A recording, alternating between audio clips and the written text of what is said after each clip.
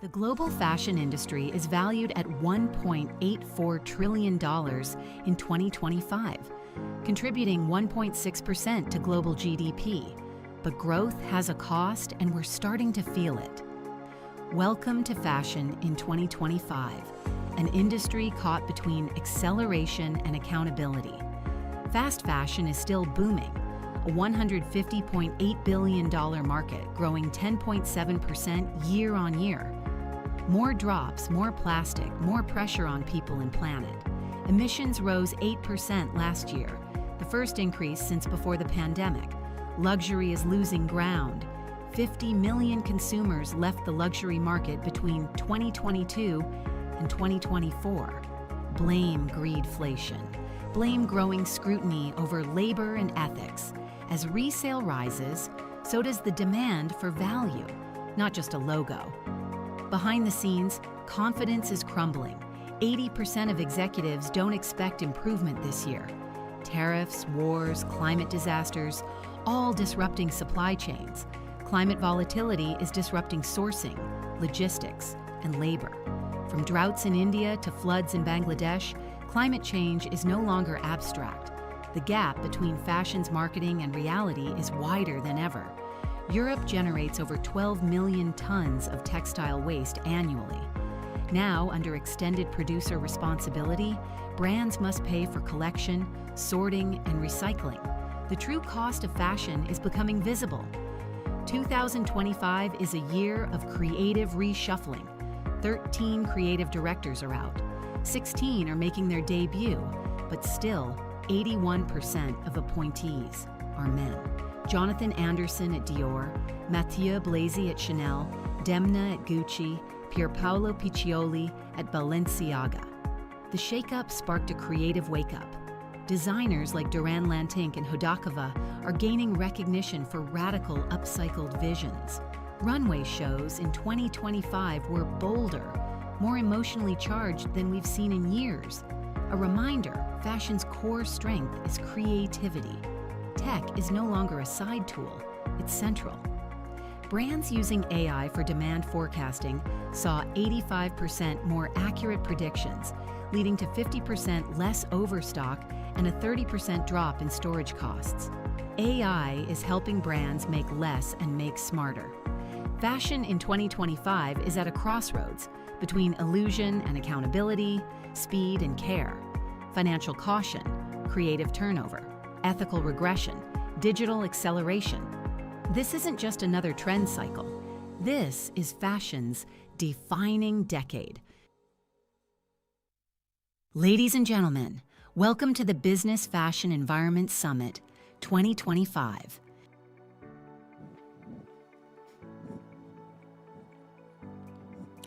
Good morning, everyone. Woo! Yes!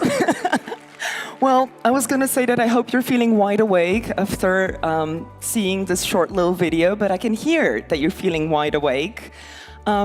Trust me, we really try to frame it in an optimistic way, but the truth is, we really are at crossroads, not just in fashion, but in society at large. Chaos and change. These are the words that have come to define 2025 so far. And today, we will navigate this together. We'll begin with systems, the economy, geopolitics, and supply chains that shape fashion reality. Then we'll move to design and innovative materials, where the future is being crafted, literally, up ground. Finally, we'll arrive at human dimension, well-being, purpose, intimacy, what it means to slow down in a world that never stops. You might recognize that we're not just talking about sustainability. We're talking about empathy, intuition, the qualities that make fashion human, that no AI can replicate. And to open the day, we will look at shifting generations. How are they redefining what value means? Please welcome Octavian Zając, Managing Director and Senior Partner at Boston Consulting Group, presenting our joint report.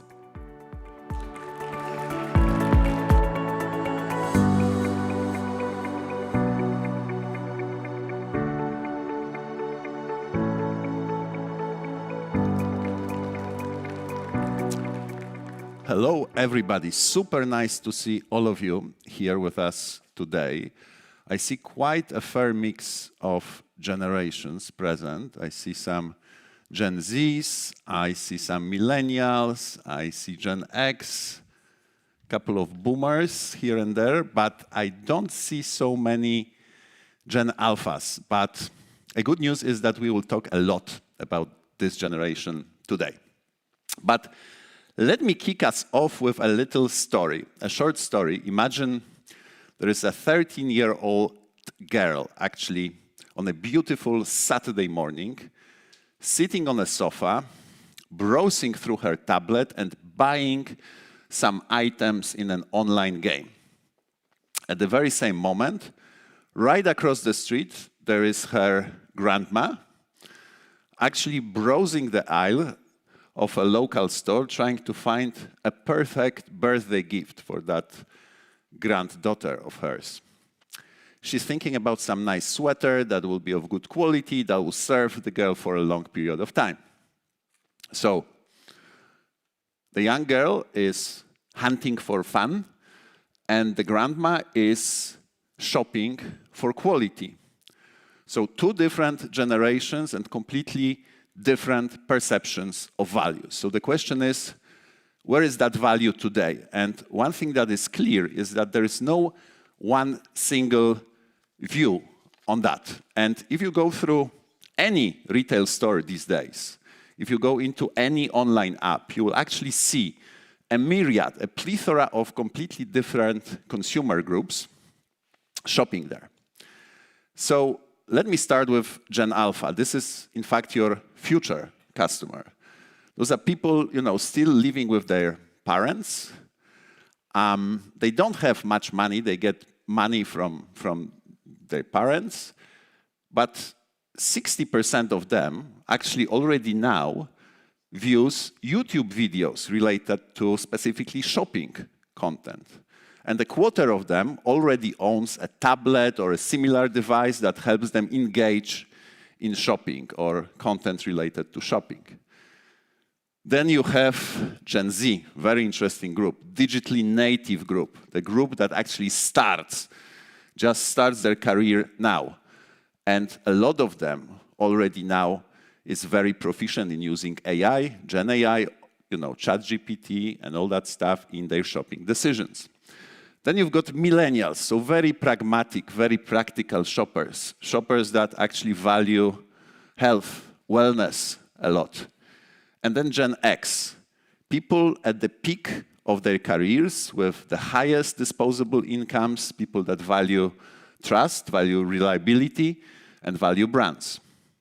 And finally, probably the most interesting group, the group that every brand loves to have, are the boomers. The boomers are extremely brand loyal. Actually, in terms of grocery shopping, 76% of boomers tend to stick to the brands that actually they trust. And for apparel, this is 61%. So quite an interesting group to have among your consumers. So those differences are very visible. They are no longer theoretical. And I want to highlight just a few things that we expand a bit more in the report that you can look at. We will talk about the approach to shopping and fashion of those different generations, the rise of wellness and longevity trends, and finally, the eating and drinking habits that are also very different. So let me start with this approach to shopping. And what is really interesting, looking at those youngest consumers, is that they actually value a lot socializing and inspiration. And actually for half of them, going for a shopping trip is indeed a team sport. So they prefer to shop together with their friends, with the family members. And looking at Gen Zs, also half of them admit that they love to splurge in spontaneous purchase once a month of apparel that just makes them feel better. So again, very exciting group to have among your consumers. And finally, the youngest ones, so Gen Alphas, the 10 to 15-year-olds, they actually admit, 1/4 of them admits that they tend to visit stores without any specific shopping needs. So they just go there for fun, they go there to socialize, they go there to explore and to feel inspired. And it's also very clear that it's no longer a TV ad that they will see. It's no longer a billboard that will make them buy something. It's much more advice. It's much more recommendation. Recommendation from their friends, recommendation from a family member, or recommendation from a TikToker or a YouTuber that is no longer a pusher of products for them. In many cases, is a trusted advisor on that shopping trip. And they get pretty creative in, getting what they want. Because you might say, but, Gen Alphas, Gen X, they don't have money. Well, they are very smart in actually getting that thing that they want. And one example here is the buy now, pay later market, a market that, in terms of transaction value, is worth over $340 billion today, a market that is going to grow to $600 billion by 2030. And the market, if you look at the generational split of consumers, is actually dominated by these young Gen Z consumers. And if they cannot get it new, what they actually do is they get it secondhand. And secondhand market, especially in fashion and apparel, is actually booming these days. This is the market that is growing at 20% growth rate every year since last couple of years, which is a spectacular growth rate if you think about this from the business terms. It's the market that is now valued over $100 billion for apparel and fashion. And most importantly, it's a market that has transformed from, it's no longer a savings method. It's no longer something to be shy. It's no longer a taboo topic. Actually, it's pretty cool to buy secondhand. And then if you look at some of the numbers around Gen Zs, it's pretty fascinating that 1/3 of them actually admit that they have bought something secondhand over the last 12 months. And over 40% have sold something through various platforms or otherwise to the secondhand market, to other users. So if you think about that from a perspective, what they are doing is they are treating their closets and wardrobes like a stock portfolio, trading it and curating it and keeping it up to date. And that brings us nicely to another trend that I wanted to flag, and you can read a bit more about that in the report, which is health and wellness. And if you look at the luxury market, we've done extensive analysis recently on the luxury goods spent among different generations, different consumers all over the world. And it's one very interesting thing. There is one specific category that actually grows the fastest, that dwarfs all other categories. And while some time ago, if you were thinking about the luxury items, you might think about the Rolex watch or a Birkin bag. These days, more and more, especially for the older generation of consumers, true luxury is simply living longer and better. And that category that is growing the fastest in terms of luxury market spend is actually wellness and longevity treatments. The growth rates, both historical growth rates and forecasted growth rates, actually dwarfs by far any other items like jewelry, fine arts, cars, private club memberships, you name it. It's just by far the fastest growing segment. And if you look into that space and looking into younger generation, they clearly turned longevity into a lifestyle that is powered by data, devices, and daily rituals. Actually, over 80% of Gen Zs actually now admit that they use different type of wearables or digital tools to monitor their health status. And 50% of them actually engages with those devices or digital platforms at least weekly. But for me, what is actually the most striking is the left-hand side of this chart. So 1/3 of Gen Alphas actually say that they actively seek ways to prolong their life, to delay aging, even though they are at the very beginning of their lives. The same as for Jay-Z. That is pretty shocking. And that health and wellness trends also translates very nicely into what they eat and drink. If you look at alcohol consumption, especially among young people, we see the clear trend of younger people actually drinking less and less alcohol. And you see proliferation of new products, either no alcohol versions of whiskey, beers, wines, and also low alcohol products. In many cases, products that have been brought to the market by actually completely new companies created by influencers, by sports people. You even have Lewis Hamilton coming up recently with his own non-alcohol tequila, which is actually, I taste is pretty good one. So it's clear that consumers are buying in a different way, but it's not only what they buy is changing, but also how. And clearly, and you can read a bit more about that in the report, AI has played a big role into that, with over 50% of Gen Zs admitting that they've already used ChatGPT to assist their shopping decisions, and 80% of them, of those who use, say that they are very happy with that and that helped them a lot. So that leads us to the question whether the future is that AI agents of customers will be negotiating and conducting transactions with AI agents of retailers or CPG brands. And when we talk to many companies in CPG space or in retail space, this is indeed the direction and this is indeed the future, as companies are allocating more and more of their AI budgets to agentic solutions. So the time is over now, so I will not get into more details. I encourage you to take a look at the report, read about all those different consumer groups and what companies are doing to win with them, and download the report from the Vogue website. And now I would like to spend some time to discuss some of those interesting observations with my great guests, panelists, and I would love to welcome on stage Grażyna Piotrowska-Oliwa. Grażyna is the CEO of Grupa Modne Zakupy. Karin Marten, CFO and Chief Transformation Officer of Stock Spirits Group.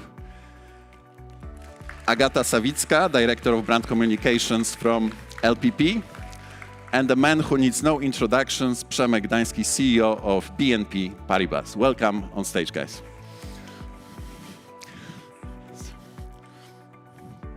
Przemek. Okay, so let me kick us off with the first question, actually to all of you. So every generation has their own cliches, you know, so that Gen Zs are lazy or that boomers don't get tech at all. If you were to be honest, which of those generational stereotypes that you once believed could be true, in your life actually proved to be completely wrong based on what you see? I don't know, Karin, maybe you would like to start. Well, you know, I don't like stereotypes so much. So yeah, I think the lazy and everything is really something that I profoundly dislike, honestly. And it's really, for me, something that goes not just, okay, generations, you have some traits, some attitude, but I think it depends really on what your values and, you know, also sometimes your gender, your nationality, not just your age, I think. Okay, Grażyna, how about yourself? Actually, all cliché, excuse my French, is usually bullshit, because you see many ideas that are circling around that this generation is doing this, the other generation, that the boomers are boomers, we are, you know, or Generation X, that we actually used to drink a lot, we were careless about fashion. Who does not care about fashion anyway? But it's all cliché. But what is really important now that it's dramatically changing, we cannot say any kind of, I would anyway disregard any kind of cliche about Gen Z or Gen Alpha that they are lazy, because this is this is employers' perspective, that they don't want to work, that they don't care about anything, they care about environment. So there are lots of cliches, but the world is changing now at this kind of pace and speed that we have not seen it before. And actually business has to adapt. So forget any cliche, it's even more bullshit than before. Mm-hmm. Thank you. Agata? I agree with you, Grażyna, definitely. But one that I wanted to share with you, which I think is not true, is from our business, retail business, is that Gen Z, they shop online. Like we all do shop online. And they also shop in physical stores, the same as we do. They love to go to stores, they love to spend their time with their friends, with their families, to see the collections, to try them on, to spend time. So I think this is worth sharing. Mm-hmm.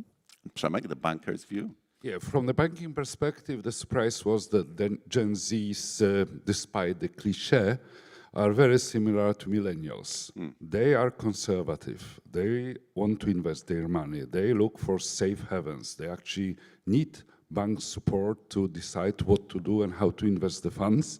Actually, what's interesting is that 76% of Gen Zs are trying to save money for the future. 66% actually have savings.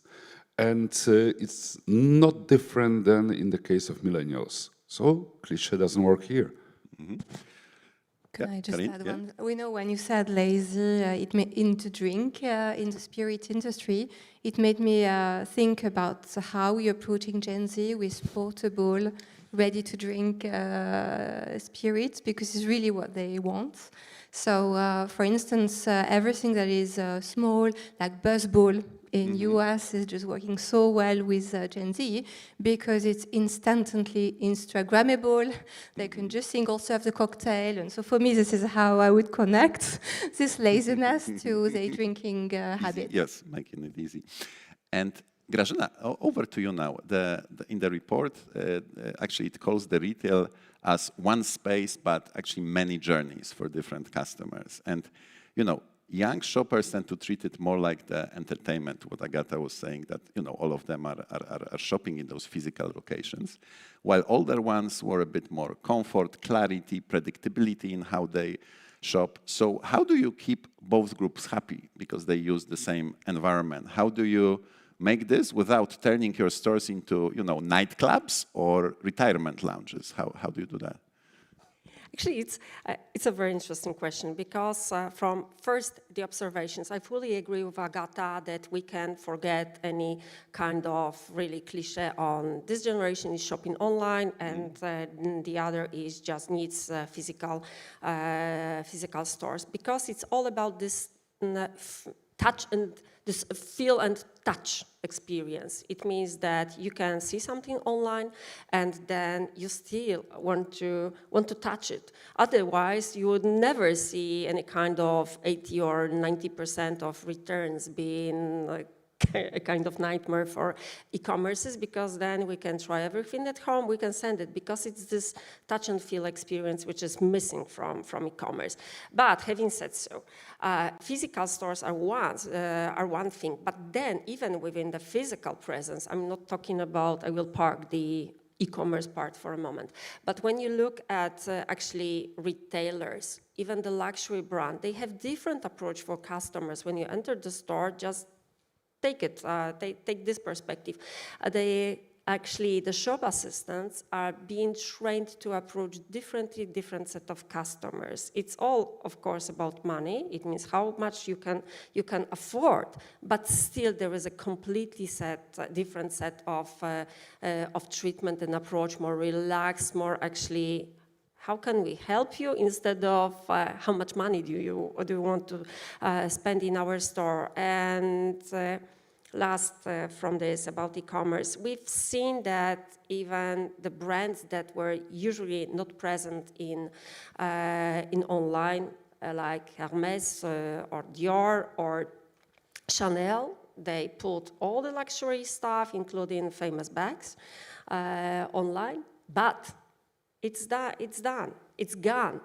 this has changed. It means that there is this online experience, which is fine, but maybe from sunglasses, for clothing or something, but there is the real luxury, means you have to go to the physical store. So it's again, this kind of approach. For e-commerce, it's returns, it's the comfort, it's how you address your customer, how actually you want to sell the feeling without this real touch and feel experience. So this is the biggest challenge that we face at the moment. Thank you, Grażyna. And talking about money, Przemek, over to you. You've shared some interesting insight about, Gen Zs being similar, to millennials, which is a bit counterintuitive. You clearly see how different generations handle money. Some chase yield, others chase meaning. But for you, what is actually the biggest surprise that you've seen, among those different age groups? And in terms of how they use their money, something that made you, a seasoned banker, actually stop and think? That's a very good question. And you mentioned some investors chasing values. Actually, this is one of the big surprises that I've got, that even though the younger generations are very focused on culture and values that different companies represent, especially when they think of them as potential employers, they are not that keen to look for such kind of value in the way they invest. In other words, if you've got impact investments where yield is potentially not as attractive as in the case of more traditional ones, they are not as popular as I would have thought some time ago. So I see a certain paradox in that. At the same time, for younger generations, the values that the bank represents are important to choose that bank as a partner as opposed to somebody else. So notions like diversity, equity and inclusion, ESG are truly important, and for that reason are oftentimes used to communicate with Gen Zs primarily. Mm-hmm. And Agata, actually, you literally have Gen Zs and Gen Alpha, storming through your stores every single day. What was the most surprising to you and your team in terms of maybe focusing on this Gen Alpha, how they shop your physical outlets, specifically in 2025? Yes, that's also very interesting. And we look closely into this because this is very important for us to understand those habits. And I wanted to share with you from my perspective of brand communication and our retail, what's the booming trend we're observing now.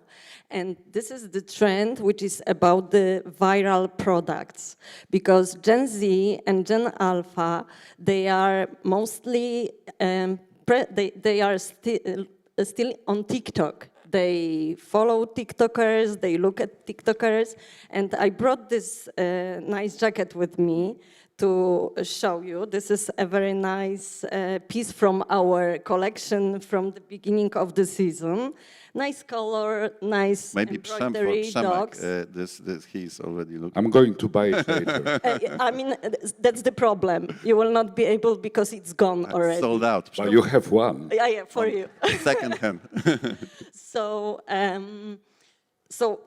the story is that suddenly we saw that the jacket was, the selling of this jacket was like booming. So the jacket was gone in 2 weeks, the total quantity. And the regular lifetime of our products in sales is longer. So the story is that one of the content creators, she visited our store, she got in love with this piece, she videoed it and posted on TikTok. And it was so, appreciated, it was shared, it was liked, it was like customers, our clients were coming to the stores with to our stores with the phones and asking for this particular product. So this viral trend is something that is really important now. We observe it. And we have more and more products. This is for us also the compass of our collections. Those products may be very different from the trendy ones, from the strong ones, to very basic ones. And this is if you want as a brand to understand Gen Alpha and young adults, young Gen Z, you need to understand where they are, where they source their inspirations from. Yes, and Karin, I bet that every CFO would dream about such products being, sold out, in a viral way without, the company even realizing. So, Karin, over to you. The question on the spirits market and alcohol market. As I mentioned in the presentation, the younger generation drink less alcohol recently with those trends. But they still want flavor. They want this function, of the drink. You have proliferation of, no alcohol, but also low alcohol products. We even have Lewis Hamilton with his own tequila brand Almave. I actually tried it. This is really, really good one, 3 different variants of the product. How do you see that trend actually developing? And, what do you see this as the impact of that to your company? Is that a threat to the spirits producers? Or maybe this is one of the most exciting innovation opportunities that the industry has had for years? So for us, it's exciting opportunities, definitely.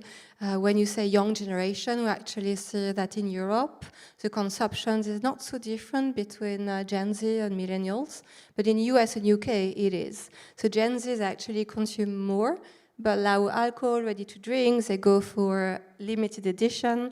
So for instance, for us, we are launching lots of exclusivity with Żabka in Poland, with Shotini. So for Halloween, we will have a trick and treat, a limited edition. So we hope it will sell out, as you said, fast. And we see that in our industry, we are offering lower ABV, so degree of alcohol, constantly. But we will not play in the no. The no alcohol is more for soda brands and soft drinks to play. For us, we go for natural experience, fruits, no additives versus abstinence, if you wish. So calorie and the health and wellness lifestyle. Yes, exactly.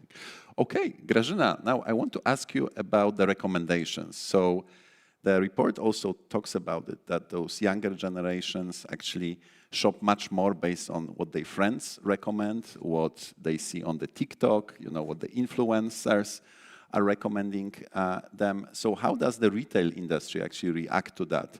Are you actually building communities or friend networks instead of loyalty cards and loyalty programs? And how do you make people feel that they actually belong to some group, not only buy the product? It's all about being recognized. So the recognition part is the more and more important. Actually, what Karin and Agata and Przemek mentioned, that now the young customers, what they look at is the main source of information is social media. So forget Facebook, now it's Instagram, and more is TikTok. So your jacket is not the only story that you know. It's something that I want to have something that somebody else does not have. It may not have to, it doesn't have to be very expensive, but it has to be different. So it's first point, differentiation. Second is that, unfortunately, all the trends, how to sell something, how to communicate to customers, how to bring the customers to our stores, physical or online, cost us more and more money. So all the CFOs in this world really start to hate actually Chinese, because they are spending more and more money on advertising. Look at the Google ads, look what is going on with Meta, how much we have to spend to attract the same amount of traffic to our stores. So it's getting more and more expensive.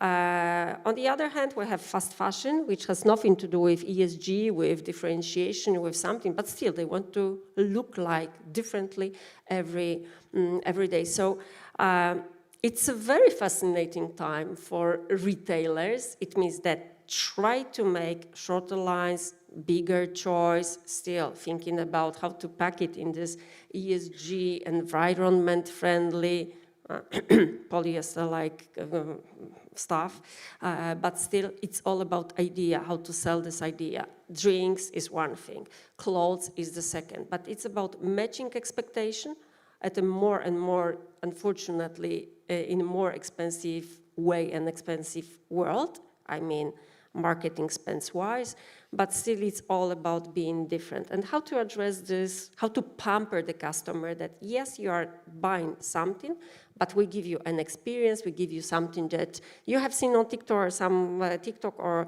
or someone else, so you will get it. If not this one, then you will have another jacket or whatever. It will be the same successful. So it's like, it's differentiation, which is damn difficult stuff to actually to handle. And before I ask the last question, maybe Przemek, over to you. You know, trust used to mean the family banker, and now it might be a TikToker with, you know, financial advice and the ring light. You know, so my question is, what other industries can learn from the banking in terms of staying credible in the times when everybody can become an expert in the field? I'm afraid that banks are perceived differently than retailers. We are treated as utility by younger generations. People want to spend as little time on banking issues as possible. They do not want to visit our branches, no matter how nice they look, because touch and feel doesn't exist in our business. So the exclusive communication channel is the banking app, and it's got to be simple, seamless, easy to use, very intuitive. And if you manage to put very simple advice in your app that young people can look at, you stand a chance that they will not follow advice posted by someone on TikTok. The comforting element is that despite the age, they are conservative. They don't want to do crazy things with their money.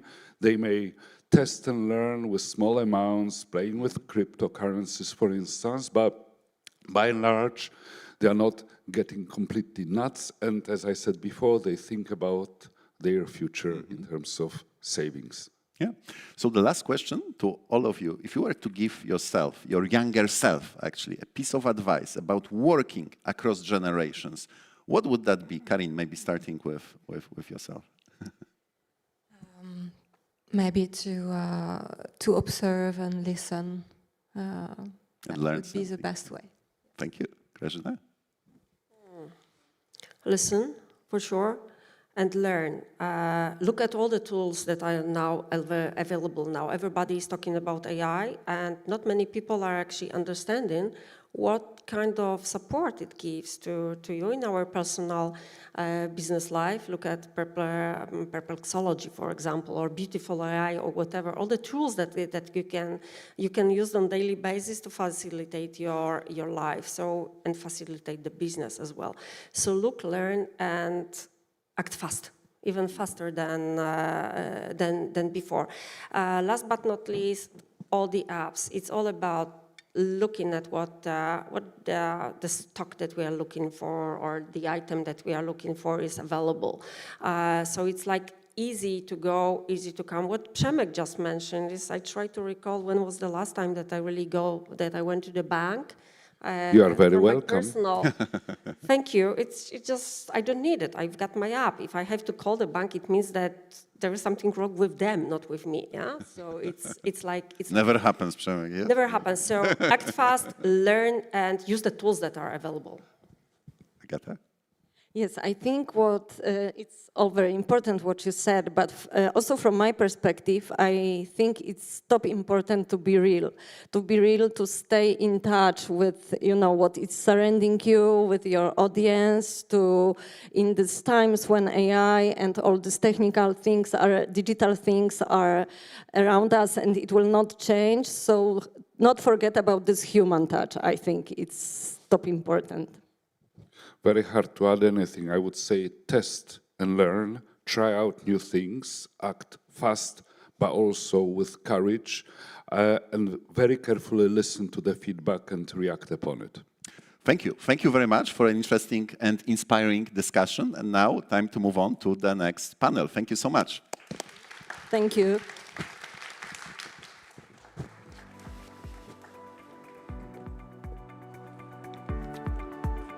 Dzięki, Przemek.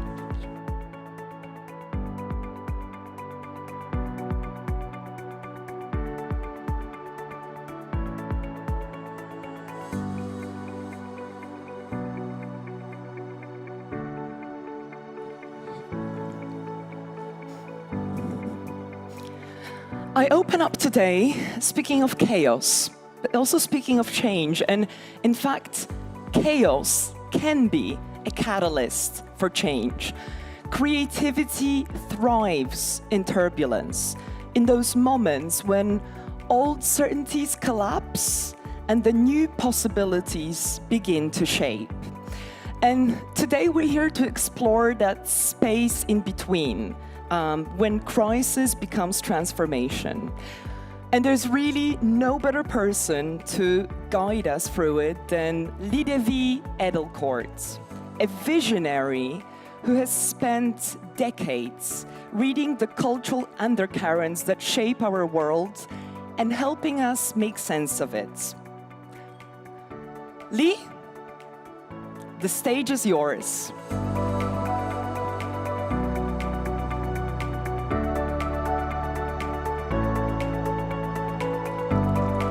Hi. Good morning. Very nice to be here. Beautiful autumn weather, amazing crowd, a great breakfast, and the great disruption. This is the theme of the day somehow. So this presentation, which is prepared for the current times we live in, is exactly what I want to share with you, because it has many of the ingredients of where we are today, what are the issues, what will be maybe the follow-up, and what needs to be addressed. The first story is the Great Migration. The Great Migration was bound to happen, and the pandemic has brought it earlier to our doorstep. People have been moving out of big cities to smaller cities, secondary cities, even villages. People have bought first country houses, which then become their major address, and they take smaller apartments in the city. So we see a move away from urban life towards a life which is a strange mixture of urban and rural. Because the people who come from the urban environment to the rural life, they don't become farmers overnight. They are actually very sophisticated, but they surround themselves in a new way with merchandise, with fashion, with furniture. And it's a real emancipation because people are going to choose more for their own lifestyle. It's less sort of governed by the rules of the city, and it has a greater liberty of interpretation, I think. So there is this ease in this life, which is more connected to the outdoors often. Even in the smaller cities, often they are more green.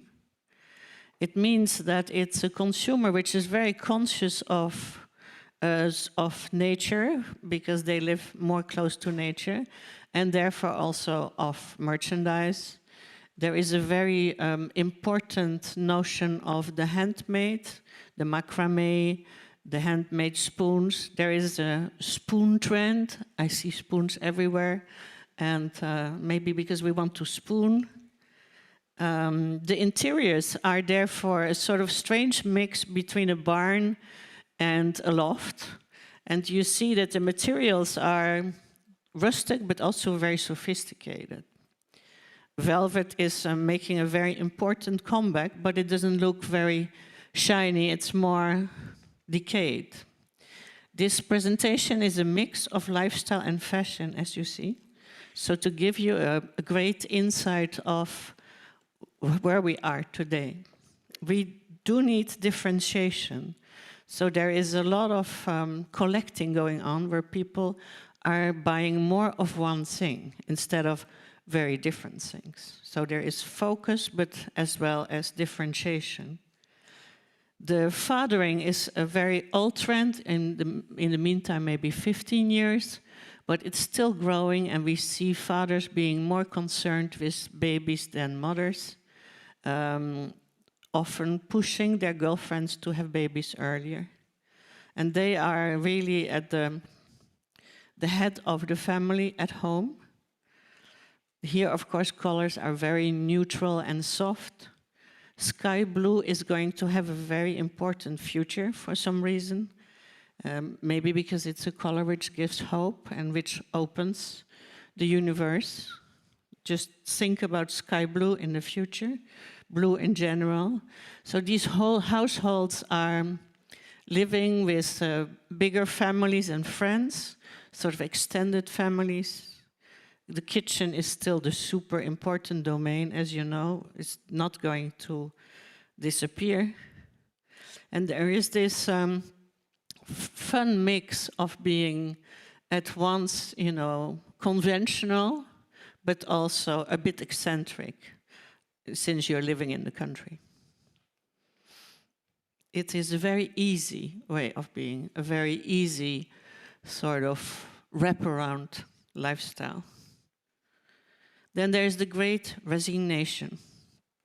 When we saw from COVID on that people wanted to work often at home, choose jobs which they are auto-generating. Now, of course, we go back to the offices, but we are still much more free than we used to be before. And this is modifying the way we live, obviously. There is a greater freedom in dress, a greater freedom in house. We are annexating parts of the house to work. You work everywhere. You work in the kitchen, you work in the bedroom, you work on the floor. But you do have space reserved to do this. It's a very casual but chic situation suddenly in soft color materials. And what is very important is the arrival of workwear, which is really from labor. So it's labor wear, which is sophisticated now as fashion. And this is a category, a new category, which will grow exponentially in the future. There's the juxtaposition of life and work, even in the office. There is the idea of the interchangeable life with kids. I saw the panel with the young people of today, but I'm super fascinated by the youngest kids, because they seem to me a very new generation, almost something I've never seen. They're very mature, they're very entrepreneurial, they're very concerned with the planet. They seem to be other people. I wrote an article about it, that maybe they are the indigo kids, which we are expecting for so long. It is a fluid way of dressing, so that is very interesting, because it's tailoring and fluidity at the same time. It's maybe almost like an homage to Armani when he started to do this. But it's coming back now, and in the recent fashion shows, we have seen this fluidity on all runways. So it's a life which is functional as well as gentle to us, with very soft neutral colors and neutral materials. And fathers taking care of the family and babies. And a sort of house which is very systematic, so you can easily go to work, come back, work at home, work at night, sleep in the morning, and so on. So we are making our life easier by creating systems. Then there is the great isolation. At first, it was a personal choice to remain celibate, but now it has become a social dilemma to reckon with, since people no longer know how to connect and be together. This isolation is manifested in the growth of single units, portions, and products that are designed for educated and creative individuals that spend more time and money on their environment than an average family.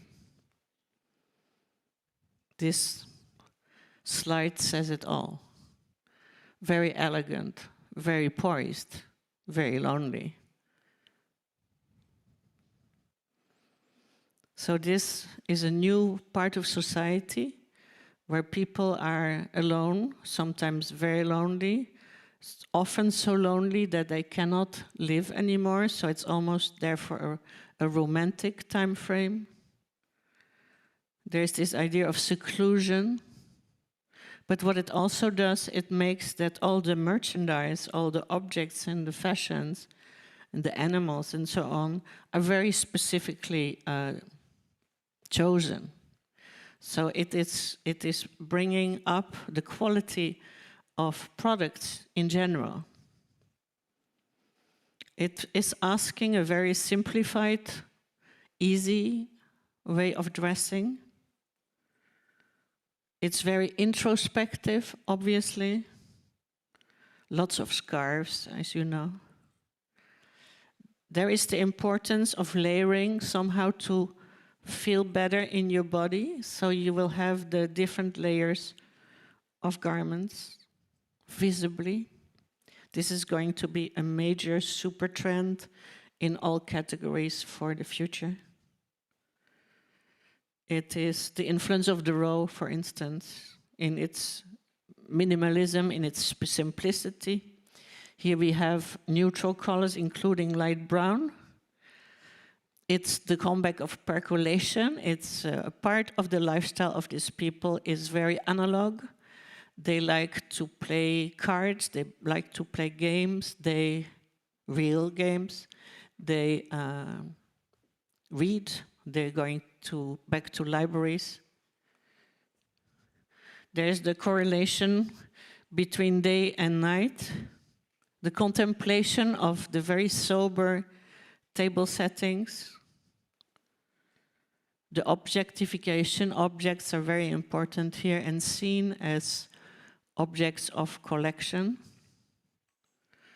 And very interesting fashions which are sometimes inspired by history. Very important new ways of tailoring. This is a very difficult problem, this loneliness, and we need to address it as a society because it's getting worse almost every other day. Young people don't know how to flirt. They don't know how to look at each other. Older people are no longer interested in sex. And so there is a whole regression of societal things which we need to somehow rekindle because we have lost all traditions. We don't have church, we don't have family, we don't have belief systems, we don't have celebrations, we don't have rituals. And this is why society at large is becoming more conventional because we need to hold on to something. So it explains the current political situation also. It's the drama of the loss of tradition. Then we have the great medication. We just learned this morning that well-being is such a big investment area. So society is spinning out of control and the accumulation of unsurmountable problems brings people to their knees. The breaking news cycles spell out terror and spread fear and have made society sick to the core. The focus on mental health and physical well-being is therefore overpowering, and the economies of healing are predicting superlative gains for the near future. So this has its influence again on design and lifestyle, where it's part of our interiors, but also part of service industry is quasi-medical or medical. It's waiting for salvation, and as you know, the well-being pharmaceuticals are myriad and becoming more and more important. There's this idea of, in design, of hospitalization where furniture and footwear look like nursewear. There's this idea of the fortification of man by giving wellness treatments. There's this idea of objects which look escaped from the pharmacy and redesigned. There's a very easy style of dress, which is like a hospital or a clinique type of clothes, almost close to pyjama if you want. Pyjama and kimono and slippers. There's a lot of drawstrings, there's a lot of ribbons and strings. It's very easy, it's pull-on stuff. And a lot of shapes are circular and oval. Then we have the Great Generation, because there's hope. At one of the first anti-gun activist assemblies, the great-granddaughter of Martin Luther King, 8 years old then, declared that we are the Great Generation. And she said, we will clean up the planet, we will clean up your mess. We are going to do it, and we want to get rid of guns. And this message has stuck and is now motivating a whole generation which is living in this fragmented world, completely flabbergasted by the amount of problems which are put on their shoulders. And therefore they are often activists and use proclamations of a very new order. They have a precipitation towards nature, they use nature, they think nature, they know that they are the same as their trees. They know that they're not longer the center of the world, but that they are actually somewhere, maybe even in the periphery, and that we, together with all other species, are the new ecosystem we need to understand. Pollination of ideas is structural today. It is not just something of the Northern Hemisphere, it's also very alive, even more so in the Southern Hemisphere. And we forget about it constantly, but they're a very important factor for the future. It's a generation which is born with compassion for animals, for the other, for those who are lost, for little plants. They love to work with plant material. They are interested in fermentation and the restructuring of materials. Yesterday, I had a very interesting interview with one of your journalists, and we spoke about recycling. And in fact, we discovered that it's such an old-fashioned word, and that also the idea of recycling is asking for more. It's just saying, since we can recycle, you can make, you can produce, which is maybe not what we should say. And we also were rethinking the idea of sustainability, and the word says, you know, we want to sustain what we have. We want to sustain where we are, which is no longer possible.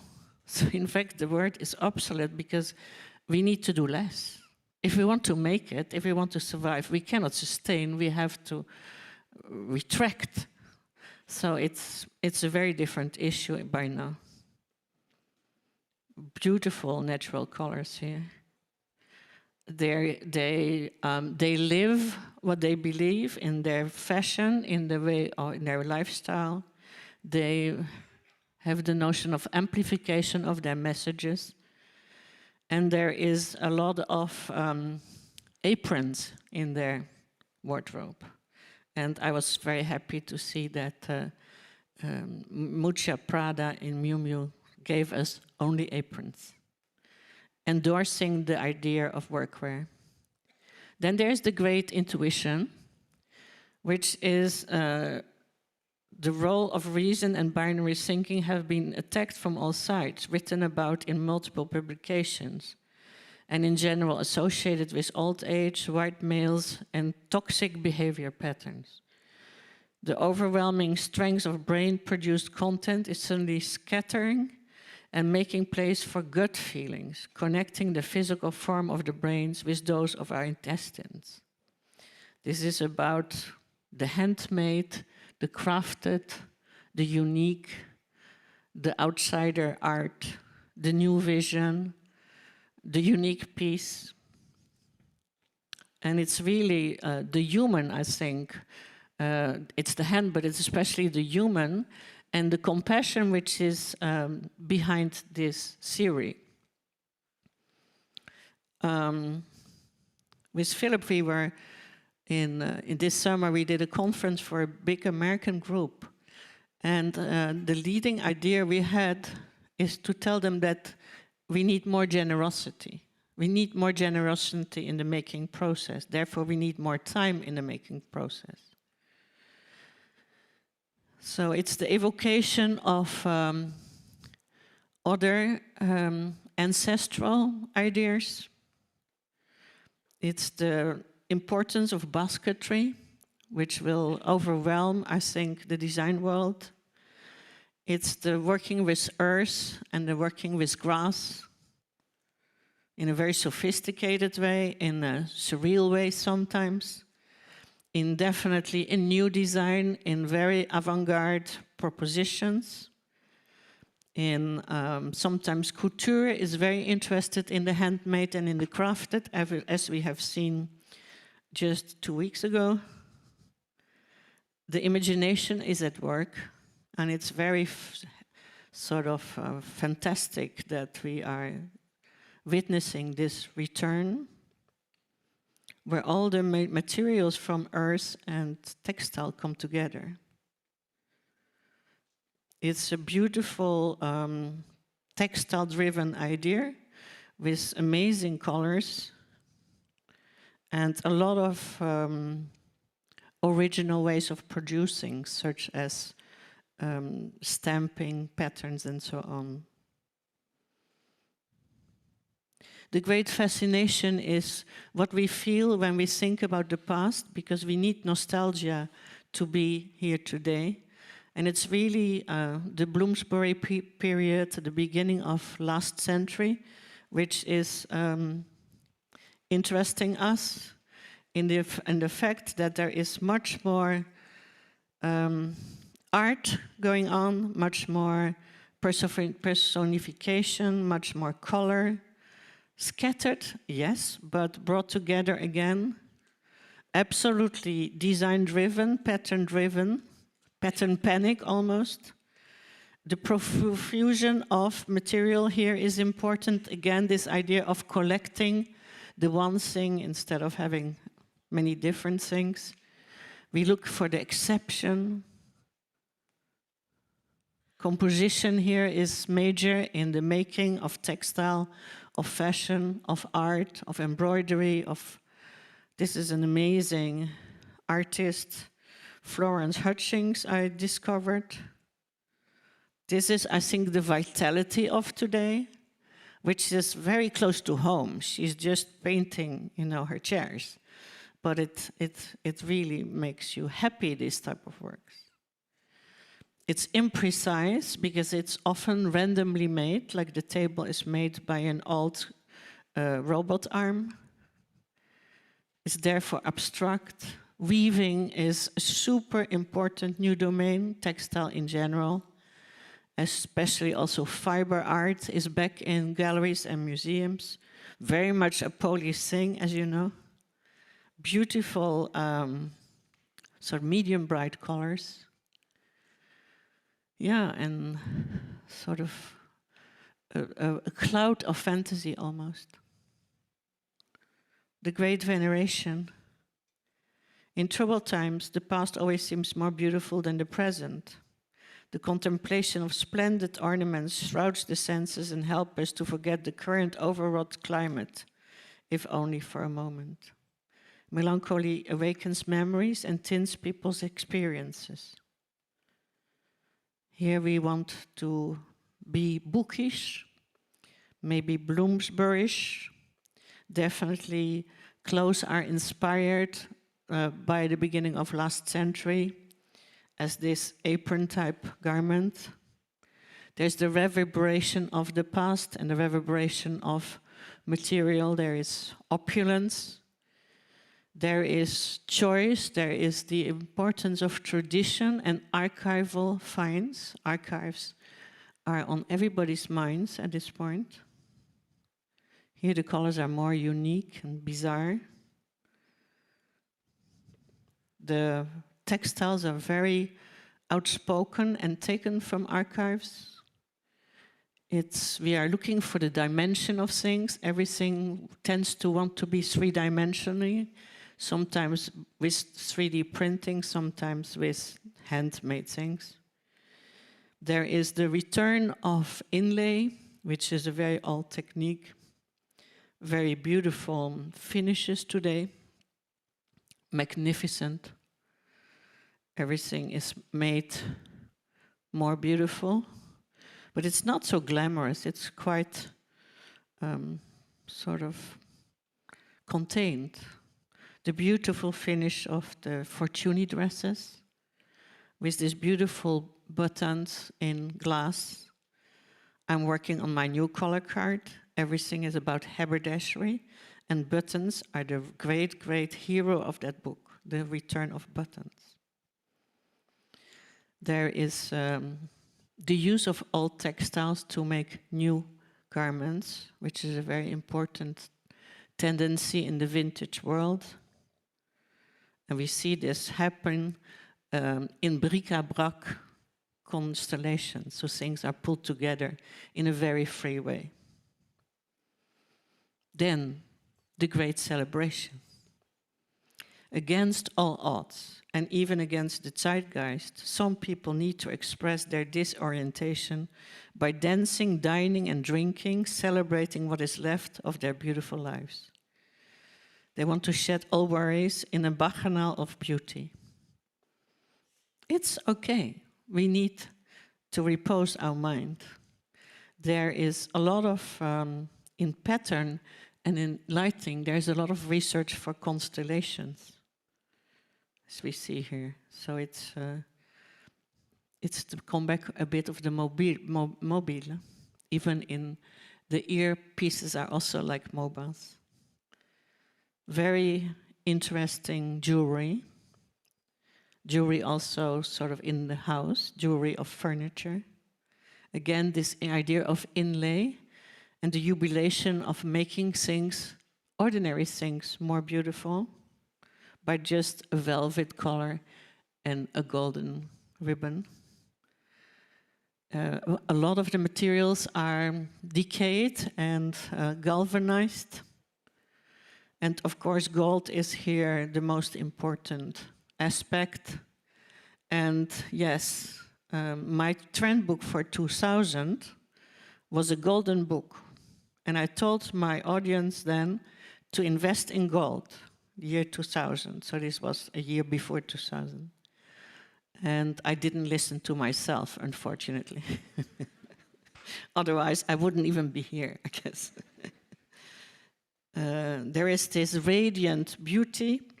There is, of course, the cosmetic industry is very much happy with these tendencies of the glamorization of material, of finish, of shape, of abundance. A lot of bronze is becoming important, and for some reason I have not yet understood, there is a lot of scallops. So there's many scallops everywhere, in all materials and all objects. As we said, a beautiful bronze treatments. Patination of material is the key word here. Then we have the great radicalization.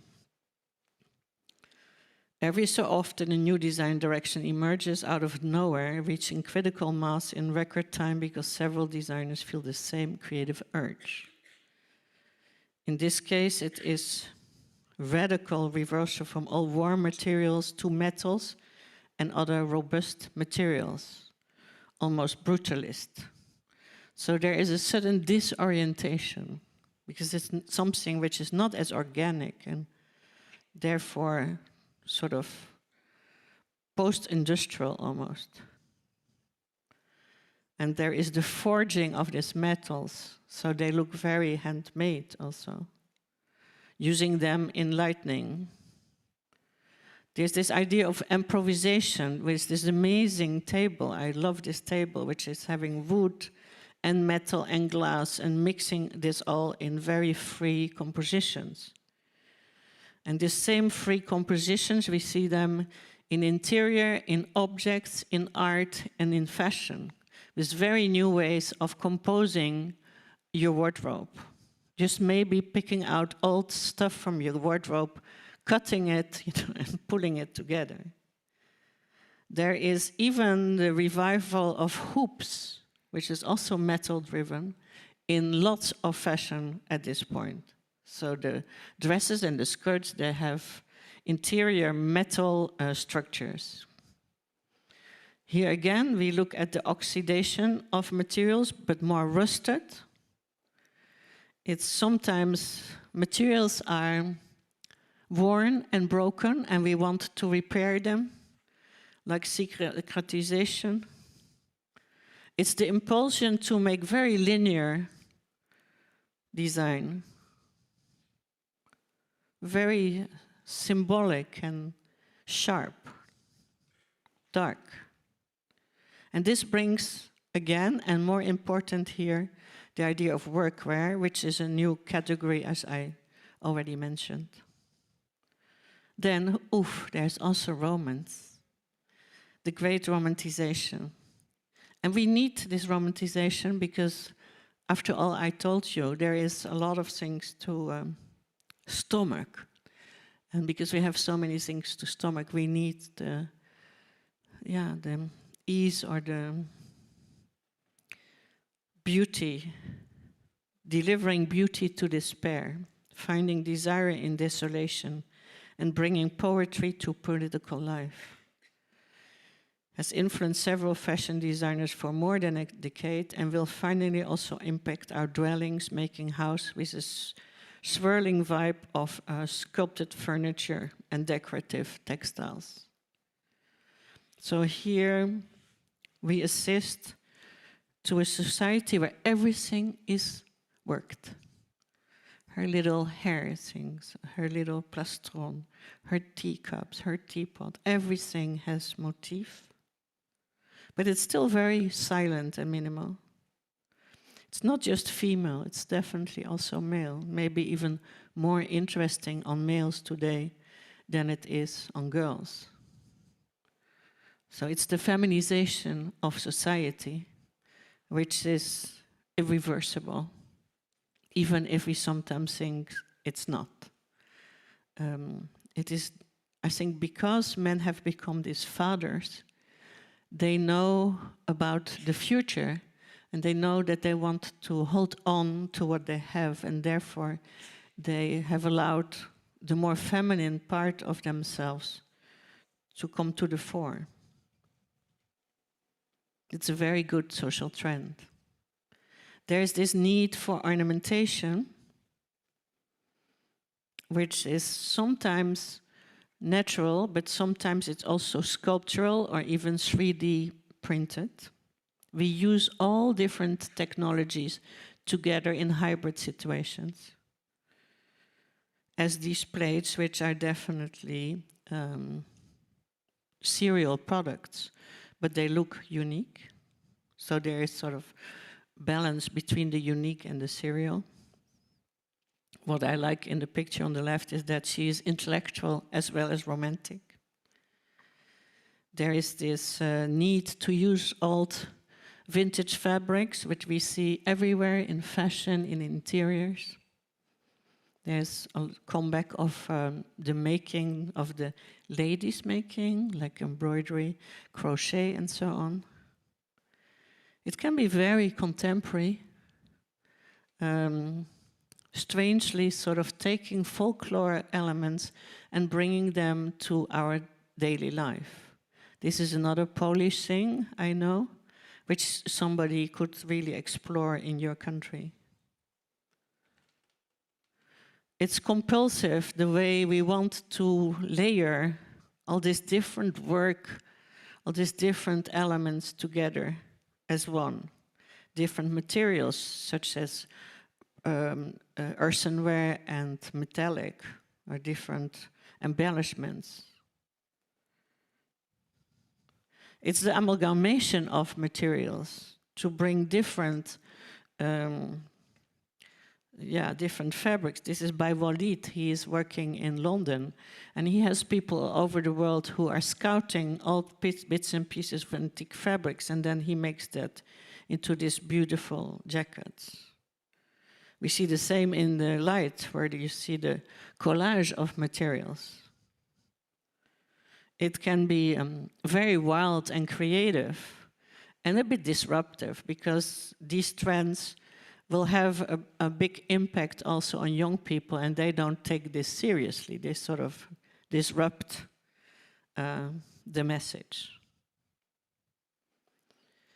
It's overload of beauty, you could say, like super sugary, playing with whites and off-whites, in immoderation. Everything is immoderate, because it works only because there is a lot. And then finally, the great animation. For some young audiences, the dire times we live in are so oppressive that they feel the need to divert to another planet, a place of whimsical fantasy where everything is possible and life can be invented from scratch. Living as an avatar, which means changing constantly to collect enough likes, one can step out of reality into illusion, embracing a virtual bubble. It's a form of escapism which leads to eccentricity. It's very nerdy, as you can see. I could not find more nerdy than him. And it's also bizarre, because suddenly these objects, they come from another planet, but they are in this world we live in, which is between urban and rural. So how does that work? It works, and it's very interesting because it's cartoonish in its rendering. It's the compilation of objects, all very sort of potelé, how do you see it? A little bit sort of fat design. A lot of papier-mâché, since we have been in the lockdown, people had no material, so they started to use paper.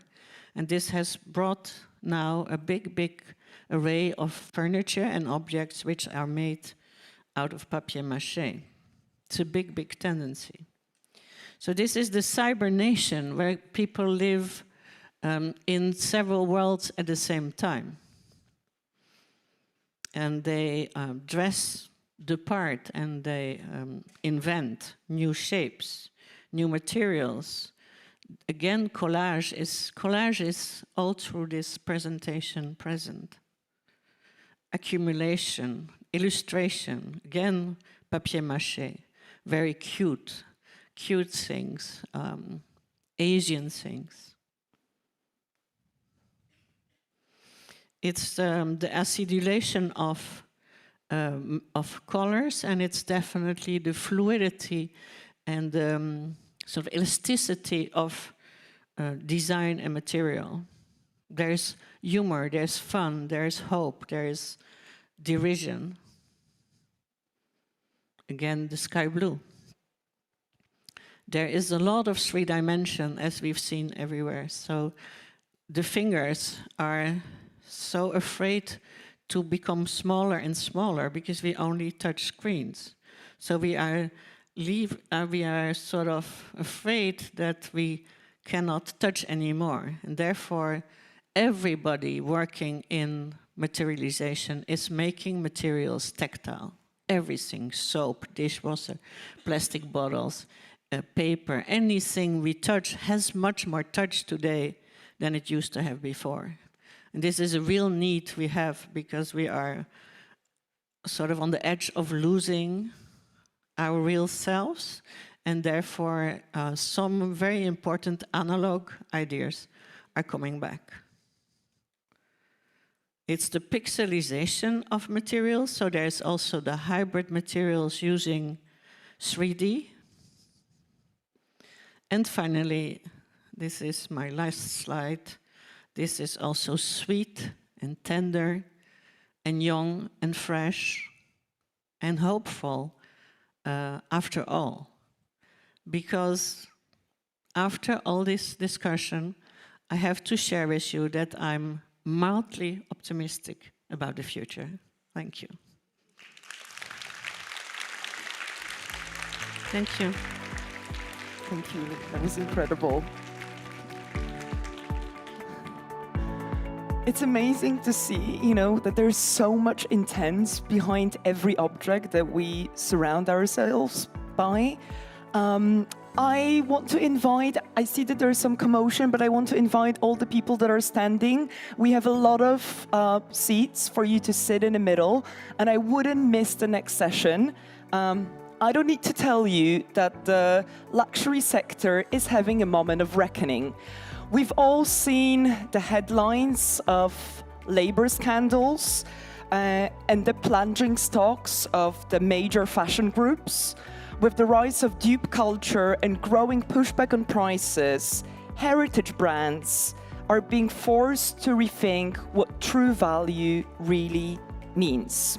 To explore these shifts, we have Astrid Venland, the founder and editor-in-chief of Miss Tweeds, in conversation with Camilla Wagner.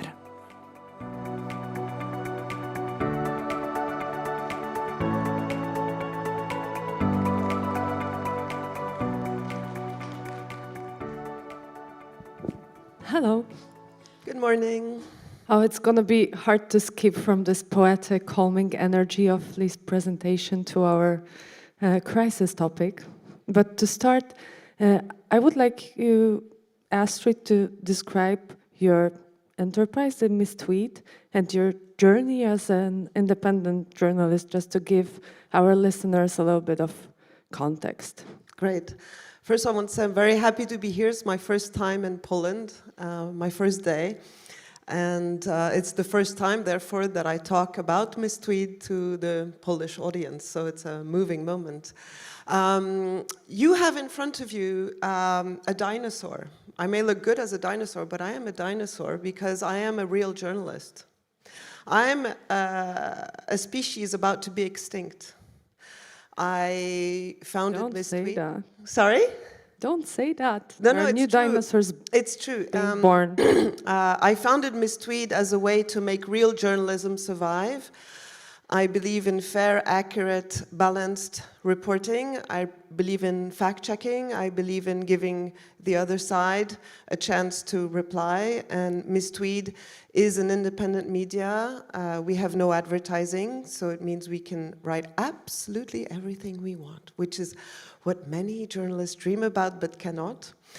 And I founded Miss Tweed in lockdown in 2020. Great time to launch a business because against the odds, everybody thought the world was ending. Great time to launch Miss Tweed also because people had a lot of time to talk. They were locked in their house, so they could talk about Richemont, LVMH, Kering, everything that was happening. And also, I think the business of fashion and luxury has become one of the main pillars of the global economy. For France, where I live in Paris, it's a very significant portion of employment, of GDP, but also of soft power, you know. People know France thanks to Chanel, thanks to Saint Laurent, much more than thanks to Alstom or Airbus, right? So I think luxury needed, a bit like a democracy, a media to hold it to account. And we see many groups try to control. I wear the badge of honor of being personally blacklisted by Monsieur Bernard Arnault and by Mr. Johann Rupert. I'm very proud of this. It took years. It took years. And, but it means that I have no access sometimes to fashion shows. It means that you know, I'm organizing a summit in Oman. They say, oh, we cannot send you speakers. So it means that I have to work with people who are not listed with other brands. So it's not easy.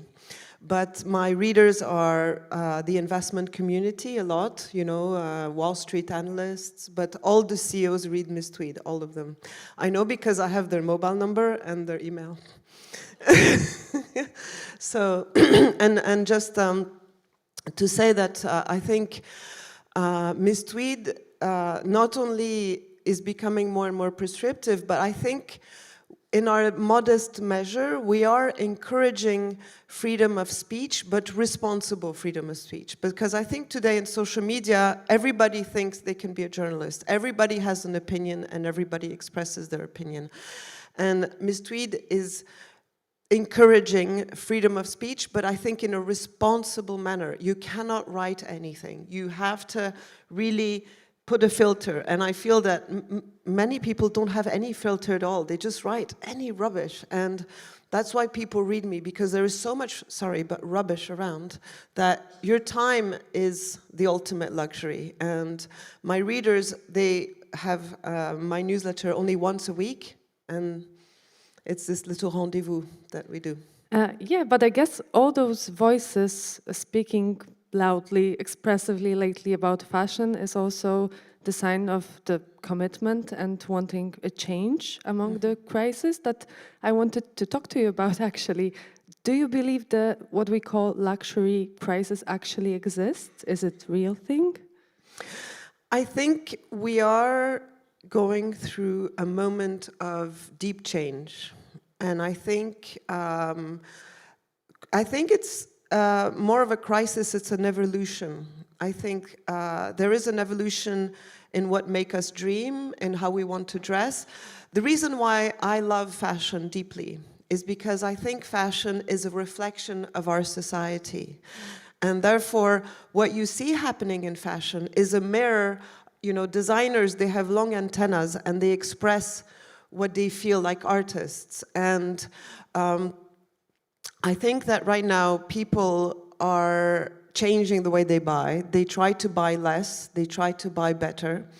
I think brands need to really refresh their narrative, and they're working on this, but it's taking too long because they're big multinational companies now, and it takes about 20 meetings before anything is decided.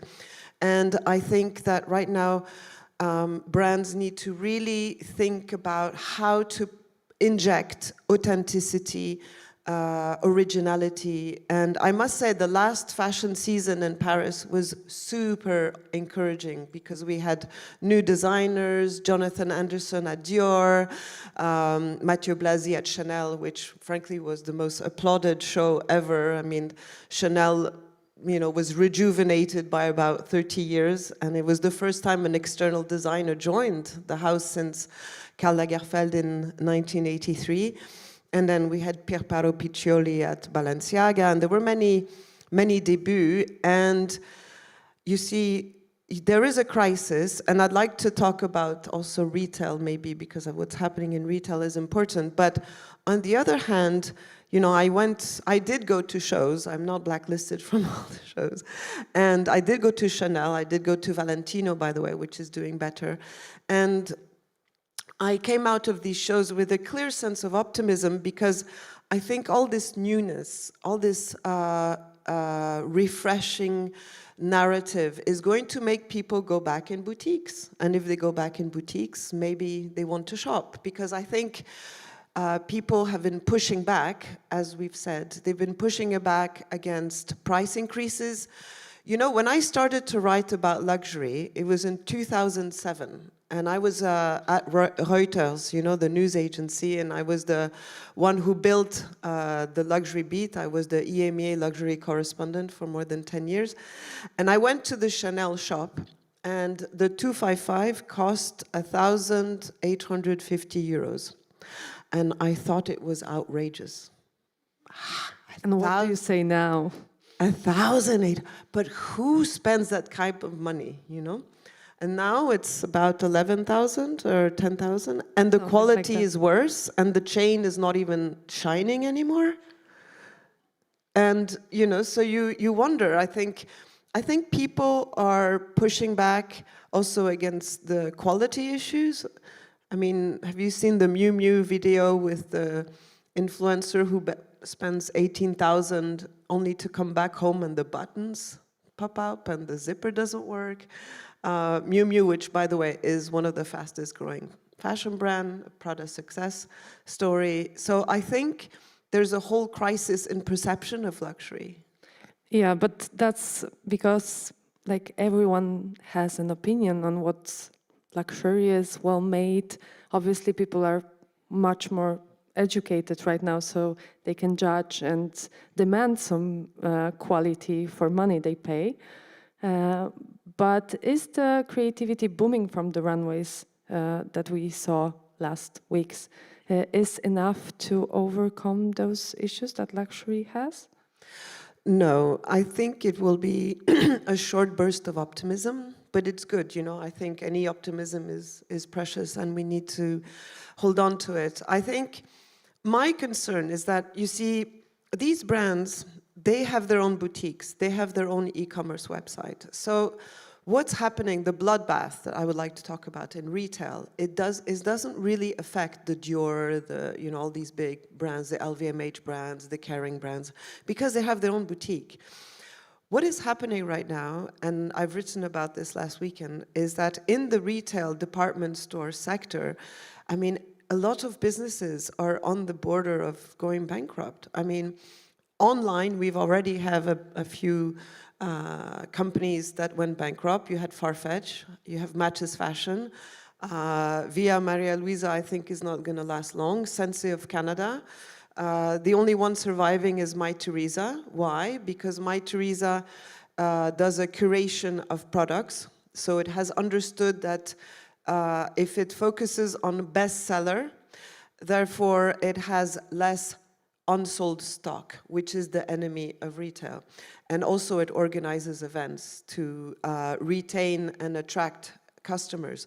So if you look at Saks, if you look at all the big department stores, they're not paying brands, particularly the small brands, particularly, and I'm speaking here for all the designers in this room, it's very difficult to sell your creations, to get people to commit to buy and to pay for your stock so that you can then buy the fabric. So I'm very concerned, particularly about the small brands.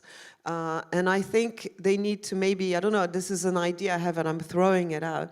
I think small brands maybe need to create a cooperative and create their own online platform and sell only bestsellers, so that they have high volume, because it's only when you have high volume that you have good margins. So I'm throwing this idea there because I think they have to join forces, because they will never be able to compete against the LVMH guys who have incredible budgets and have become masters of the universe. Do they have to compete with LVMH though? Isn't there like any option that some kind of parallel luxurious market gonna grow? No, I think they need to grow, and I think, up to a level. But I think the thing in fashion is quite interesting. There's like up to 100,000 or 200, 100 million euros. Then it's a level, then it's another level.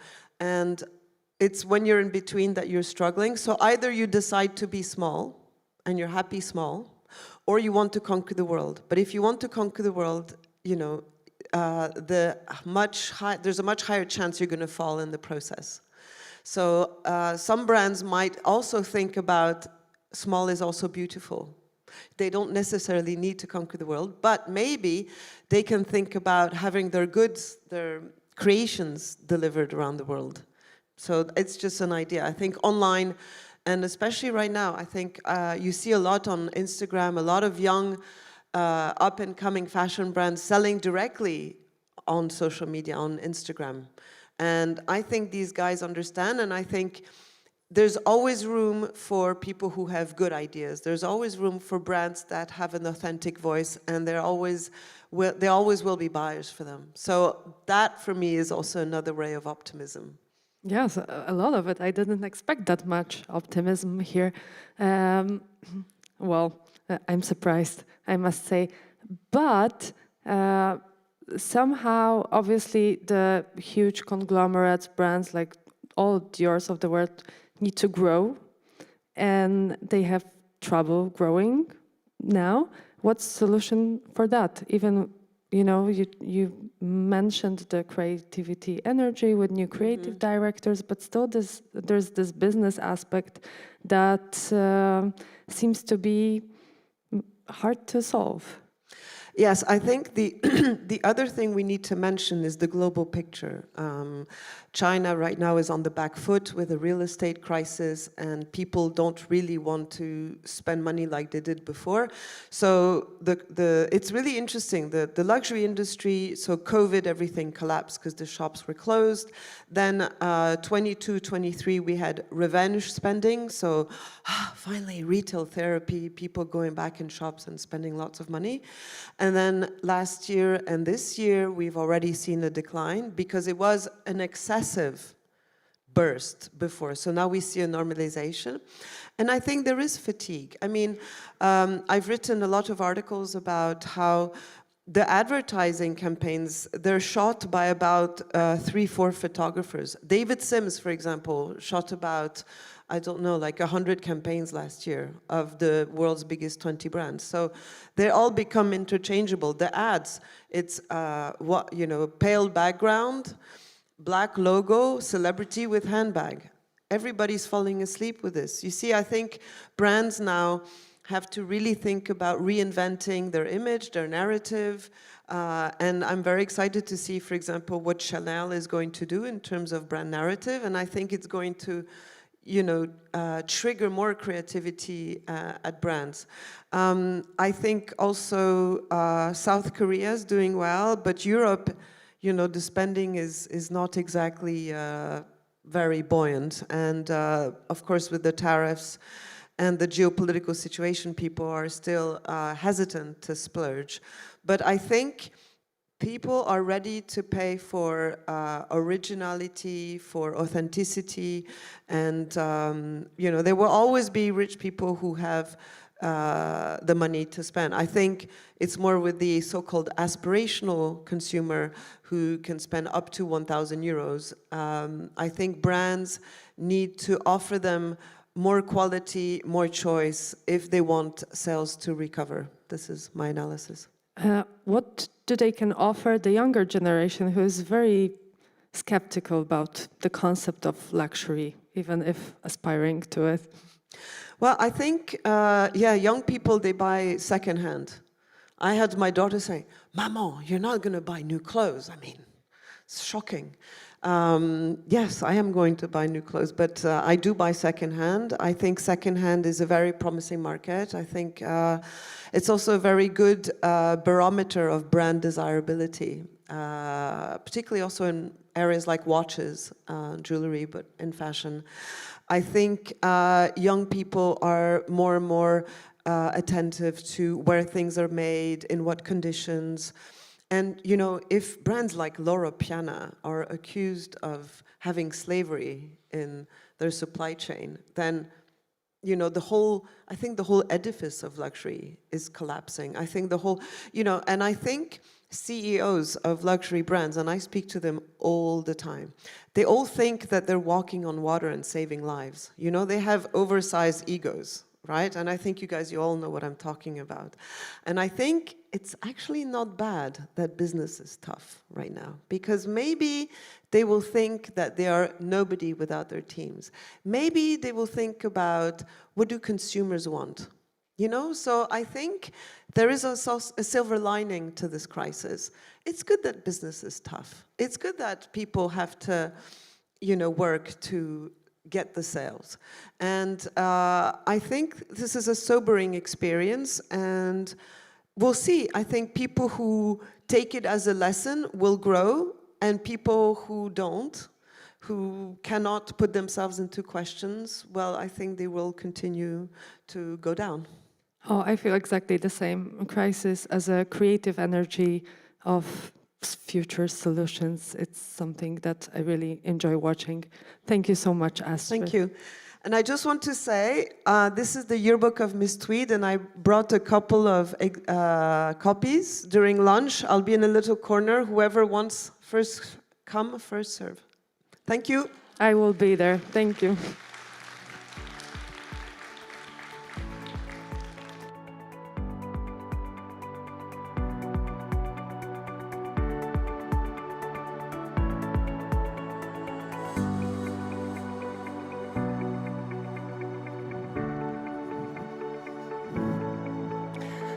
Luxury loves to talk about craftsmanship, but what actually happens behind the scenes?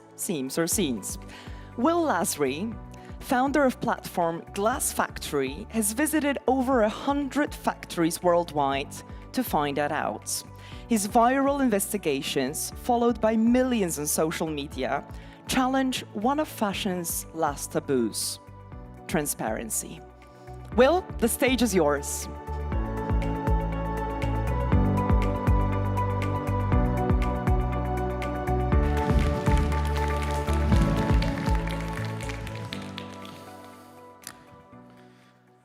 I visited 100 clothing factories, so you don't have to.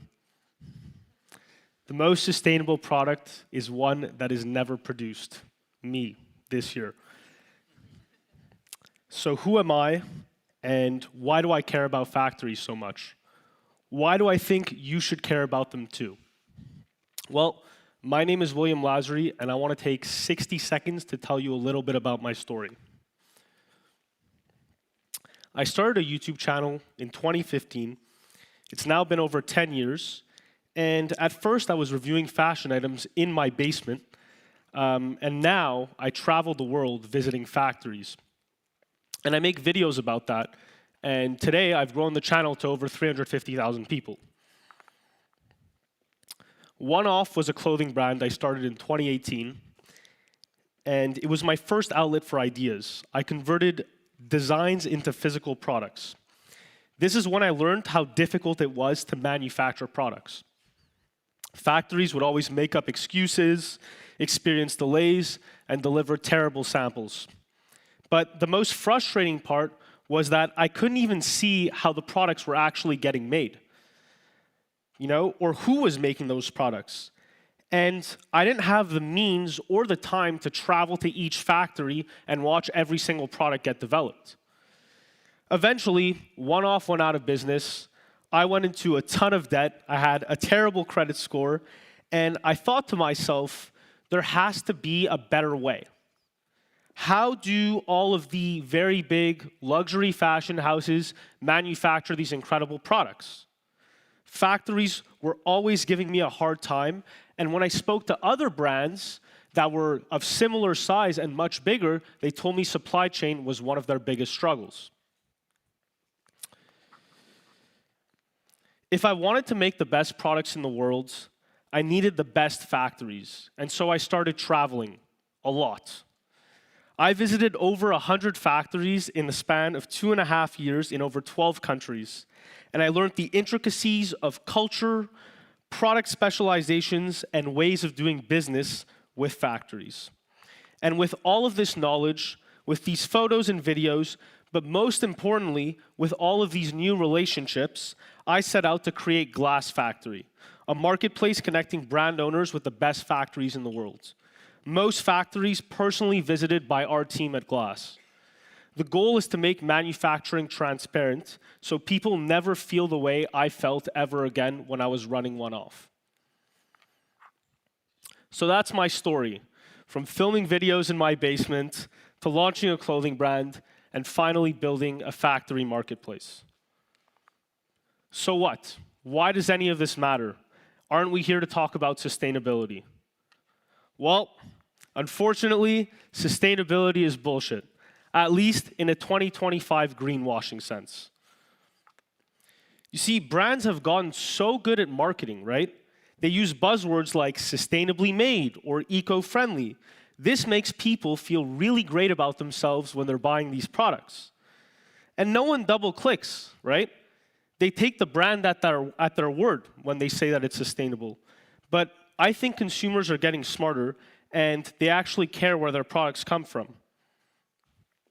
Even something like organic cotton is very hard to trace. Organic does not ensure the fiber was actually grown under certified organic agricultural regimes. Now, this is where some certifications matter. So GOTS does good work for certifying truly organic stuff. But some other certifications are mostly bogus, and I won't put them here. So, back to the bullshit. We have many brands claiming to be sustainable, but why isn't that true? Well, let's use jeans as an example and use the factories making their inputs to illustrate my point. Okay, so we start off with a pair of jeans, something everybody in this room owns, and we want to make it a little bit luxury, right? So we decide, all right, let's add a button. Of course, that button has to be oxidized because no one likes those really shiny, plasticky looking buttons. That wouldn't be luxury. Okay, great. Then we're going to do the same thing for the rivets. Cool. So where does that put us? Those might be made somewhere like Dongwon Rich button. I use this factory many times, really great. Okay, perfect. Stay with me. I have a point to make here. So that's one factory. Then we need to think about the woven label and the care label. That's another factory. 2 factories. Okay, leather patch. That's another factory. But wait, the leather patch has branding on it. How did that get there? Well, you need some sort of laser machine, or you need a metal mold. Another factory. And making that mold can't be the most sustainable process, right? And what about the metal that comes to make that mold? Well, that's a mining process. Let's call that another factory. Okay, stay with me. Now that I think about it, the care label has ink, and it's made of cotton thread. Is the cotton that label is made from organic? What about the ink? Is it natural or chemical? By the way, that's 2 more factories in case you were counting. Okay, we're moving a little bit too fast. Let's talk about the fabric, some of the main components. Well, it's going to take a few steps. We need a producer to grow the cotton. Then we need a ginning factory to clean the cotton. We need a spinner to turn it into yarn. We need a dye house to dye the yarn, if they're going to dye the yarn beforehand, if it's yarn dyed. And then we need a weaver to turn it into fabric and a finishing mill to treat it. Okay, cool. But that's too many things to worry about. So you probably just bought the fabric from, let's say, an amazing denim weaver like Okamoto Textile in Japan. And here we were in 2023 visiting them. Okay, great. Let's talk about the wash. Does anyone want to guess how much water it takes to make a pair of jeans? Well, as it turns out, it takes about 100 bathtubs of water to make the average 5-pocket jean. That's this many bathtubs. It takes a really long time to copy-paste this many bathtubs onto a slide, just so you know. Add another factory to the list, by the way. Now, you might be a really good brand and go pay a premium to wash with the most elite wash houses and the most sustainable, like one of these 3 Italian denim wash houses. We visited all of these last summer in Italy, and they wash for all of your favorite luxury fashion houses that we know very, very well today. Okay, great, you're going to take a more sustainable approach. Still a ton of clean water. Let's not get lost, though. We need to talk about assembly as well. So naturally, we need a pattern maker, then someone to cut the denim, and finally, someone to sew it as well. Thankfully, most of that process is actually done under the same roof, like these 3 factories that do a great job, and they're all on Glass Factory, by the way. As it turns out, we can do this all day. So let's fast forward. How many factories to make a pair of jeans? 5? 10? 20? Well, as it turns out, it takes about 41 factories, by my calculations, to make a pair of jeans, or at least 41 processes. And to be honest, that's just an estimate. There's probably a lot of inputs I'm overseeing as somebody who visits factories regularly, because there's so many processes to get to that finished pair of jeans that I'm wearing right now, especially if you put this much distressing on it. Here's my point. It's nearly impossible for a brand to track its supply chain for just one product, for just a pair of jeans. What if you offer a whole range of products and also claim to be a sustainable brand? Do we know any brands that do that? Well, you're probably not sustainable. I hate to break it to you. I know you're good people, deep down, with good intentions, trying to be good designers, but the reality is it's simply too complicated to know that much about your supply chain. The reality is brands or at least most brands, know very little about production. I can't say this is true for every brand, but I can certainly say this is true for most brands. I've personally consulted over 350 brands, from the very, very small ones to the huge ones we know very well, and I can tell you all across that ramp, people do not know much about production, and the truth is, it's not their fault. I mean, it's very hard to learn without going to the factories that are producing your goods and spending a ton of time there. Not every brand has the budget to do that, and not every brand can do it for every single product they offer. For example, this is me speaking to Sarah Heifu, a very talented agent based in Italy, working with many luxury fashion houses. In this case, we are in Marche at a small factory called AR Consulting, and you can check them out on Glass Factory if you want to learn about them. But essentially, Sarah was explaining how much she had to get involved in production to help brands succeed, even for the really big brands. But what's even more impressive is how much the factory has to get involved. They are the ones who are finding and innovating on fabrics. They're the ones who are suggesting techniques, trims, colors. They're the ones who are creating the entire patterns. Let's be honest, they're the ones who are designing the collections. And you know, this is not just Sarah's take. Every factory in this slide will tell you the same thing. Whether you're in Japan with Kanek and Maria and Sheena, or we were in India with Shivanji, or we're in China with Kui, or in Portugal with Andrea. I could do this all day. We did this for over 100 factories. We interviewed every single one of them, and they're all going to tell you the same thing. They're all going to tell you, Beatrice in Italy, they will all tell you that brands know little about production, and they have to play an instrumental role in designing the goods and bringing them from A to Z. Okay, so most brands know little about production. How is that relevant?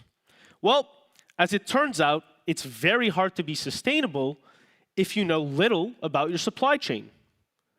Sustainability requires knowledge. And all of these factories agree that the majority of brands they work with know little about production. Do you see the problem? Brands claim to be sustainable, but know very little about their supply chain. The brands you and I love. So what do? Okay, there's three sides to this problem. There's consumers, there's brands, and there's factories. Let's start off with consumers. It's real simple. Start questioning what you're buying more. Do more research than what the brand chooses to tell you, because you need to remember, at the end of the day, the brand is controlling the narrative, right? They choose to tell you what they want to tell you. If they choose to tell you it's 100% recycled material, or it's 100% sustainable, or the cotton was ethically sourced, they can say that. But how do you know that's really true? So just double click and dig deeper. Don't take things for face value. For brands, there's a lot of work to do here. First things first, start writing the factory where you are producing instead of the country of origin. Made in Italy is not enough anymore. We're past those days. Like, seriously. We're way beyond that. By writing the factory, you are allowing the customer to properly do research about the place where the product was made and truly investigate what they're buying into. Glass Factory, our company, does this for all of our friends and family products, and we don't even sell them. These are just what we give away. If you're not putting your factory on the label, you either don't truly know enough about your supply chain or how your product is being made, or you're gatekeeping your factory. In any case, do better. This tweet has been pinned at the top of my Twitter for a couple of years now. It's very simple. It says, Clothing labels should say made in X factory instead of made in China. There's good China and there's bad China, the same way there's good Italy and there's bad Italy, right? What matters is the factory, not the country. I live and die by this, and I encourage every brand listening today to think deeply about this. Go visit your factory in person if you're a brand. Ask questions and ask a lot of them to the point where it's nauseating. Vet your factories. I don't care if they have certifications. Do they claim to be producing for certain brands? Find out if it's true. Do they claim to be sourcing their fabric from somewhere? Find out if it's true. Do they have great working conditions or say they do?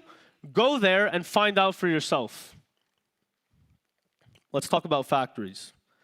There's the most work. You need to pave the way as a factory. You need to lead by example, and you need to educate the brands that you work with because they don't know much. You need to show them the impact of what you're making, and you need to maintain ethical working conditions and continue to set those standards higher.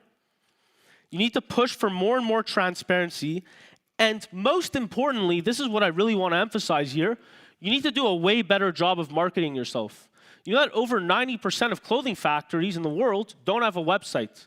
It's 2025, and they don't have a website. The very least, publish yourself online in some capacity, make yourself researchable. I don't care how exclusive the brands you're producing for are and how much pressure they put on you to not expose yourselves. And if you're really a great factory, start making videos about your production and showcasing to the world and inviting them in virtually on exactly what's going on, because not everybody can afford to fly to these faraway places when they're starting a brand. Ultimately, we are all responsible. But in the end, the most sustainable product is one that is never produced. If you have to make clothes, the best thing to do is to upcycle. Using virgin yarns to make vintage-looking stuff, that is terrible for our fashion ecosystem. Use actual vintage fabrics or garments. If you need help with production or have any questions, please don't hesitate to reach out to the email here. I will go through every single email. And if you're looking to manufacture transparently, check out glassfactory.info. We made all factories available entirely for free, and it's about full transparency. Thank you very much for listening.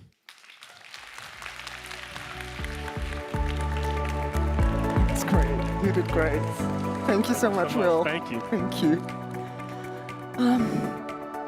Speaking about buttons, buttons seem to be like a recurring theme today. I don't know if you saw the buttons on the back of my upcycled suits that is actually made by one of the designers we'll see later on stage today.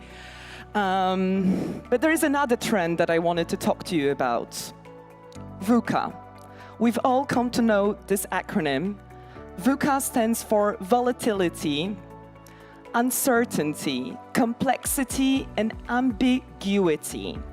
The words that really define our times, but also capture the challenges the fashion industry faces today.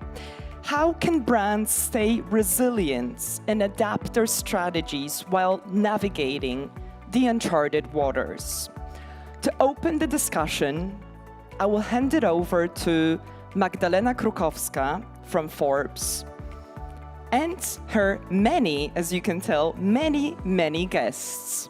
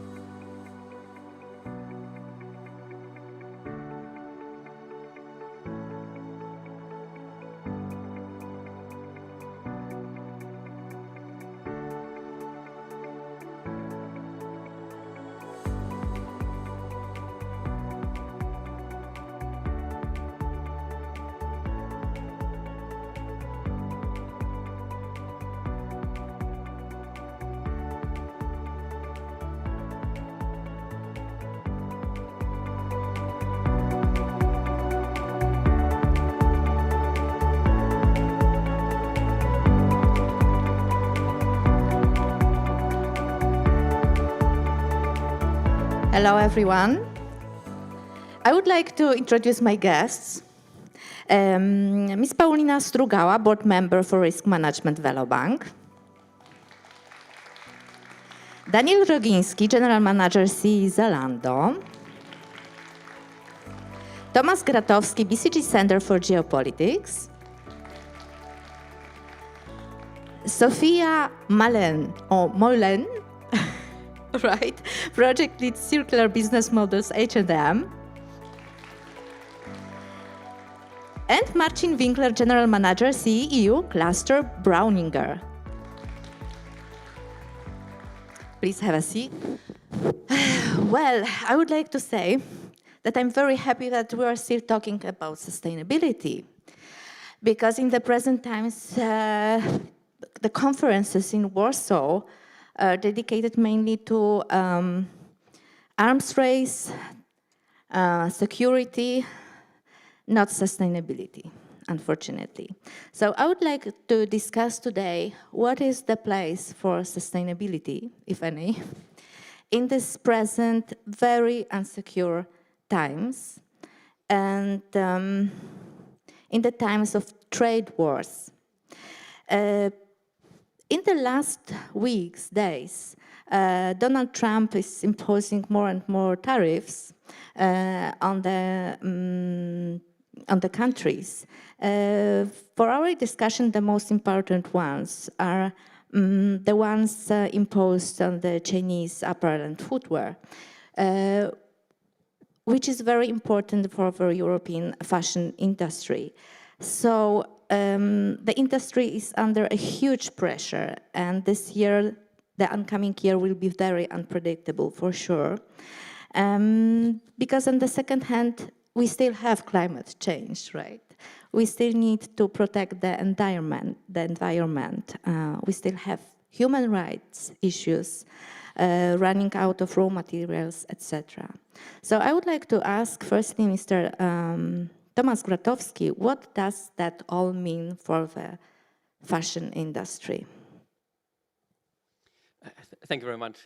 Great question. I think as we know, Europe is or has over the last several years tried to be at the forefront of making sustainability really an important part of its economic strategy, if you will.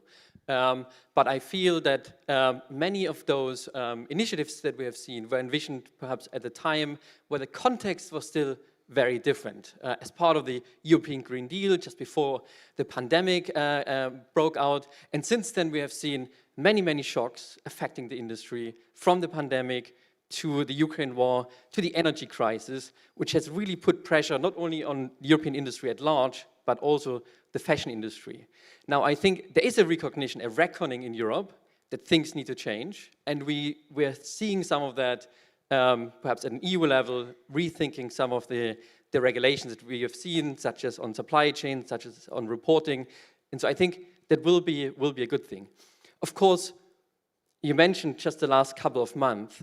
If we think about not only the shocks that I've talked about, but just the amount of shocks that we have seen over the last 10 months or so, I think it has created an environment of deep uncertainty and deep change, which I assume is about to last. Of course, the key aspect of that has been US tariffs, which have really created an environment, or is exacerbating an environment of a rerouting of global trade, where the world becomes more multipolar, and where you actually don't end up with a set of global rules, but with very regional rules. To give you a couple of important perhaps data points, before Donald Trump came into the office, the fashion and luxury sector in the United States, on average, paid a tariff of around 13%.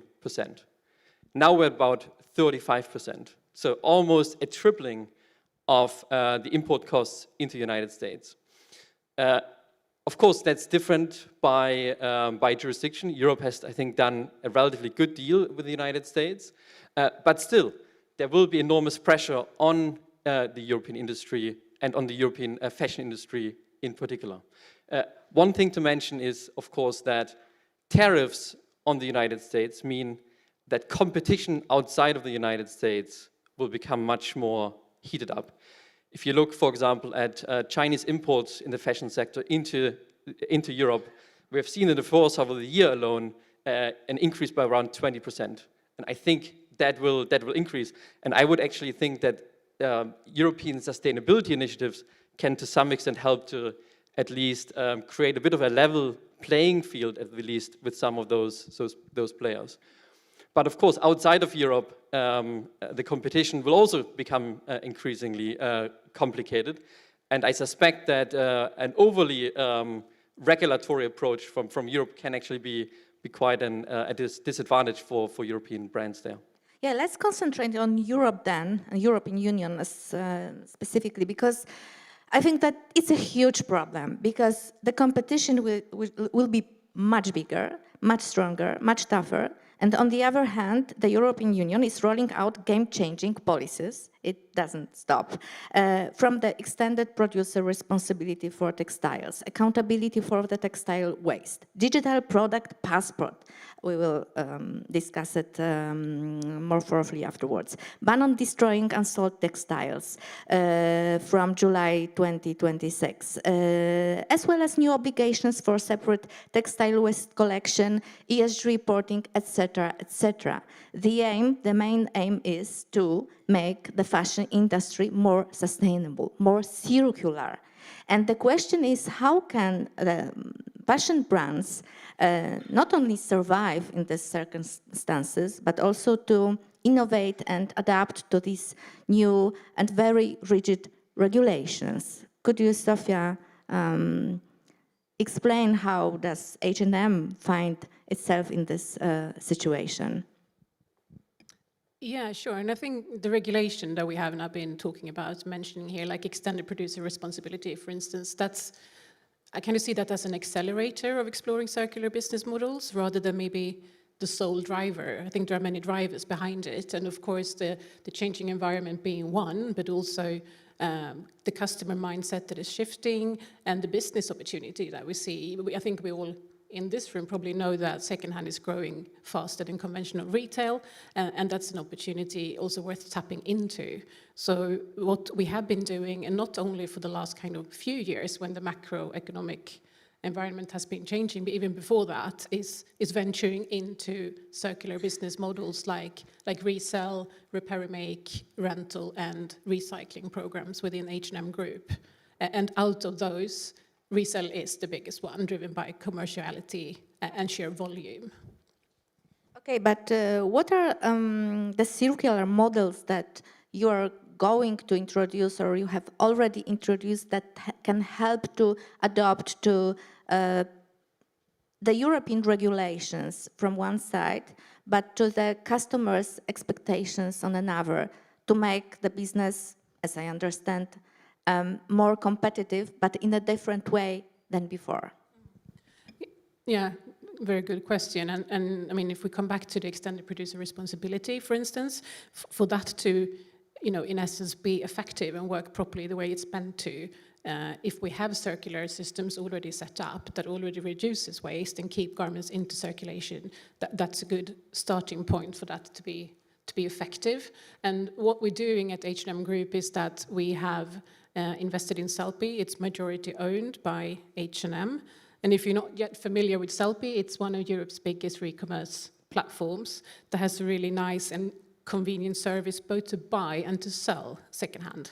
So the key here is that it's easy for anyone to use, even if you're not very experienced in secondhand or vintage, either shopping or buying, because they do the job for you by collecting the items at your home, doing all the inspection, the pricing, the shipping for you, and then you get the payout.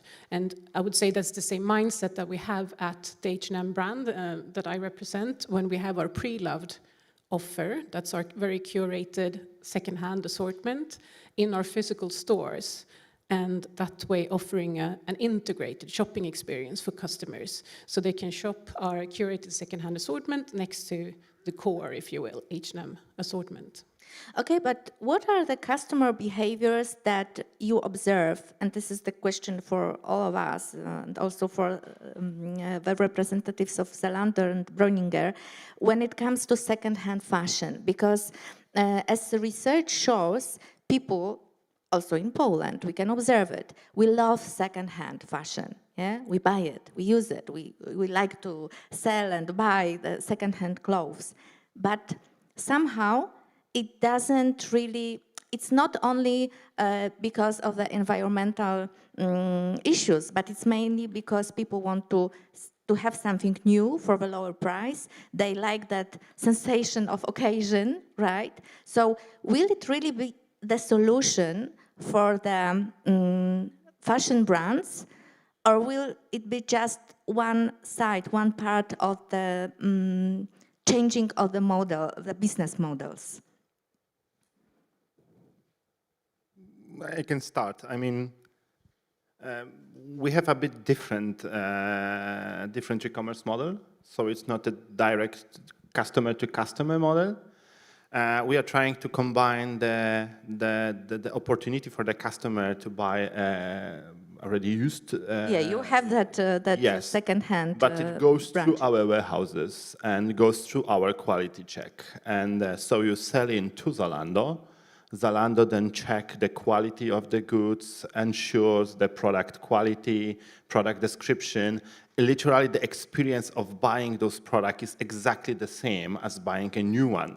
So you will be also a companion with all the tech stack we have built to make your choices way more informed. I mean, for example, size and fit, which reduce the size-related returns by 10%. And then as a customer, you have exactly the same experience when you buy. It's really important. But also when you sell in, you can pack everything you don't want to use anymore and send with a one package. With that, we also reduce numbers, thousands. I don't want to state any big numbers here just to sound more catchy, but it means that you use one package to deliver that to the one warehouse. It's very helpful and also quite drastically improve the customer experience when they don't have to deal with the, we've probably seen a lot of memes about how it's to deal on, like direct to customers platform. So our model is a bit different, which we hope we can contribute to promote the overall way of selling the e-commerce goods online. Yeah, because the intention of my question was, what kind of business models can evolve in this new unpredictable situation? Well, in some sense, predictable. Yeah, because second-hand is one issue. Circularity is another issue. But the problem is, as we are quoting the researchers, that consumers are increasingly experiencing so-called sustainability fatigue, right? And younger generations are skeptical of environmentally friendly brands' claims, which makes this navigating even more difficult for the companies. So what else can the companies, fashion brands, but also the platforms like yours, what can you do to stay competitive and not to be called, and not to be accused for greenwashing, for instance, and to still attract the customers so as not to convince them with the price only, because it will not be possible anymore, right? So I think it's not about being competitive in the short term, but this is about being competitive, being sustainable over a long run, like a marathon. So my company is currently 144 years in the market. Edward Breuninger set up the business 144 years ago in Stuttgart. And we are implementing our strategy of achieving long-term goals. So we survived 2 world wars, we survived Cold War, we survived energy crisis, we survived COVID and other complications that retailers in Europe and worldwide suffered. So first thing, long run. We have also the comfort that we are not publicly listed company. So we are family-owned business, meaning we are not chasing quarterly results. And this gives us opportunity to build long-term relations with customers, but also with fashion brands. Now, looking on the customers, so what customers are expecting? They are expecting availability. They are expecting value for money, good price, as you said. They are also expecting transparency. So in my opinion, those new regulations give more opportunities to be transparent. So there won't be unfair competition from Asian platforms. They will have to disclose the information. Then the second thing, so speaking about availability and value for money for customers. So in terms of availability, we have heavily invested into data-driven approach to sourcing the products.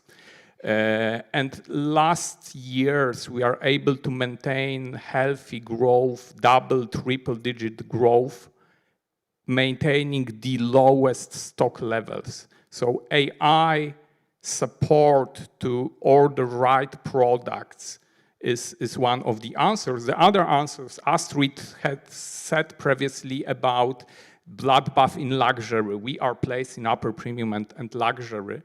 And here the answer is curation. So Breuninger motto is carefully selected designer fashion. We are not overstocking ourselves. We are curating capsule collections and products which customers want to buy. And the third aspect, value for money. So here we also believe in democratizing luxury. So as addition to big luxury brands like Dolce & Gabbana, Loewe, Chloe, Burberry, we also have introduced own labels, which are affordable luxury. So you can experience the same quality, but at much more affordable price. So in my opinion, that's rather opportunity for our industry, those regulations, but we have to think about them long run, not just about next year EBITDA. You have mentioned innovations, so I would like to ask Daniel now, if digital platforms could become kind of gatekeepers that decide which sustainable innovations succeed or fail long term. I'm not sure if we would like to see ourselves as a gatekeeper. I would rather use the word as an enabler. We feel the responsibility. So Zalando, we actively have a relationship with 53 million customers. After the About You acquisition, the numbers will grow even further. So we feel the responsibility to more like enable and shape the market. And what comes with that scale, this comes a great responsibility. And this is how we found it. And but we can also do a bit more. So we can invest. For example, in startups, which reduce the impact, the negative impact of the industry, either in the production area or the product materials area. We can invest in technology. I already mentioned, for example, everything we do around the size and fit. It's obvious, yeah, that the size-related return rates have a negative impact on the entire industry. So we have a dedicated team just working on this problem, and we are able to reduce the size-related return rate by 10%. If you think about the million of packages, which they don't have to travel across Europe, you don't artificially relocate the stock from Warsaw to Madrid and so on, it's very helpful for the industry, but also for the environment. And we can invest, for example, in the better product visualization for customer to make more reasonable, well-informed choices. So whenever we do this, we also decrease the return rate and this waste, stock being blocked, and so on and so on. having also this relationship with the customers, we are trying to also give a lot of space to speak about it. Yeah, we can offer influencers, brands, people who have a great impact on people in the internet to have the voice, literally, to encourage them to act differently, to reduce and to make more reasonable choices. But last but not least, what I wanted to mention, Zalando is in the moment when we transform from the platform to ecosystem.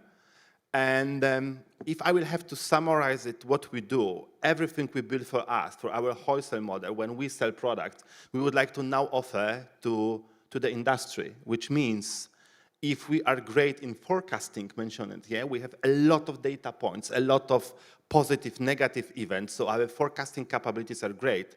Now we would like to offer those forecasting capabilities to brand, to produce the amount is needed, to allocate the amount where it's needed. Because it's so easy to say to the Polish brands, how about developing your business in Europe? But how?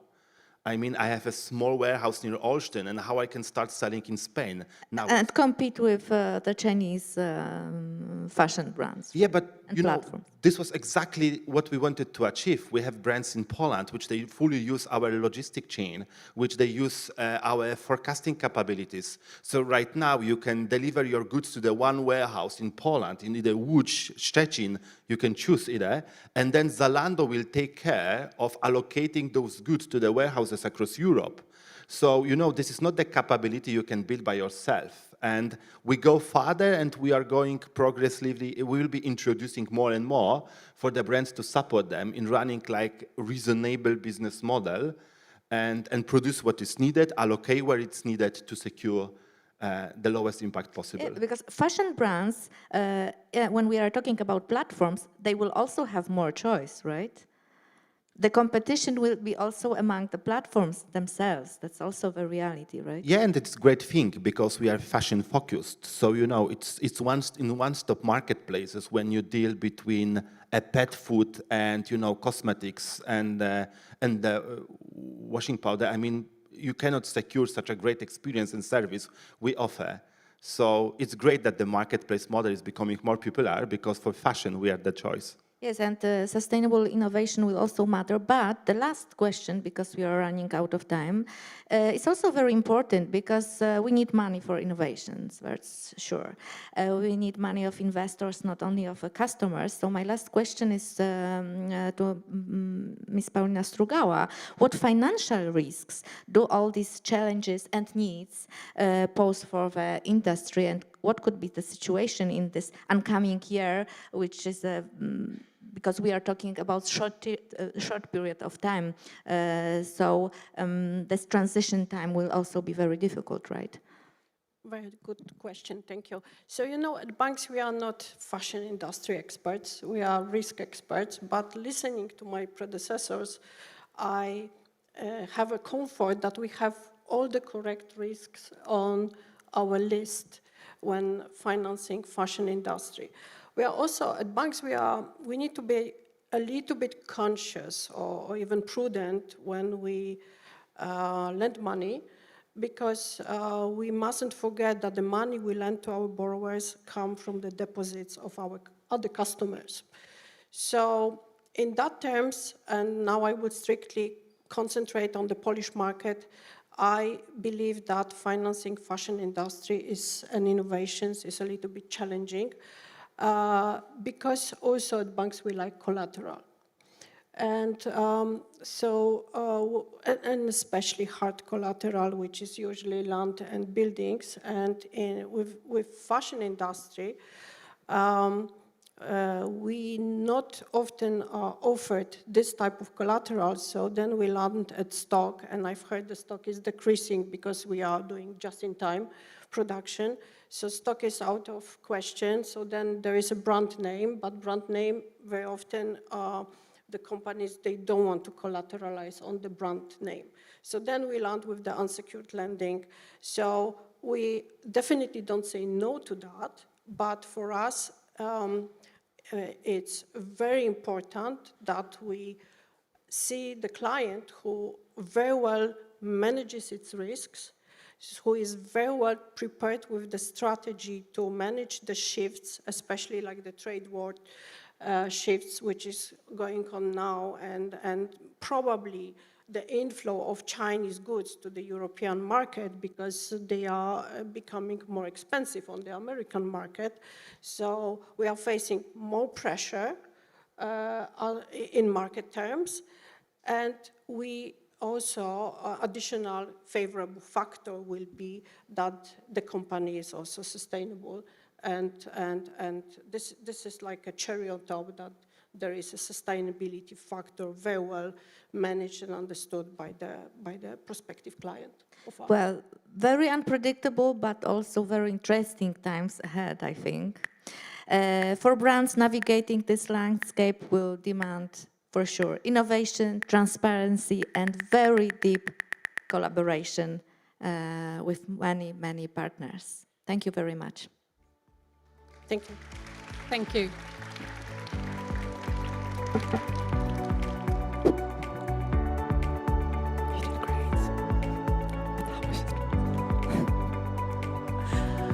This is going to be our last presentation before coffee break. We've already touched upon this in this current discussion, but we will now look at how Gen AI is transforming the way we shop online, from virtual try-ons to smart visuals. E-com is entering a new era. Please welcome Matthias Hasse, VP of Content Solutions at Zalando.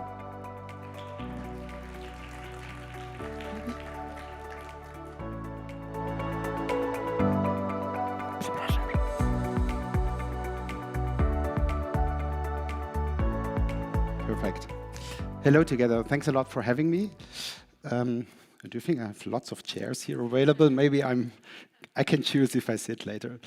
Thanks a lot. So I have the pleasure to work over the last couple of 10 years with our teams at Zalando to constantly shape and improve the experience of our product-related content for our customers.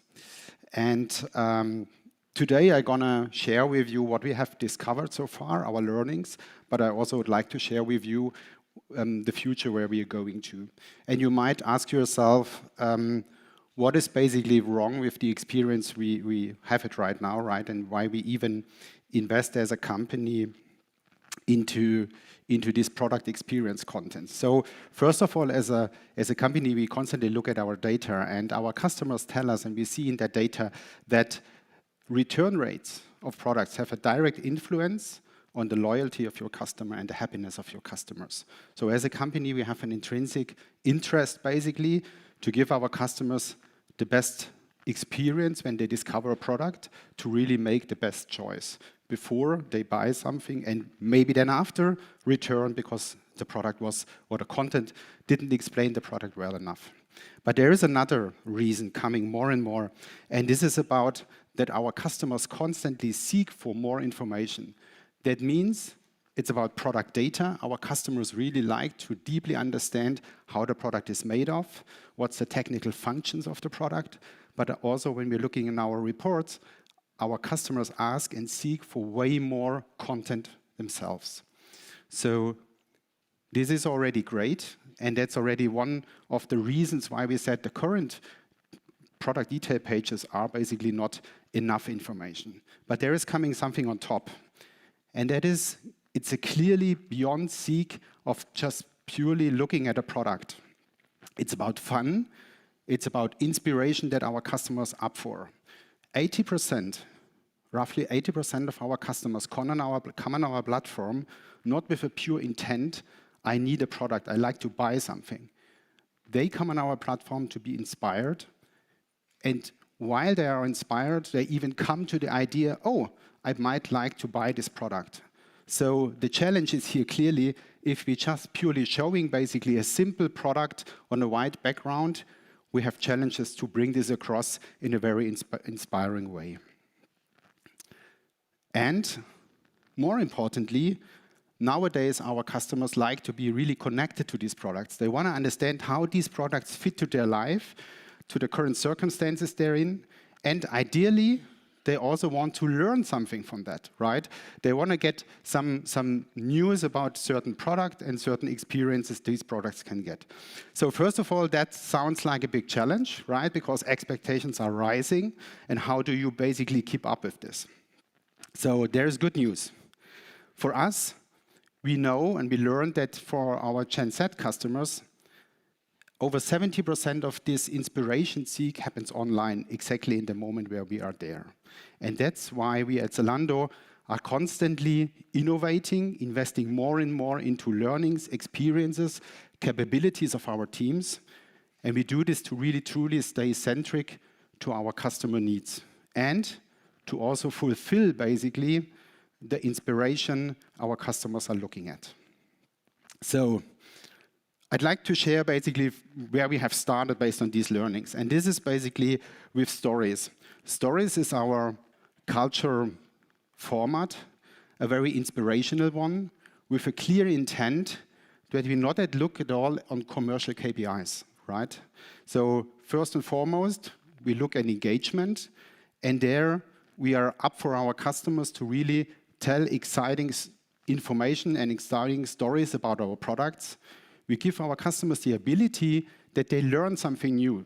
Yeah, we do have live shows as part of this storytelling format, so to say, and these live shows are not just about selling a product. The live show is really about giving more information to our customers.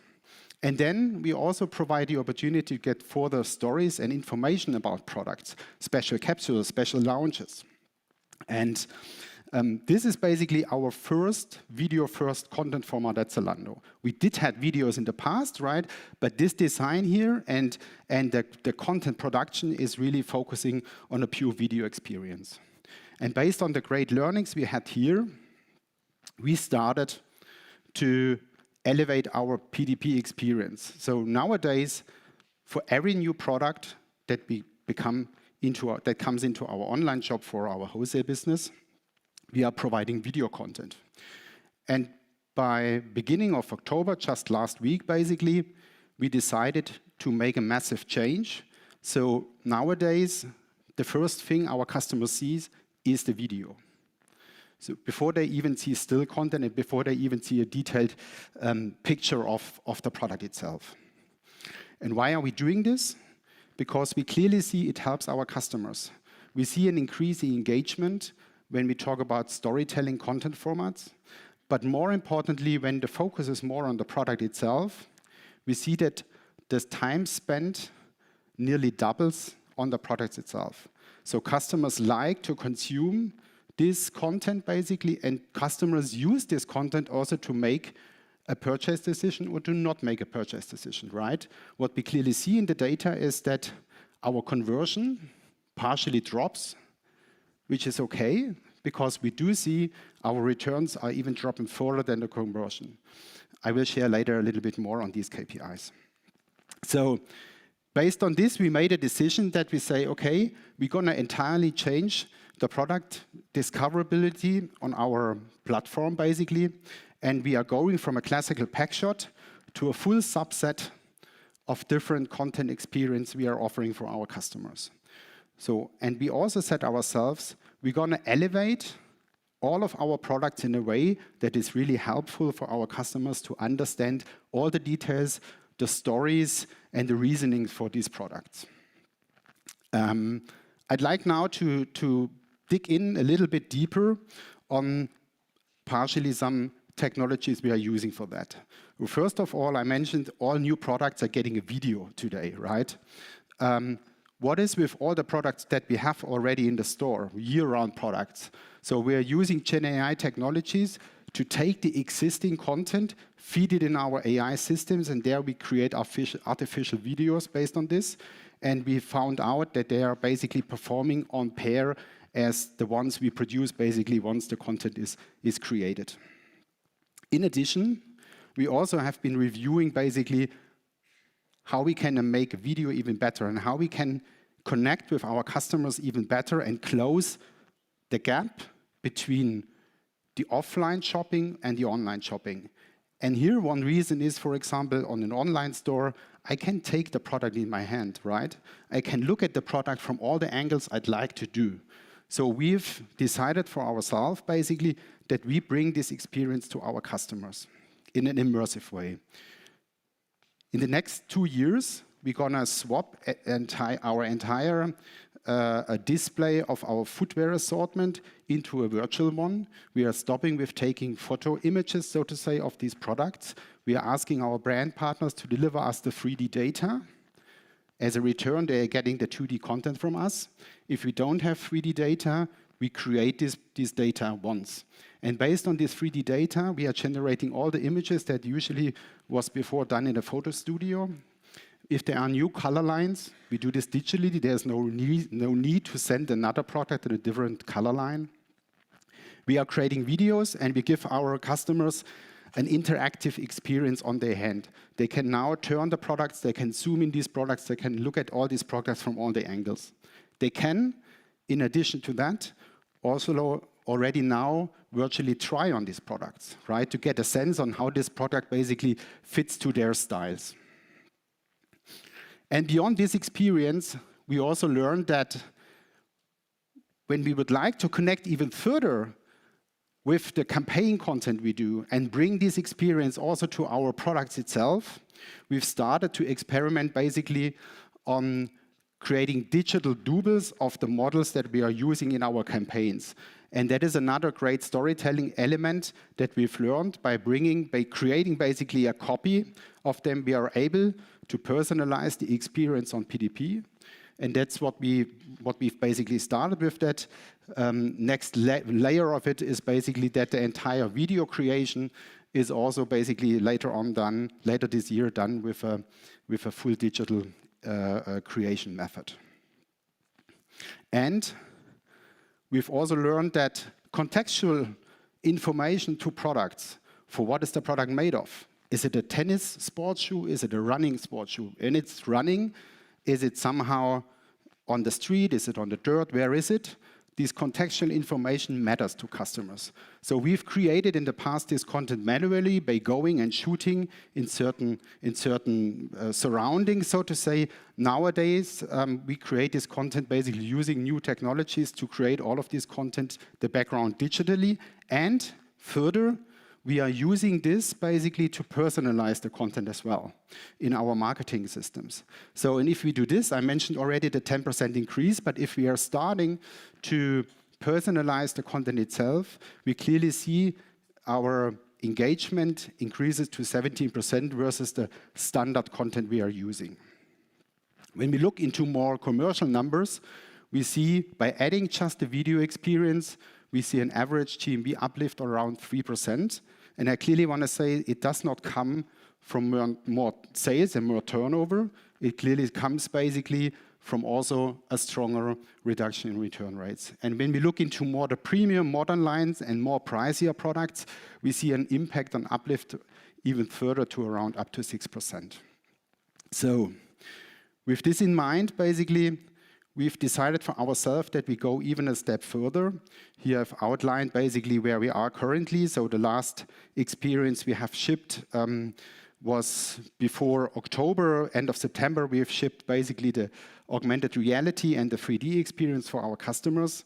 In October, we are shipping a new 3D experience, the virtual fitting room that we have tested during the last year in a smaller subset of customers. And now we are getting all of our customers getting access to it. You can create a real body scan from your own body. We do have certain products, and we make this available in more and more different brands and versions. Of all the sizes of the products, we have the real fit scans, so to say. And there you can pop on these jeans on your body basically and see where it's stretched, how it does fit, and so on. It's not an amazing visual experience, it's a true fit experience. And the more visual experience, so that you can also avoid basically ordering too much, you can virtually try this on, is Style It. Our experience, this will come later this year, where you can create basically a digital double from yourself, and then you bring it into our app, and there you can easily swap products on you, create styles for you. You can even take a photo of something you have already available at home. You just take a photo, and then you can cross-style basically products digitally before you order them into your home. So that is the outlook, how we are tackling this. For me, it's important, basically, and before I close, in the end, you saw a lot of technology we are using, but most important is really you need to think about what is the problem of your customer, what you're going to want to solve, basically, with this technology, and what is the reason to meet your customer where they are in the moment. And we have seen in the past, basically, some competitors, some partners of us using technology in very different ways. Some of them say we use technology to become more diverse. We don't need technology to be diverse, right? There are others say to be more creative. Creative is also has nothing to do with technology. So we are using basically technology to bring an experience or to make an experience accessible to all of the products that we have on our platform. And given the size of Zalando, technology is basically the way how we are able to achieve this. Otherwise, we wouldn't be able. And that's something I'd like to share with you. Just think about to meet your customers where they are. Thank you. So much, Matthias. Thank you. Thank you. So this wraps up our opening section, but we're now break for a short coffee break, but don't go too far because we have a very special announcement to make.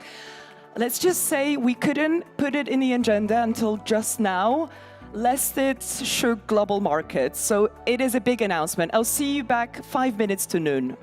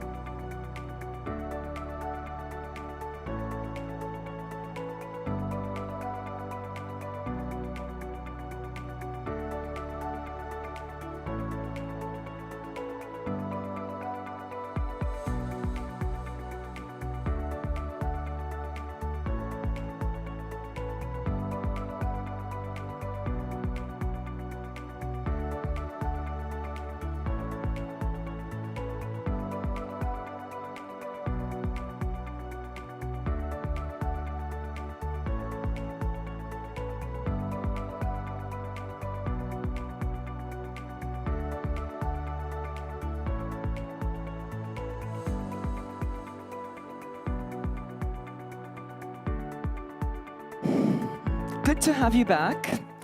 To set the tone for our climate action track, we'll hear from Lisa Jackson, Apple's Vice President of Environment, Policy and Social Initiatives, on how renewable energy is powering the future. A little teaser, Poland plays a big part in that.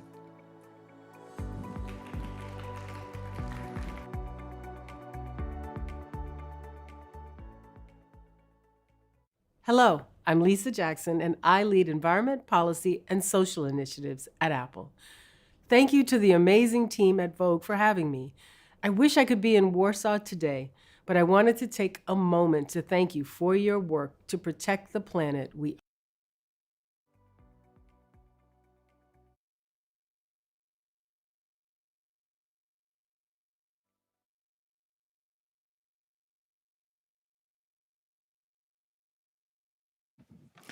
Apologies for little technical problems. It's funny because it's actually Apple, so we're talking about big tech. But this is such a special announcement. I mean, it really has been kept under wraps until today, because today is the day that Apple is making this global. So a little restart.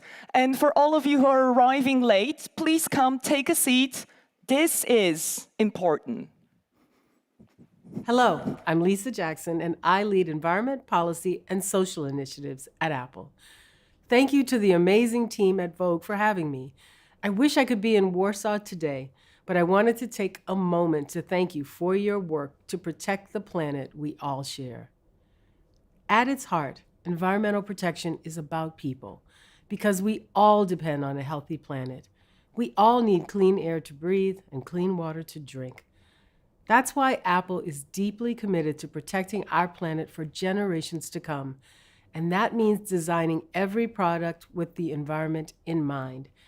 Every year, our teams find new and innovative ways to make our technology better for people and the planet. From enhancing energy efficiency to incorporating more recycled material into our products. That progress has brought us closer than ever to Apple 2030. Our ambitious goal to become carbon neutral across our global footprint. Since 2015, we've cut our emissions by more than 60%, even as we continue to grow our business and innovate for our customers. Our partners in Europe play an important role.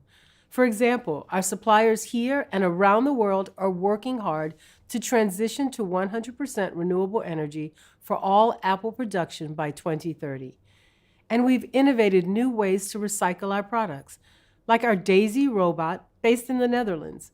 She can take apart 1.2 million iPhones each year, helping to ensure the precious materials inside, like copper and gold, can find new life in future products.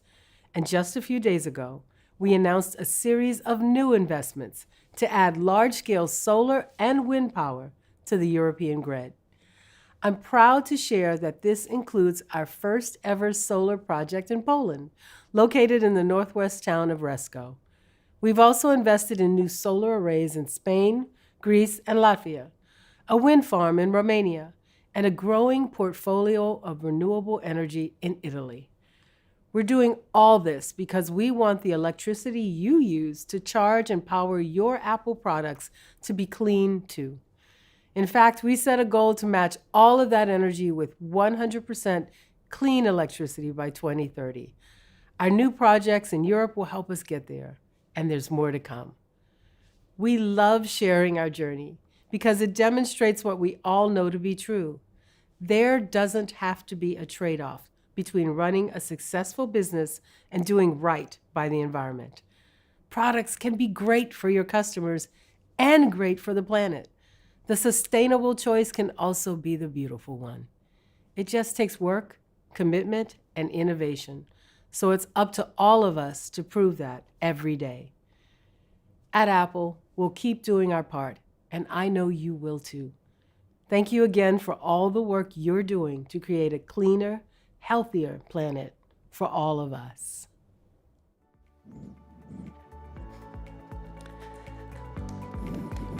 Give Lisa a round of applause. Rising temperatures and shrinking natural resources are forcing fashion to rethink its foundation, materials. Today, we will zero in on leather, and we'll play a little video to let you in that mindset. So I'll now invite our special moderator, Carolina Soleil, with her visionary panelists. Muhu ikama huka pungkung ashi nungka tentu imang ashi imalisa ansang lumbi aidos sampai yahu imayati pukusa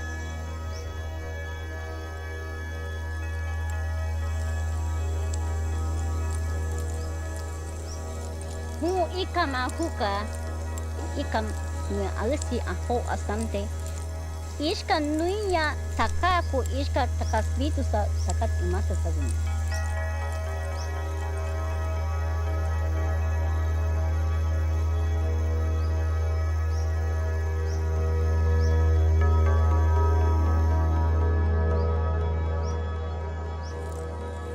Hutei nung kutei aduka duik dangkamsa huka nung kutei asante ishka nung kuai.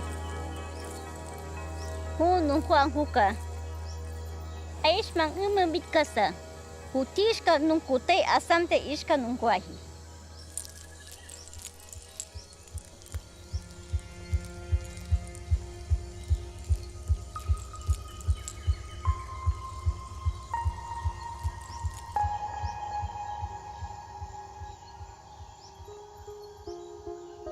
Inay kami ikwita mangna kang ashikwita menati.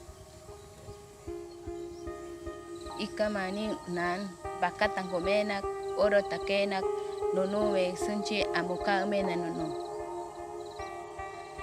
Mina ikam hunak kontinu munta tangkumenak oro takenak sunchi amuinawe.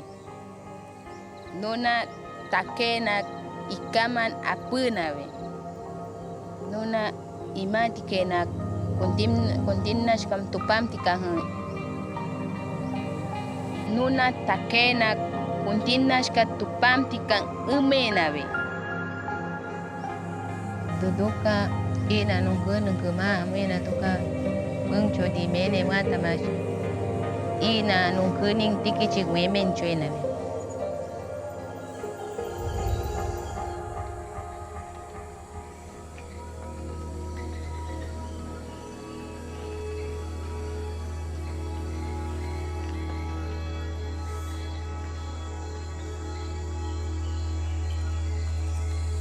Ho ikama nonuing sihing ayawe nunia ginunuia hukina hana nungkutenye. Sihing ka sing sunjing tine sti sunjing tine tan imanku.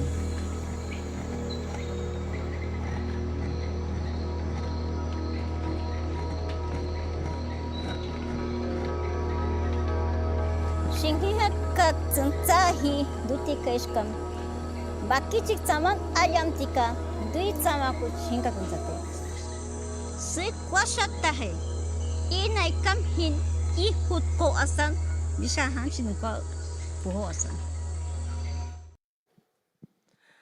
Good morning, everyone. We just witnessed a tiny bit of a wonderful short documentary called Shiringa Fashion Regenerating Amazonia, and we'll definitely get back to the movie. But now, first and foremost, I am honored to moderate the panel and introduce and then later talk to our honorable guests. And I will start the introduction from the very left of me. Marta Goss, she is the CEO, the director, the creative and business director of Bio2 Materials. Hello, Marta. Applause. Hi. Hi. Nice to have you here. We also have Gabriel Rolandelli. He is the co-creator and the CEO of Zero. Hi, everybody. And last but not least, we have Emma Håkansson. was it all right, the pronunciation? The co-creator of Collective Fashion Justice and the author of a great book, which I recommend to you dearly, Total Ethics Fashion, and a couple of other books, actually, and very much involved with a documentary that we started this panel with. And before I ask the question to all of you, I would like to relate to the subject of our conversation, which is innovation, and the subtitle being Leather 2.0. And Emma, my first question would be, how do you understand Leather 2.0 and generally the concept of innovation when it comes to materials in fashion, in relation, of course, to the documentary we saw and your organization and your work? So I directed that film, Shringa, because at Collective Fashion Justice, our charity, we're interested in creating what we call a total ethics fashion system. And that's one where people, our fellow animals, and the planet are all genuinely prioritized ahead of profit. And that means that we have to move beyond relying on the use of animals' skins as a material. And so instead we should be looking to biomaterials that benefit all three of those groups. That also means non-fossil fuel-based materials, but we know that animal-derived leather not only has a massive climate impact. We did the first methane footprint of the fashion industry recently, and its methane impact is so outsized. But also from an ethical perspective, there's human rights violations, but also we used to use whale skin, we used to use dog skin, all of these materials that now we would never consider acceptable. I believe, and I'm working for a future in which that is true for all skin use in fashion. We just won't consider it a material so much anymore. So this is a stardust of our conversation, and I'll ask the same question to both of our guests. So, Gabrielle, how do Zero understand this concept of innovation in the field of materials in fashion? I personally believe that while we look at the future of leather, and we should look at the future of leather and how to go on, we shouldn't forget how the industry looks today and what's available and what can be improved. I think that us at Zero, we are an example of that, because we started like collecting all kind of leather waste from many different factories in Italy, and now we provide a solution that help designers all over the world to access to it. So I think the real matter here is like understanding where we should go, in which of course like innovative material can be a very important solution and can reduce importantly the impact of the fashion industry, which is like by definition mostly referred to the sourcing of material. And to do that, we have to assess the limits and the opportunities also with the existing supply chain, because there are many processes that can be already transformed into more sustainable ones, and we should do it while we look to new solutions and to substitute a part of the industry which, by definition, cannot be sustainable. So one doesn't exclude the other. It's support. You both support each other, like pushing forward, but at the same time dealing with what we did in the past and what we can do like immediately, because waste is something we create every day, right? Okay, yeah. So moving to Marta, I think Marta is here a bit like a representative of a science community, I would say, right? Because yes. The company you're co-creating and that you're working at is all about connecting science and fashion. So how do you understand the concept of innovative materials at Bio2 Minerals? Materials. Hello, hi everyone. And to add to my panelists here, to my colleagues, I represent here an innovation side of the leather industry. Our company that is called Bio2 Materials is a startup based here in Warsaw. It's a Polish innovation, and we created the first chocolate leather that I would like to talk about. Sounds very tasty. Go on. And we basically use food by waste from Polish chocolate factories here that we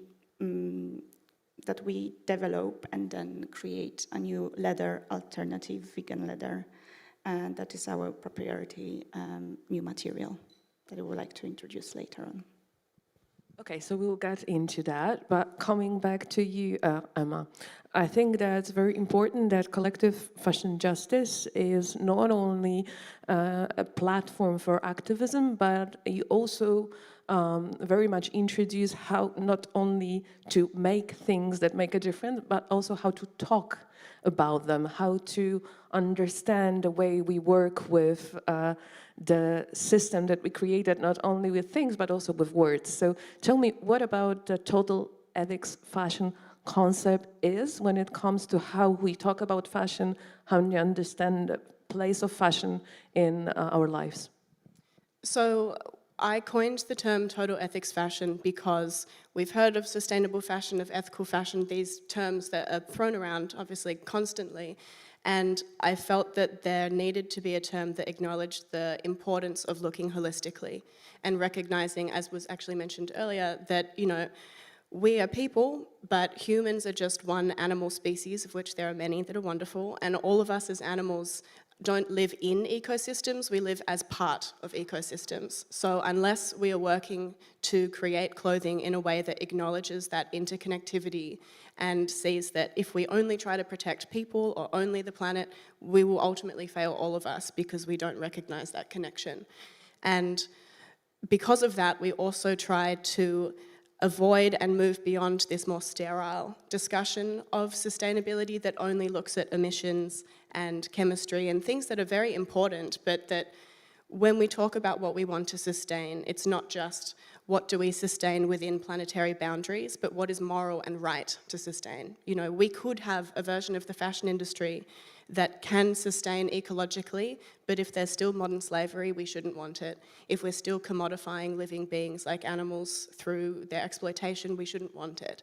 And I think that we limit ourselves creatively by accepting that as status quo and not thinking that we can look beyond it and make something much more beautiful because the whole making process is something we're interested by rather than something we turn away from. If we look really at the animal-derived leather supply chain or equally at a fossil fuel supply chain, no one wants to talk about it. No one wants me to start talking about a slaughterhouse or any of those processes now. So we should be moving to fashion that is exciting to see throughout the entire creation. That's super interesting and super important, I think, because we rarely, and that's why I'm so happy with this panel that is happening, have an opportunity to look at one problem from different perspectives, to have an interdisciplinary look.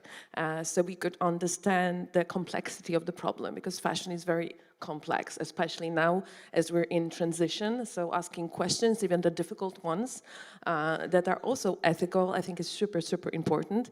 And what you said about our environment, we are a part of nature, but we're also a part of a culture. And this is to you, Gabrielle, because you're part of this, you know, like wanting, wishing it or not, you're part of this huge cultural tradition around Florence and in Italy in general, dating from Renaissance times, of leather production and cultural rituals, communities that built around leather production. So how can you translate that in the 21st century? Of course, it's a tricky topic, you know, to talk about sustainability in the leather industry.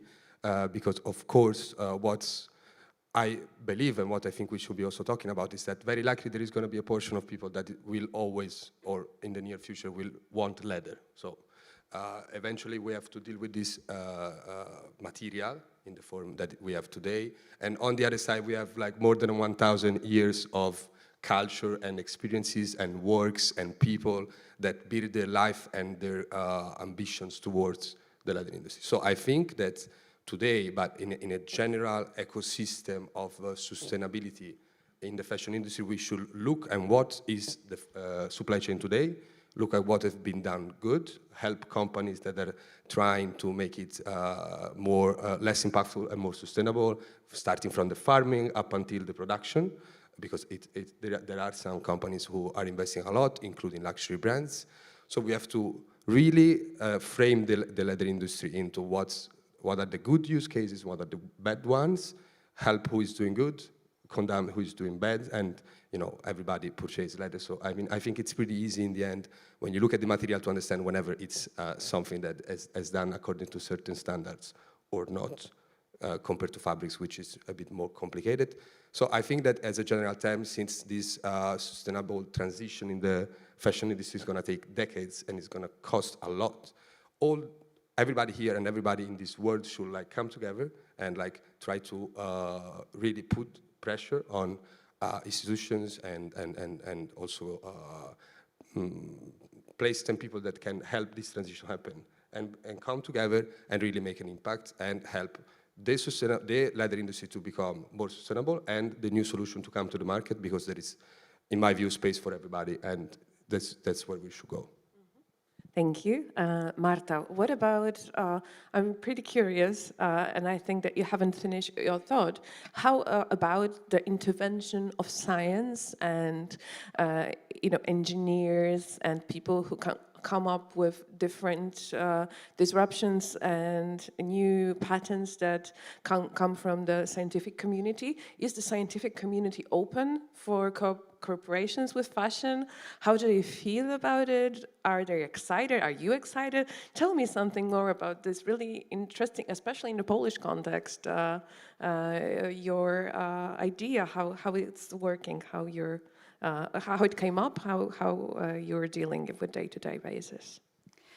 So first of all, I'm not a scientist, unfortunately. I come from the design background, but I met our co-founders, Ola and Kasia, who come from architectural background.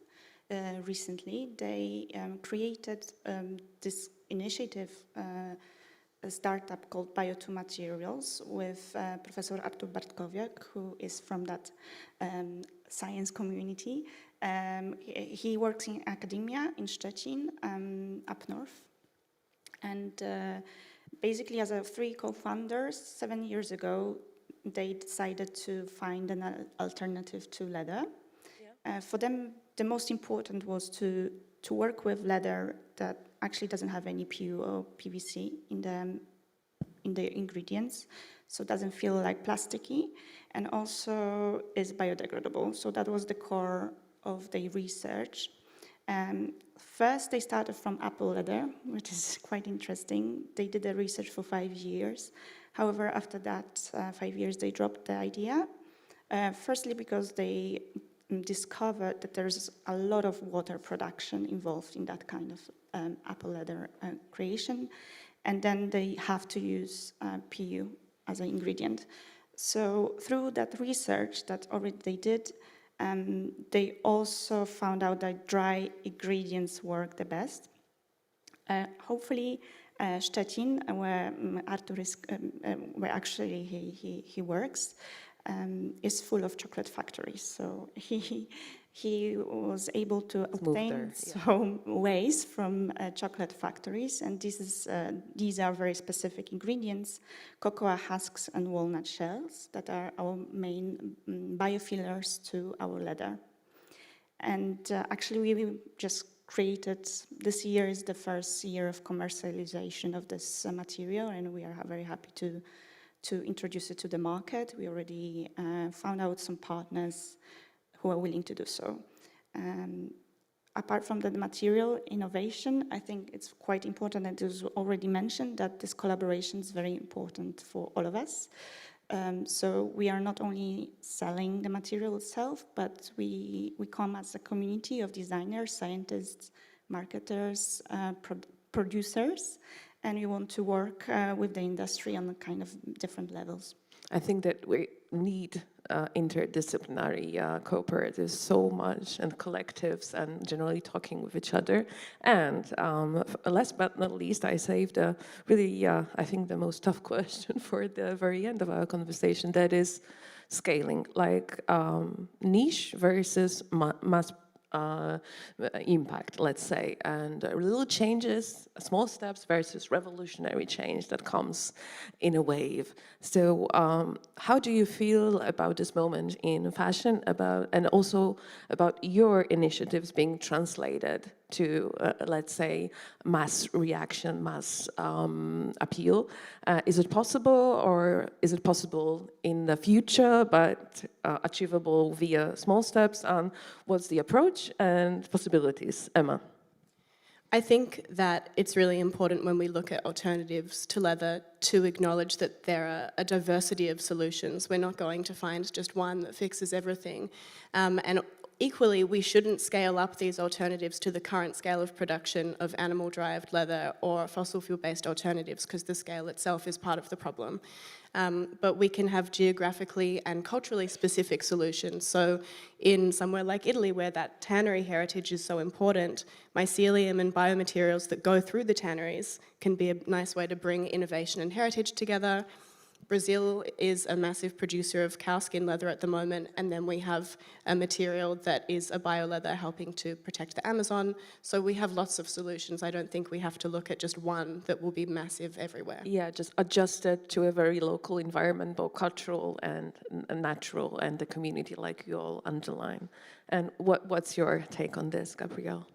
I mean, of course, scaling is the hardest part in any business, in any innovation. I consider our case, and we are trying to innovating a very old and traditional sector, which is the waste-related surplus leather and fabric also, because we deal also with fabric ones.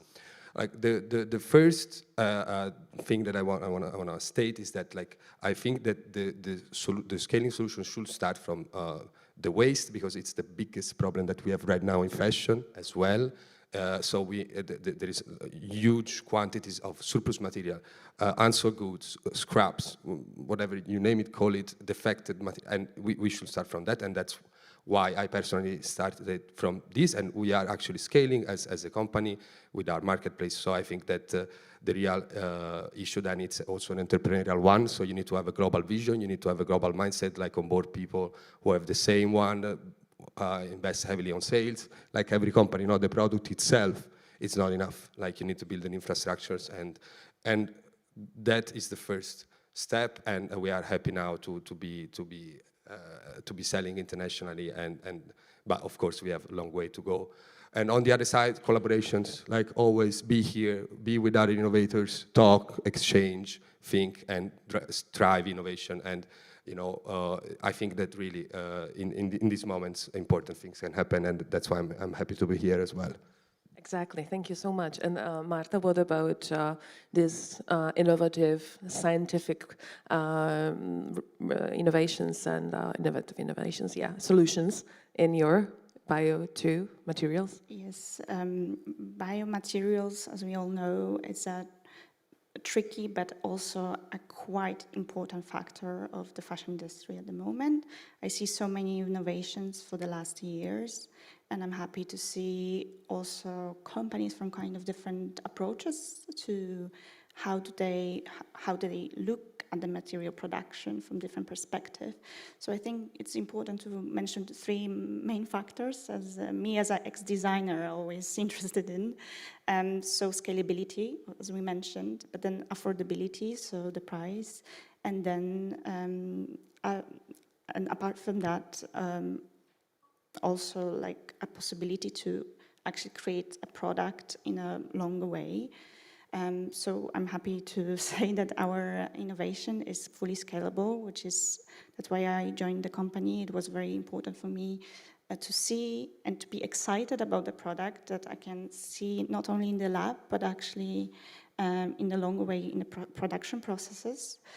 We create a material in rolls, 70 centimeter width rolls, and we have manufacturing possibilities in Germany, but everything is quite local, so our own production and development is based here in Poland, from sourcing to product development, and then we manufacture in Germany. I think this is something quite visible now as well. Whenever I go to any new fairs with new materials, we see more companies kind of having the ability to work with production and very closely to companies, not only in the lab. And as we know, scalability for startups is really difficult sometimes. Yeah, that's definitely true, but also events like that are full of possibilities and opportunities to talk, to meet, exchange ideas. I very much encourage you to meet our speakers and talk more, because as some of you know for sure, I would love to talk with them more here on stage, but we have to make way for other fascinating subjects. So give a huge round of applause for Marta Goss, for Gabriele Rolandelli, for Emma Hackinson, and for their initiatives, and buy the book. And yeah, for me, maybe too, and remember, you can see the entirety of the movie online at Waterbury, and you also can buy books by Emma, and please, take interest in everything that our speakers are doing, because it's super fascinating. I assure you, I did the research, so my recommendation is there. Thank you so very much. Thank you. Thank you. Thank you.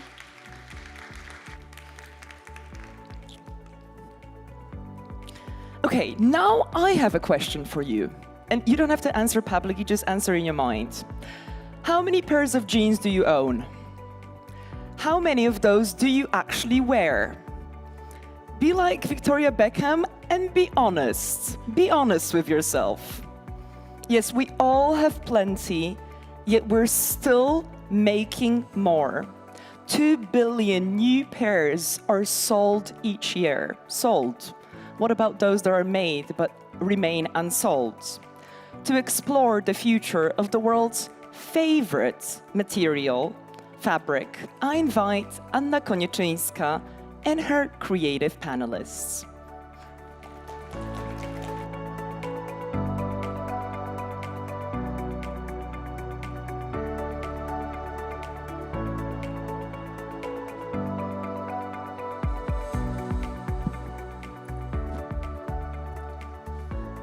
Hello and welcome. We'll be talking about the Blue Revolution denim. I'm sorry for my voice, I seem to have lost it a bit, but it's going to be fine. We'll be talking today not only about the future of denim, which is going to be clean, as my guests will tell us, but also about the challenge the industry is facing right now, and about the ways to solve it. So first of all, I would like to introduce my special guests who are here on stage with me. Anna Foster is the founder and creative director of ELV Denim, who is redefining the denim industry through creating garments from 100% upcycling. Welcome, Anna. Next to Anna, Jonas Clayson, the co-founder and creative director of Generica, who creates denim based on a whole new green philosophy. We'll get into that later, thank you. Ksenia Schneider, co-founder and creative director of a namesake brand, Ksenia Schneider, who reinvents fashion by rethinking denim. And joining us online, Mariette Hoiting, welcome, founder of House of Denim Foundation, who promotes best practices in the denim industry. Okay, so why are we here to talk denim? That's my first question. Well, I'm not wearing jeans today. I'm the only one. I should have worn, of course, denim as my guest here, but I was picking from 12 pairs, a dozen pairs I owned, and I was thinking to myself, no, there's never a good choice, which leads me to the second reason why are we talking about this today. Roughly 6 billion pairs of jeans are produced yearly. 1.5 never get worn or never get even bought, so they go straight to waste. And the process of producing denim is very wasteful and does very much impact on the environment by using tons of millions of water, which we'll be talking about. But mostly denim is about our personal fashion history. It's not only about fashion history in general, but our own personal story. So it's one of the most important, if not the most important garment in our wardrobes. And our guests will surely tell their own stories about that. So my first question to you all is, what does denim symbolize to you? Why has it become such a cult object? Why is it so special? Anna. Oh, thank you. It's quite a large question to answer. I started ELV Denim in 2018 with the sole purpose of only ever using garments already exist, upcycle into new garments. And as you say, you know, the statistics around denim, so it was really easy for me to choose denim as my first concept to kind of really perfect. Secondly, because I was a stylist for 25 years, and that was probably the question that got asked me all the time: why aren't jeans designed to fit women? And I think you can go back to when jeans were first created, that they were designed for men, by men, and they were a workwear fabric. So I really felt that there was a need to reframe how we're constructing denim to allow it to really serve the purpose. Denim, as I said, it was a hard-wearing fabric. It was meant to protect the body, but now it protects us. It gives us confidence. It gives us assurance. And really, why should every single person not have a pair of jeans that's really designed to fit with them? So I created a very special set of patterns, and I didn't have any traditional fashion design experience, but I really knew what I wanted to create and what I wanted, and I felt what my audience as a stylist had wanted. So we created a pattern of jeans that are able to evolve with you. So I wanted to create a jean that was designed to last and evolve with the wearer. Perfect. Jonas, on to you. What's your personal story with jeans? Why is it so important to have the perfect pair? Why is it important to fight for a clean industry for denim? No, sorry, my voice. No, but I think it's a really fantastic fabric to work with. It's, at the same time, very spectacular and very practical, and very simple and very nonchalant at the same time. I think the never-ending opportunities to work with denim in terms of weights, in terms of flow, in terms of colors, in terms of finishing, really sparks your creativity. And it's also a garment that really, it doesn't take you as the wearer is the star, rather than like a logo T-shirt or something. So it shapes from body to body and from person to person, and you decide how to wear it. It gives you freedom then, yeah. Mm-hmm. Exactly. Ksenia, do you remember your first pair of jeans? Yes, I was born in 80s, and jeans weren't around at that time because I was born in Ukraine. So it was really hard to get a pair of jeans. And I was age of 5 or 6. I remember my father came back from Italy, and he brought with him like 2 pairs of jeans for himself and for my mother. And I remember how they treasure these jeans. They ironed them, they like repaired them, and they were wearing them for ages. Like I was growing up seeing them wearing the same pair of jeans. And I think this is how my love to jeans were born, and this is how I don't know, decided that I want to work with this material because it's so special. And I never looked at jeans as a basic or workwear. For me, jeans is something outstanding, something that could give you freedom. So that's why I'm not doing jeans for everyday life. Like my purpose as a designer to create jeans that will stand out, and I really experiment with this material, and this material gives you, like as a designer, gives me so much freedom because you can rip it, you can like wash it, you can burn it, you can do whatever, like fringe, or like it's amazing. So I really love jeans, and I encourage people to wear jeans, and I'm honored to be with such amazing designers here, so thank you. Thank you so much. Mariette, are jeans as important to you as the previous speakers? What do they mean to you? Yes, they are. And first of all, I would like to say I really regret that I'm not on your panel live, because I honestly would love to meet you all. But in Amsterdam is the most important denim week right now, which is we have the Denim Fabric Trade Show here, Kingpin Show, and we have Denim Days Festival. So this was kind of like the most impossible week for me. And denim, what can I say? I think everyone already said the things which really resonate with me and how I see it. It's completely ageless as well, and it's timeless. Plus, it stands for freedom. Holland, well, different than Tanzania, we are born and raised with denim. It's really like everyone is wearing it. And we do it for breakfast, lunch, and dinner. So there is kind of like a cultural thing in which we completely adopted denim for everyone. And what I really like is that you can keep it for life, and that it's kind of like red wine, the older the better. It's also your passport. It's like, okay, the way you wear it, you can see it exactly. And if it's not in fashion now, keep it, and it will be in a couple of years, or you give it to someone else. So yeah, I'm very much a denim lover for sure. Perfect, thank you, Marietta. So we've stated the current affairs on denim, and now we're going to talk change, because that's what we're here for, actually. So Anna, over to you. You've had a lot of experience in the industry. You've worked in the industry for decades as a stylist for 20 plus years.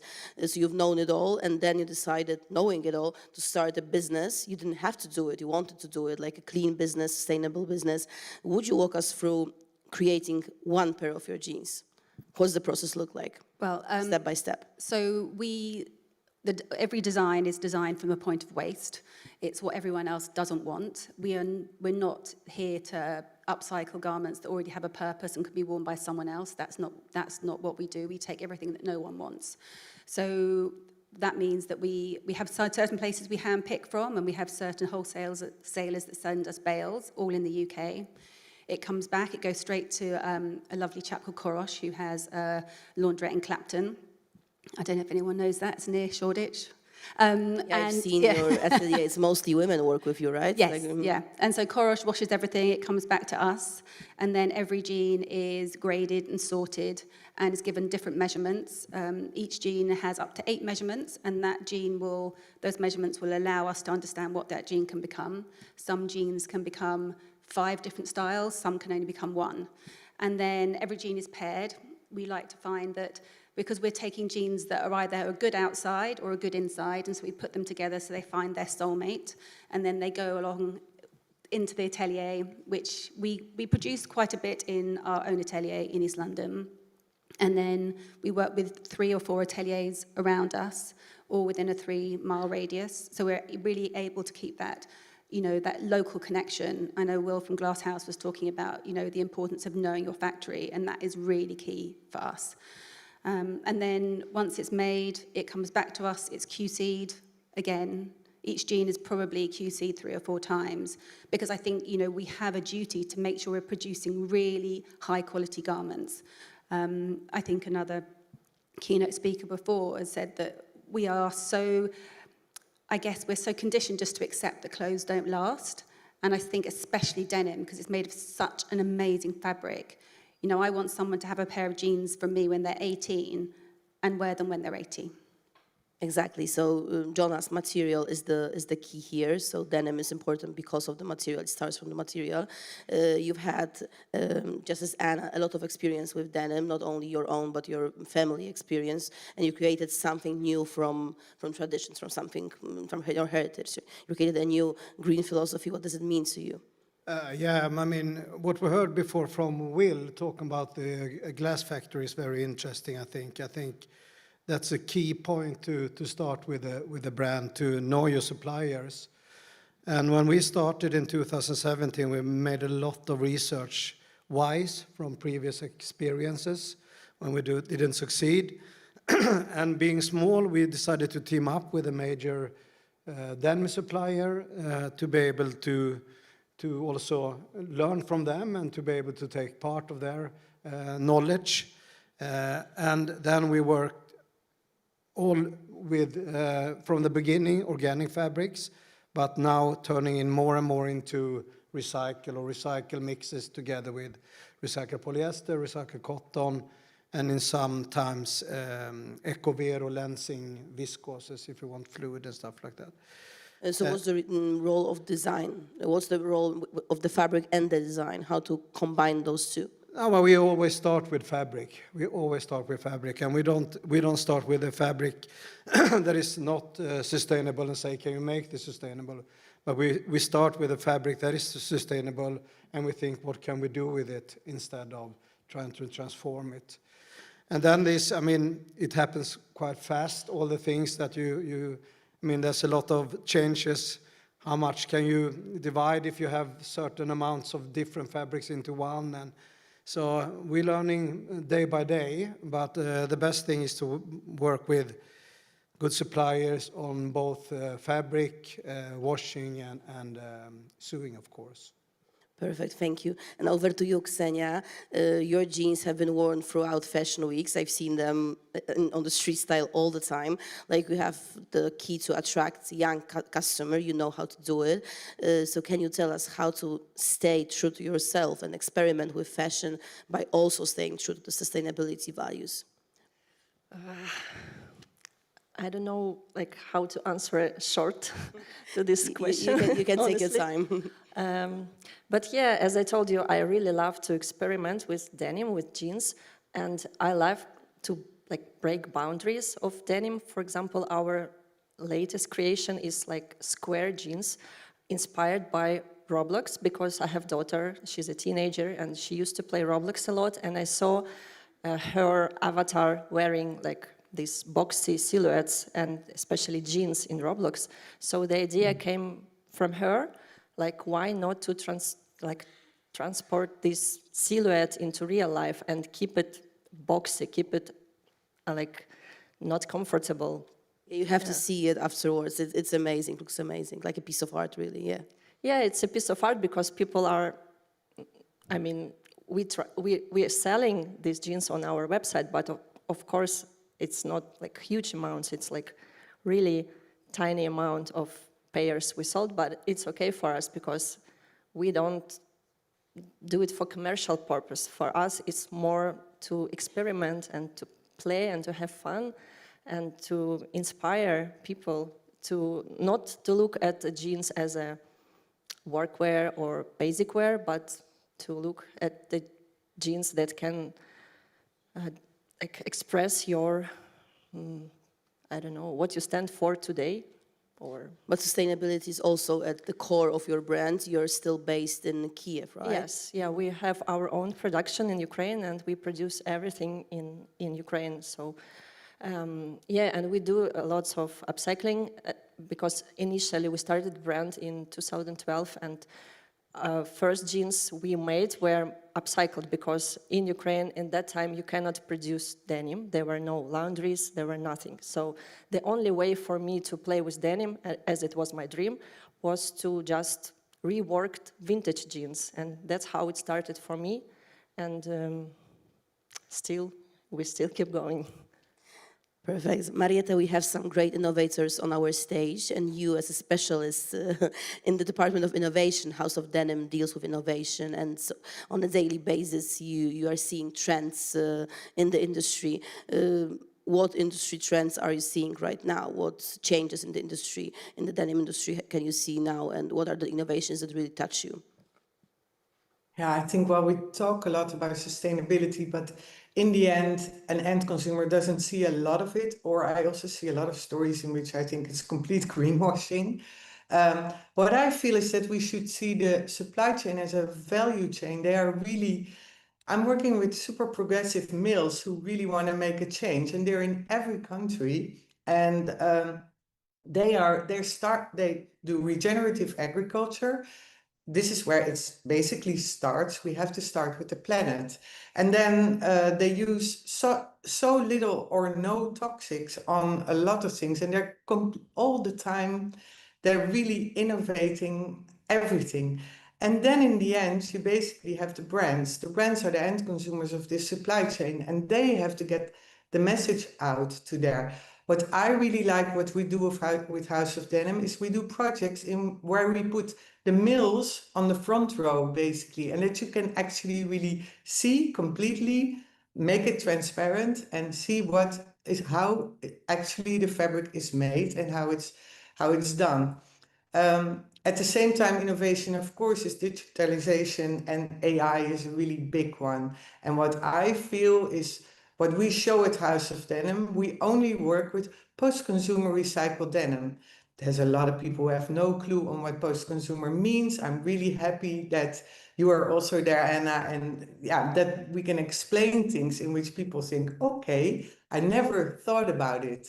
But by making your own jeans, you also feel like you're connected to a product and you feel the value of something. So I think to me, I really like the people in the industry. I love this part of the fashion industry very much because it's so much love for product, and this is what I am. And the workshop, make your own jeans. I would love to make my own jeans. And I was thinking about also, because my son, last week at school, he was doing upcycling actually. So it's a thing at schools now, I think it's great. So as we stated, the future of denim is possible with two things, like education, not only of customers, but designers alike. So people like you who can bring the change to young innovators. So we have 4 minutes left, so it's a great moment to talk about the future. Where do you see the industry in 5 to 10 years, taking into account that we will be able to educate both customers and designers? Maybe we'll start with you, Anna. Well, I really hope that we have a world where upcycling is seen as a successful business model that really does put people and planet over profit, but it runs alongside. You know, I don't think I can assume that people aren't going to stop. They're going to stop producing denim from virgin fibers. Obviously, I'd like that to be the case. But I think that if, you know, as part of what we do, it's a bit of a revolution. And the revolution, if you take that path, it's the one of most resistance. But when you have that path, you have to then be able to translate that to all your stakeholders. So we have to translate that to our ateliers so they can learn to upcycle, because the more we can impart knowledge and more we can support brands with upcycling their waste. So being a pioneer is also a mission. Yeah, and helping other people. You know, we did it with denim, but we've gone into shirting, suiting, kimonos, leather from offcuts of manufacturing, from furniture. All of those parts play such an important part. And so we really have to see upcycling as an equal to recycling. Perfect, thank you. So upcycling is the future. And Jonas, what's your opinion on that? No, I totally agree with you, and I mean that is a very important part. But from us producing garments, I think for us it's super important to look at the recycling part and the water usage and electricity, of course, in all parts of the production. And I mean, when I worked with this fantastic guy, or the owner of this facility, he said, imagine if we couldn't use virgin fibers. Imagine if we couldn't use water. What would we do then? You'd work with me. Yeah, so that is the main question, how to do it without that. Okay, perfect. Ksenia? I agree with both of you. I also want to add that I really want and enjoy to see how jeans becoming more couture, like out from the street to the runways, and big, huge houses are using denim. It's already happening. Yes, it's already happening. Spring summer shows are all about jeans. And it's really inspiring, and I hope to see more like elevated jeans in future. The ones you are wearing. Like. Perfect. Mariette, on to you. Yeah, so I run a place in Amsterdam. It's called Denim City. We call it Denim City because we actually turned Amsterdam into the Denim City. And Denim City is a place where all our activities come together. So it's and a store and a school and a lab and an archive and a library. And it's all about educating consumers, students, and industry. From day one, we started in 2010. We said we want to have a Denim City on every continent. We have a Denim City in Sao Paulo in Brazil, super important country for denim. And we're working on one in Turkey. And of course, this is also open invitation. We would love to have a Denim City Let's join everywhere. The movement, yeah. Yeah, because it's also, we can only do this if we collaborate and if we work together and if we spotlight the right things, we can show everyone that we can do it in the right way. And our mantra is we work towards a brighter blue. We want to make this world nicer, cleaner, and smarter. And this is why, yeah, I'm also doing this, and this is close to my heart. This has been Blue Revolution. Anna Foster, Jonas Clayson, Ksenia Schneider, Mariette Hoiting. Thank you all. Thank you.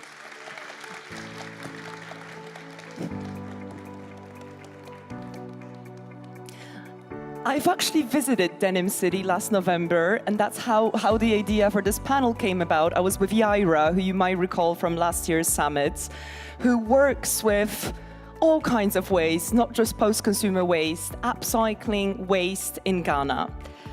Okay, so we have a roadmap, we know what needs to be done, but how do we make people care? Marina Testino, artivist and sustainability advocate, will share how storytelling and creativity can drive action in the age of climate fatigue. And trust me, Marina is very persuasive. She's even enlisted the Pope in one of her latest projects.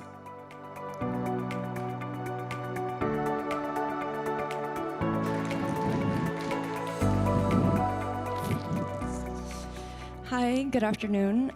So today we're going to be talking about reframing sustainable fashion. My name is Marina Testino, and I work in the intersection of sustainability, fashion, art, and education.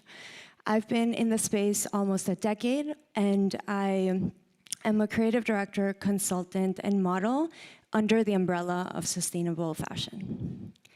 Here you can see a bit of a glimpse of my network. I work with NGOs, brands, and institutions to talk about sustainability and help them communicate what they're doing in sustainability.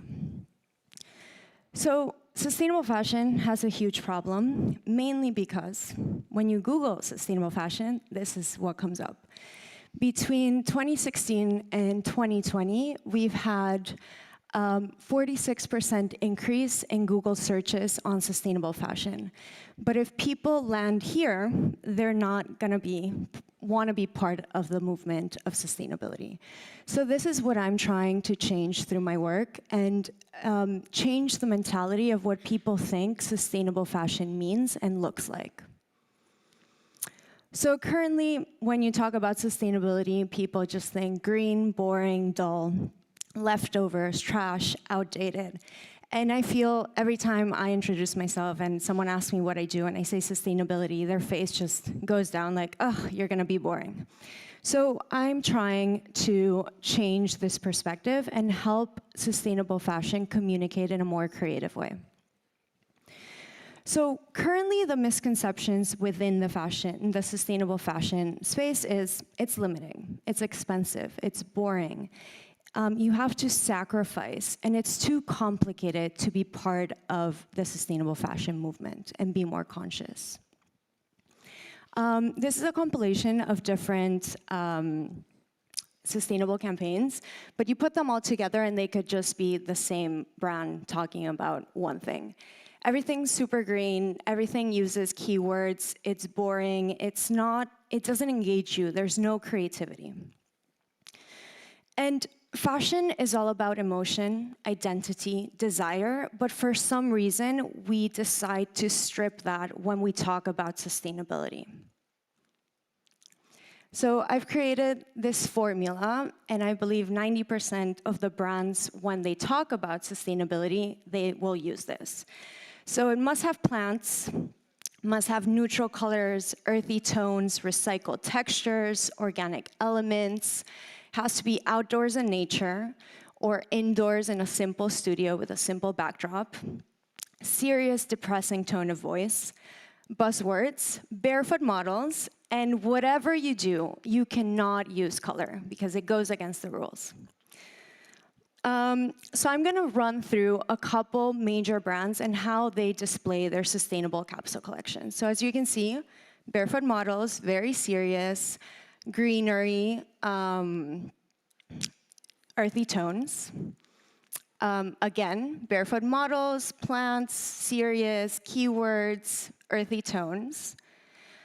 And again, and all these brands have the budget, have the creative directors, have amazing creative campaigns, but at the moment they want to talk about sustainability, they lose all the creativity and they just decide, we need to make something boring to make it feel sustainable. So a bit more into Prada. This is their Re-Nylon campaign. And Re-Nylon is their recycled plastic capsule collection. So as you can see, they decide to do it all black, all monotone, but then the rest of the website has so much color. And for some reason, we've decided that For people to believe that it's sustainable, we need to strip all the color away from it. And I'm fighting against that. And then we have the problem with the cost. People already think sustainability is more costly. But then if you have brands like Prada selling a leather bag for almost $3K, and then selling the same bag out of plastic for $200 less, obviously people are not enticed to be part of this movement and be more conscious if this is the options that we're giving them. So the solution. We have to elevate the narrative around sustainable fashion. And this is what I've been doing for the past almost decade. I want to change and rebrand the perception of what sustainable fashion means, how it looks, how it feels. Make it colorful, make it stylish, fashionable, trendy, cool, and accessible to everyone. And I've been doing this by changing the industry from inside. When I started in the sustainability space in 2017, I started as a model because I wanted to create my own clothing brand. So I started modeling to finance my clothing brand. Through modeling, I realized that there was so much waste within the industry. And I did the brand for like a year and a half, then finished, then didn't do it anymore.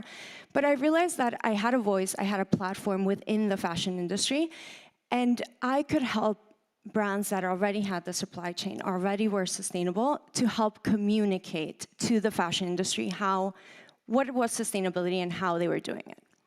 So my first campaign that I did was called One Dress to Impress.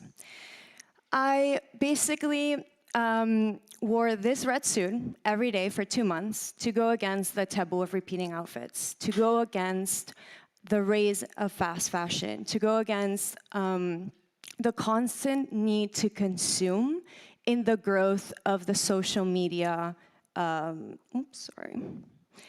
social media. And also, this was the culmination point of the influencer era. So One Dress to Impress was born, and it was kind of a personal challenge to say, I'm part of the fashion industry, I'm modeling, but I want to be more conscious, and I want to speak to the industry that how I can be more conscious while making it fun, colorful, stylish, and also make other people that are not part of the fashion industry feel they can be part of it.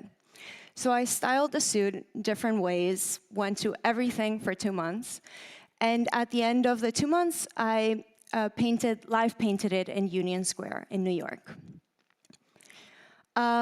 Other people followed the One Dress to Impress challenge. They would message me and be like, this is the outfit I've chosen. I'm doing the challenge for a week or for 2 weeks or for a month.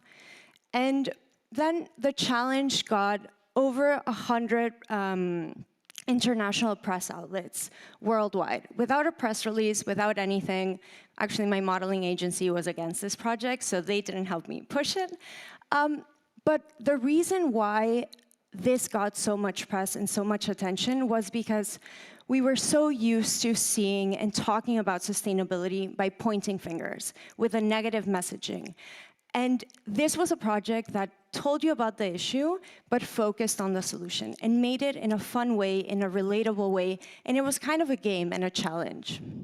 And this is what we need more in the sustainability space, that we need to make it fun. We need creativity. Oh my God, sorry. Another campaign that I did was Yellow Like a Lemon. I always use color to, oh my God, to talk about sustainability because the last thing you think when you think something sustainable is color. So by changing the narrative, I use color and creativity. Yellow Like a Lemon was another campaign that I did, also for 2 months. I wore all yellow outfits, and the whole concept was talking about, first, figuring out what's the hardest color to wear. I came up with yellow. and then using that color to talk about consciousness and sustainability. So I created the 4 S's of sustainable fashion: simplify, share, secondhand, and sustainably sourced. And all of the outfits for the 2 months were based on these 4 S's. And it was going against the ideas that sustainable fashion is expensive, it's limiting, it's complicated, it's boring. So through this campaign, I showcased the opposite. In all of my work, I use image and creative storytelling to match the emotional power of luxury that luxury has in the fashion campaigns. And I focus on the problem to educate first the consumer, but then I focus on the solution and find fun, creative ways to educate the consumer of what are the solutions and how they themselves can be part of the solution. So finally, one of my latest projects started with this image. I had recently learned about the problem in the Atacama Desert in Chile, which is an illegal dumping ground for clothing. And it got to a point that it was so big that you could see it from satellites. And when I learned about this, this problem, I wanted to find a creative way to raise awareness of what was happening, but also to pinpoint what are the major issues that the fashion industry is facing, and how can the consumers be aware of it by using art. So I collaborated with Enrique Badulescu and Laika, and we created Reframe, which is an exhibition pinpointing the main issues that the fashion industry has. So Reframe turns fashion's hidden waste into powerful visual storytelling, pinpointing systematic problems while showcasing tangible pathways to change. So every image that I'm going to go through tells a story about overconsumption, overproduction, plastic pollution, packaging, synthetic fibers. And all these images are part of the exhibition. And what we wanted to do with each image was really, you see the image and you completely understand what the problem is. I'm not finger pointing, I'm not guilting you into this is the problem, but I'm using art to wake you up and understand what the industry is failing at. And here you'll see a quick little recap of the exhibition.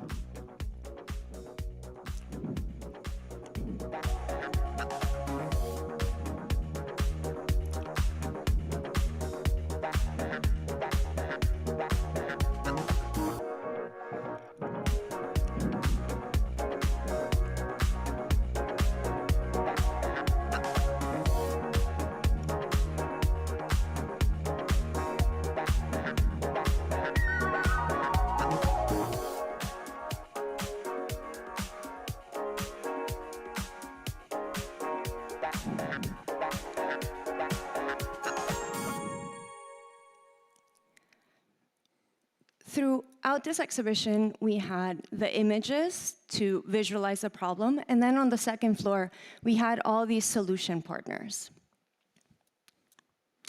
So we partnered with the Climate Museum, with Super Flea Market, with Moda Peru, the United Nations Fashion Network, Style Network. And it was bringing people together from the fashion, sustainability, and art space to talk about the issues in a creative way, but also showcase what are the existing solutions.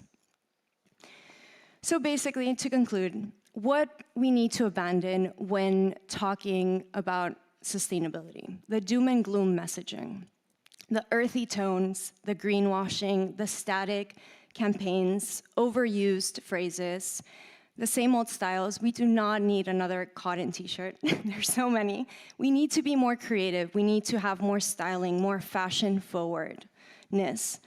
And we can't keep using models that don't have a voice and don't have a platform. Because if you use a model to communicate your sustainable campaign or your initiative, if she doesn't believe in that, if she doesn't talk about that, it's not credible and it's not educational. And we need to embrace circular models, new technologies, materials. We need to be more creative, elevate the imagery, create campaigns that make sense. It's not a static picture talking about one thing that you're doing, but really make it holistic. And follow trends. If the fashion industry is doing something, why is the sustainability doing something else? Like if everyone's looking at the trends, we need to incorporate those trends in what we're doing so we're also part of the movement. And finally, as I mentioned, getting faces that have a voice and have a platform and are talking about sustainability and believe in it.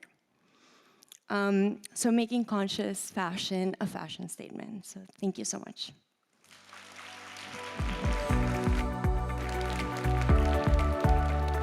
Great, thank you, Marina, for injecting some color to the stage. I'm also just very self-conscious of our earthy tones, and well, we'll work on that for next year. Well, sustainability in fashion is usually framed as a problem, as a challenge, but it's also a story of progress. In Zalando's latest report, It Takes Many, it reminds us that no brand can do it alone. Transformation needs collaboration. Alicia Jordan with industry leaders will explore what that means in practice.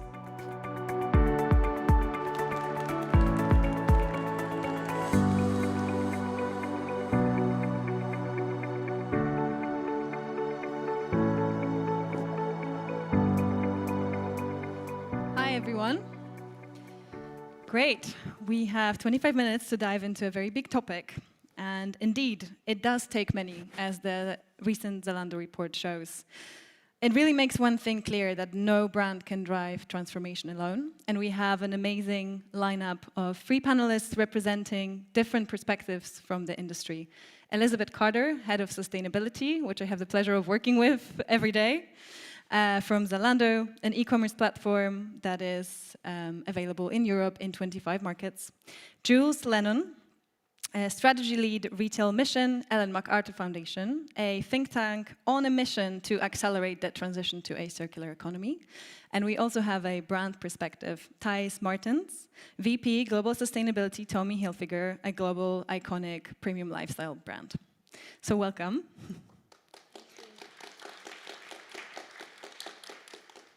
So the research is about customer behavior, their intentions, and what consumers actually expect from the industry. And how do they perceive responsibility? So a big topic, and one clear thing that comes up, and a positive one, I would say, is that more than 7 in 10 consumers actually aspire to make more sustainable choices in what they buy and how they wear it. But there's still a gap, an attitude behavior gap, in what consumers, what we all want, and then how do we actually behave. And why is that? There are many barriers, actually, that prevent the customers from living their values, essentially. So today we're going to dive a little deeper into some solutions, what these barriers are and what are the solutions to this, and how can the power of collaborative action actually solve this problem, hopefully. So I wanted to start with you, Elizabeth. Obviously, Zalando plays such an important role in our industry. It's part of such a massive ecosystem of brands, consumers, innovators. So I just wanted to ask you first, to begin with, how do you see Zalando's role in bringing all of these different actors together? And how are you working to address this critical need, actually, that our consumers said to us in this report, is that they actually ultimately want to see the sustainable product as being more accessible and a default choice? Yes, so we play a really unique role in this European fashion ecosystem at Zalando, really connecting 53 million customers with 6,000 brands. And we have an opportunity to really leverage that in a way that helps move the industry toward being more sustainable and more equitable. So with brands, what we're looking to do, brands like PVH, is to come together and understand our sustainability strategies and how we can mutually accelerate and activate them, and how we can spotlight their more sustainable products on our platform.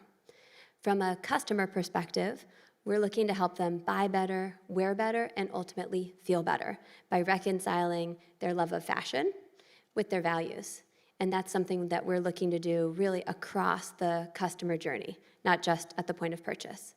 But it's not just about brands and customers, it's also about innovators and the role that we can play in helping them scale and move beyond capsule collections, as well as NGOs and think tanks like EMF. We really all have to come together, and then there's also a role of regulatory. And that's what we heard in our report, is that not only do we know that to be true, but actually customers and consumers also see that this is not an issue that can be solved by any one brand or party. Great, thank you. Yeah, it really takes many, indeed. And Thijs, I know that Tommy Hilfiger as a brand is really actively working on transforming the business, the products that you're offering to your customers. You have set a very ambitious target that by 2030, all products will contribute to the circular economy across design, use, end of life. Could you tell us a little more how the strategy and the 2030 goal is helping to make sustainable products more accessible and ultimately addressing that need from the customer that we've heard? Yeah, thank you. I think, firstly, it's important to mention that we recognize the gap that we are speaking about, right? And we all have a role to play, so it means that Tommy Hilfiger, the brand, we also have an important role to play when it comes to closing that gap between the aspiration of our consumers and where they actually shop and how they shop. For us, we want to lead with convenience, so we want to make it as easy as possible for our consumers to choose sustainable or circular products.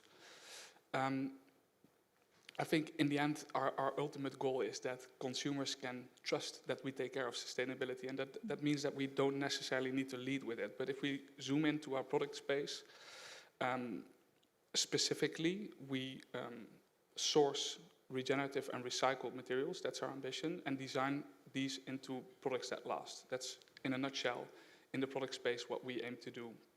And these products can then be loved by their first consumer, but can also be passed on to be loved again. And that's where we see that we can provide value beyond that first purchase that Elizabeth also mentioned. If we then zoom out a little bit, when it comes to the broader ecosystem, we believe that circularity and sustainability is not just something that should create customer value, right, prolonging that journey, but also business value for us as a brand. And we believe that through circularity, through creating clarity around the messaging behind sustainability together with our partners, but also through our resale and trade-in propositions, we prolong that journey. And if a consumer can resell their product conveniently at an attractive price point, that's when we succeed. Or when the consumers succeed. And then finally, there is also business value, right, for us. So this is the consumer value, and now business value. The business value for us is that we see an opportunity to engage deeper with our consumers, tell more interesting stories about where products are made, how they are made, but also make sure that these consumers are triggered to return to us and shop with us again. So the retention strategy is closely connected to the way we offer circular business models to or trade-in propositions to our consumers as well. Yeah, it's amazing to see such a big brand providing these new services and, yeah, ultimately also shaping new customer behaviors, right? And this is also something that came out in the report, that customer behaviors are actually shifting. People buy more secondhand, they are repairing their garments, they are checking labels, but a limited access to information, lack of guidance, also uncertainty about what actions they should actually be taking for more responsible purchases, all of these really remain major barriers to responsible choices. And I want to head over to you, Jules. And obviously, EMF has played a leading role, really, such a critical role on your mission to switch the industry to circular economy, and you're collaborating across so many different industries, obviously including fashion and textiles. And you've also helped shape common frameworks, definitions, tools to make sustainability, circularity more like understandable actually, and actionable both for brands and retailers and and customers. Could you share with us a little more how actually EMF collaborates with brands to help transform the industry? And maybe how are these efforts addressing a bit of this information gap? Yeah, absolutely. So we're talking about transforming this kind of iconic, broken system so fundamentally. So that's from how things are designed, how they're made, how they're used. And so often we get asked by the organizations we work with, like, where do we begin? And so I kind of want to take you back to 2019 when we took an iconic product, jeans, and we asked the question, is it even possible to design and make a pair of jeans to be fit for a circular economy?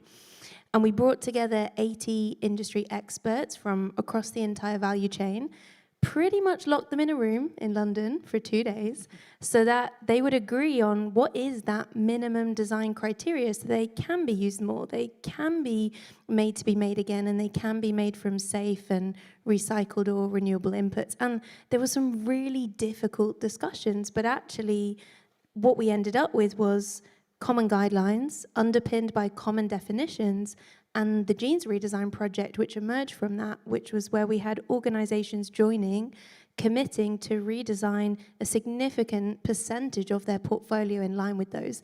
And if we fast forward to July 2023, we had 100 brands, retailers, garment manufacturers and fabric mills, including Zalando and Tommy as well, who had done it. They'd overcome design and innovation challenges, and brands had brought more than 1.5 million pairs of redesigned jeans to market that were durable and traceable and recyclable and made with safe materials and processes all at the same time.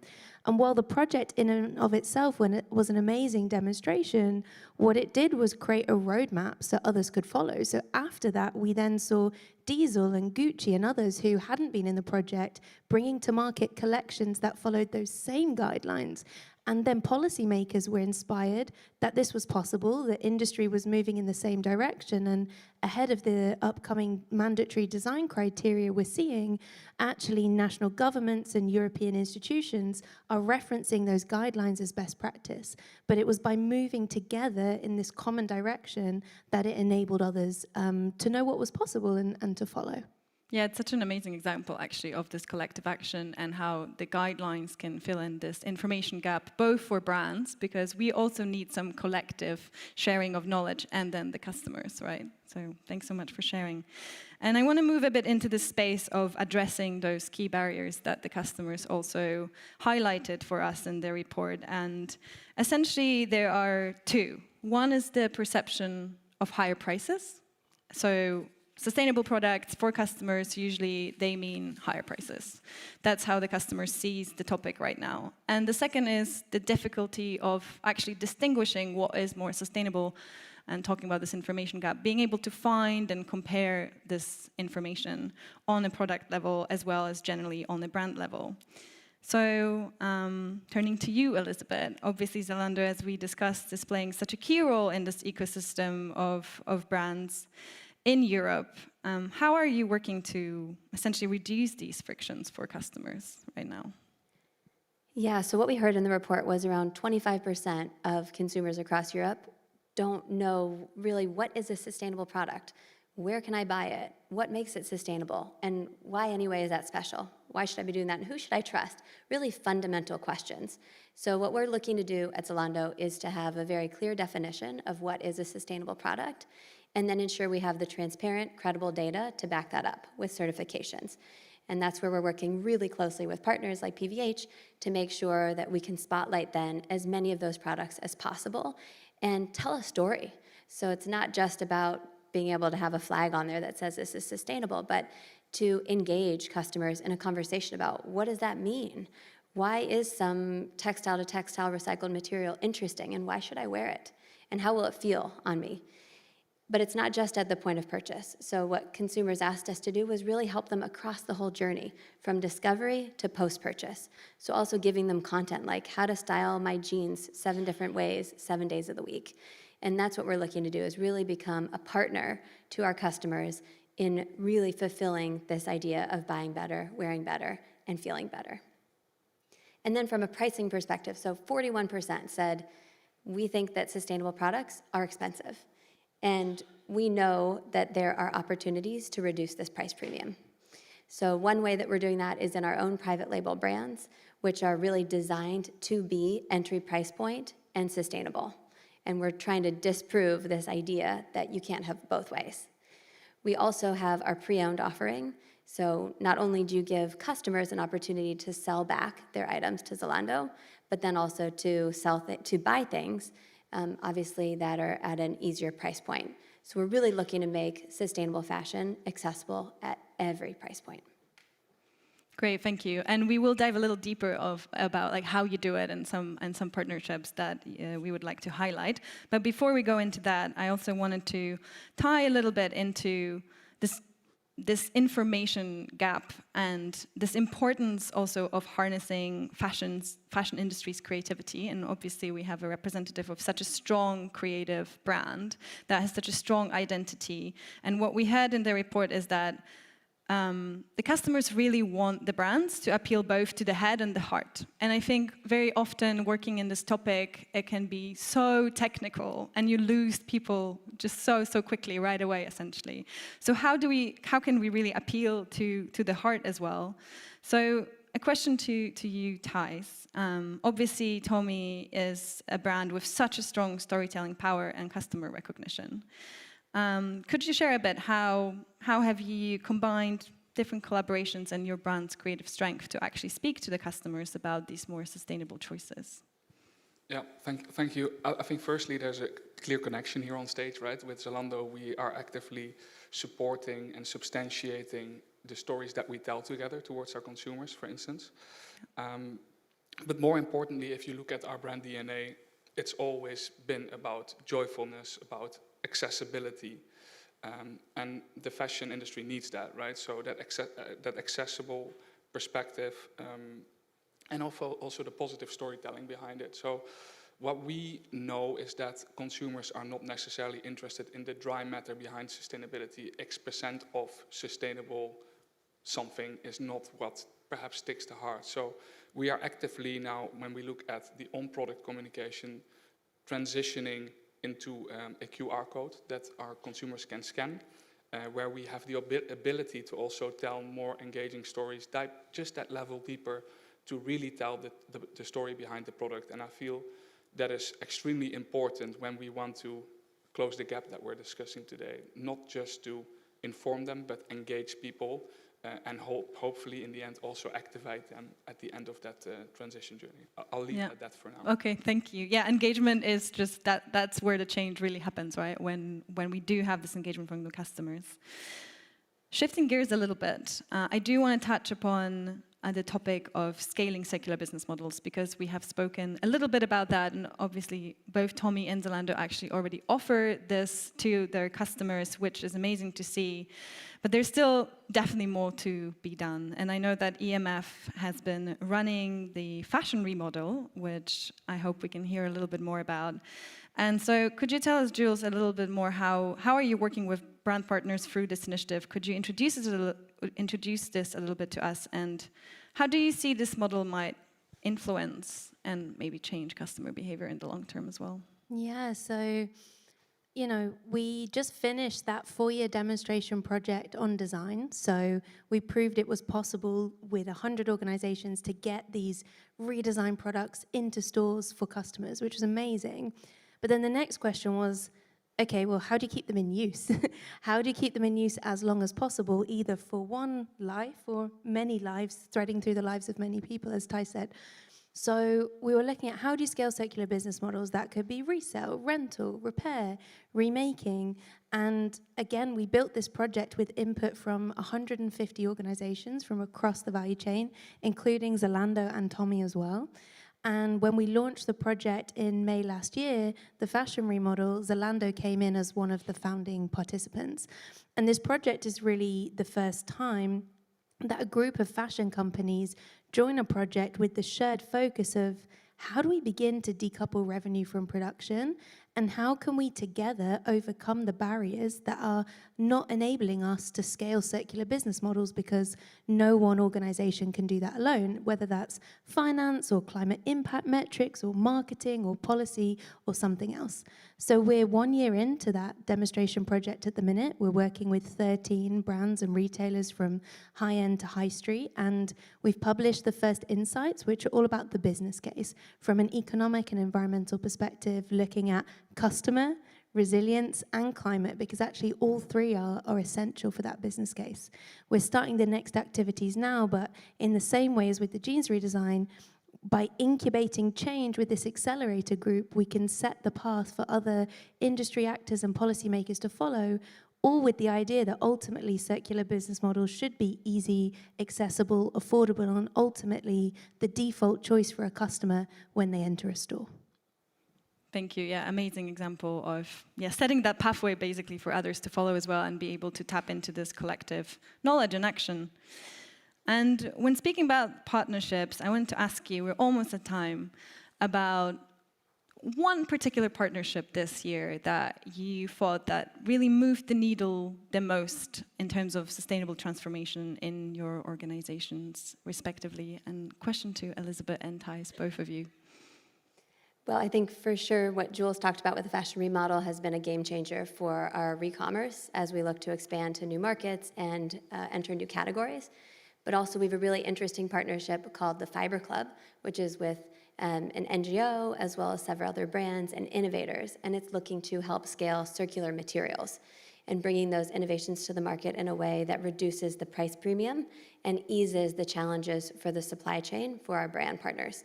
So that's also been a really exciting one to make real actionable change and address these very persistent challenges for consumers. Thijs?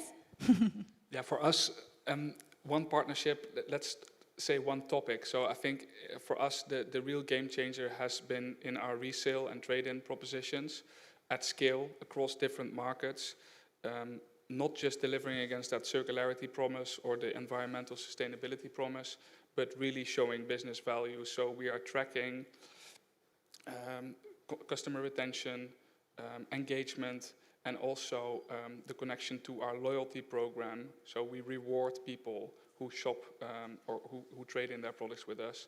And we see that through that, we actually see a much quicker return to our stores, much deeper engagement. And we hope, of course, that when they do so, they then uncover that second layer of our strategy, which is where we source sustainable materials across our entire portfolio, so that we enable that convenience and that ease of choice that we discussed today.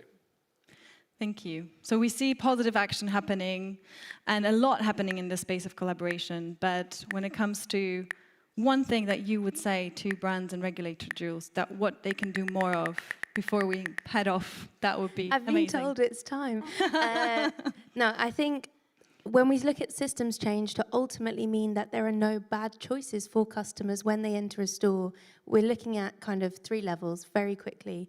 Individual business action, which is essential, and we're looking at some bright spots today. Next, collective business action, because ultimately systems change requires that. And then finally, the bringing together of policy with that, because without that, we won't have the enabling conditions. And together, businesses can also bring crystal clear asks that also help policymakers move that needle to level the playing field. Thank you so much. We will leave it at that. We encourage you to read the report. Thank you so much.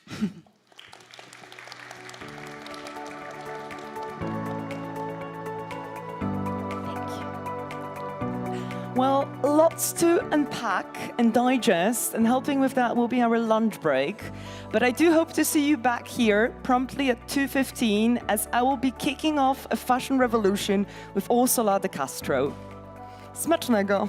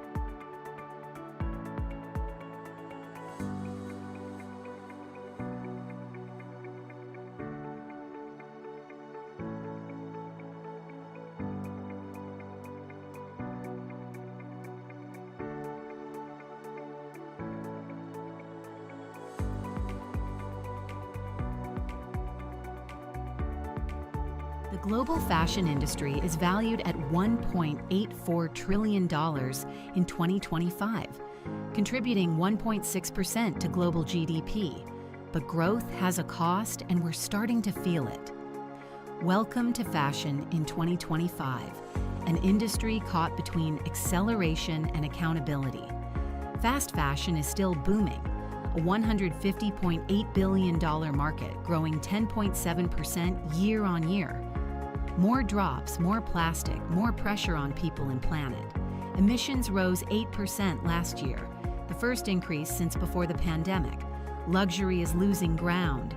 50 million consumers left the luxury market between 2022 and 2024.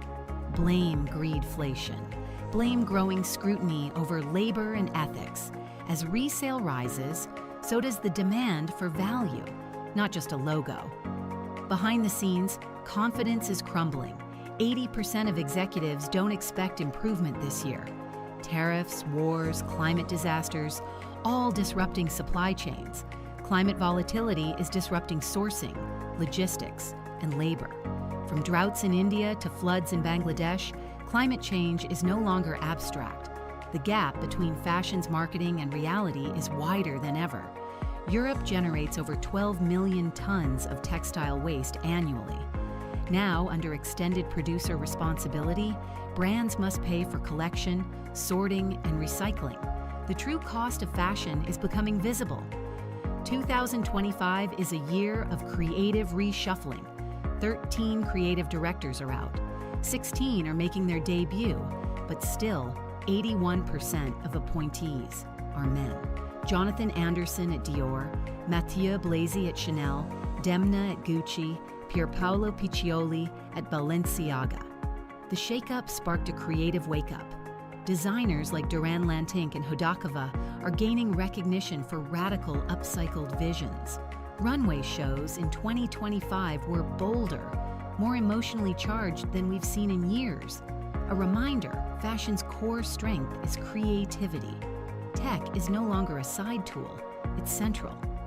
Brands using AI for demand forecasting saw 85% more accurate predictions, leading to 50% less overstock and a 30% drop in storage costs. AI is helping brands make less and make smarter. Fashion in 2025 is at a crossroads between illusion and accountability, speed and care, financial caution, creative turnover, ethical regression, digital acceleration.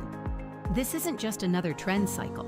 This is fashion's defining decade.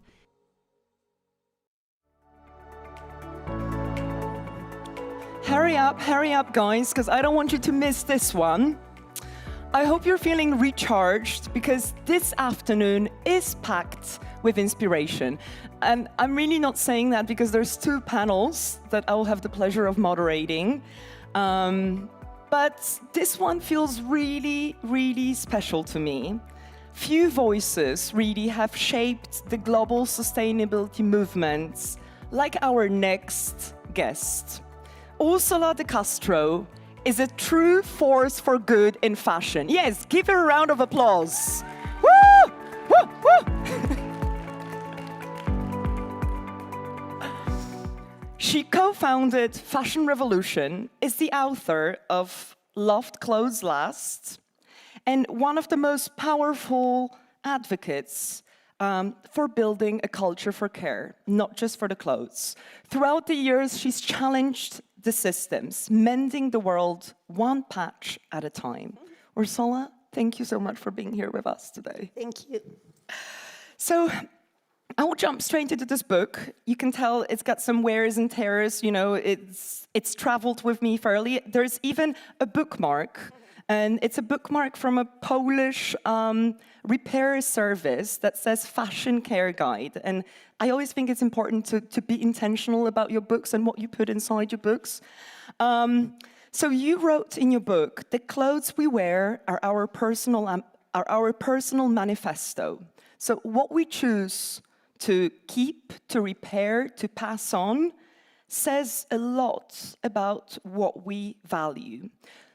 And I wanted to start with asking you, what does it mean to mend in a world that feels so increasingly broken, politically, environmentally, socially? Where do we even start? Do we have enough thread to go around? We certainly do, and we have a lot of history to look back to. This is the amazing thing about mending. It is endemic to humanity. The minute man or woman made, we knew how to mend. So we really don't have to go that far back in order to rediscover those techniques and the impetus to do it. The impetus to make things last, which frankly is the impetus of the whole of the world and the way that things have been going around. It's the latest impetus to throw away that is actually novel. So it won't take far to reconnect with the point of mending. To quote someone else that you're quoting in your book, Naomi Klein, she says, "A fresh generation is marching for revolution, and they want to wear clothes that tell the new story."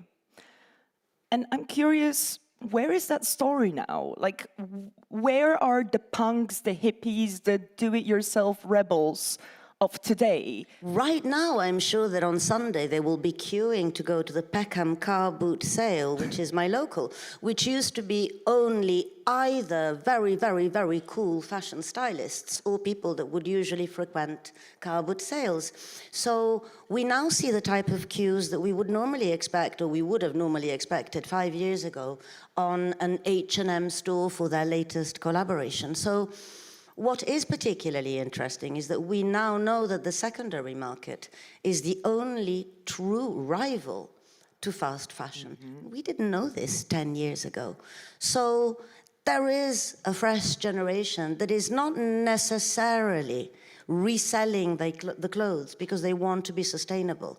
They are reselling their clothing because they're making a very vicious statement to the fashion industry, meaning it costs nothing, but I'll be making money at the end of it.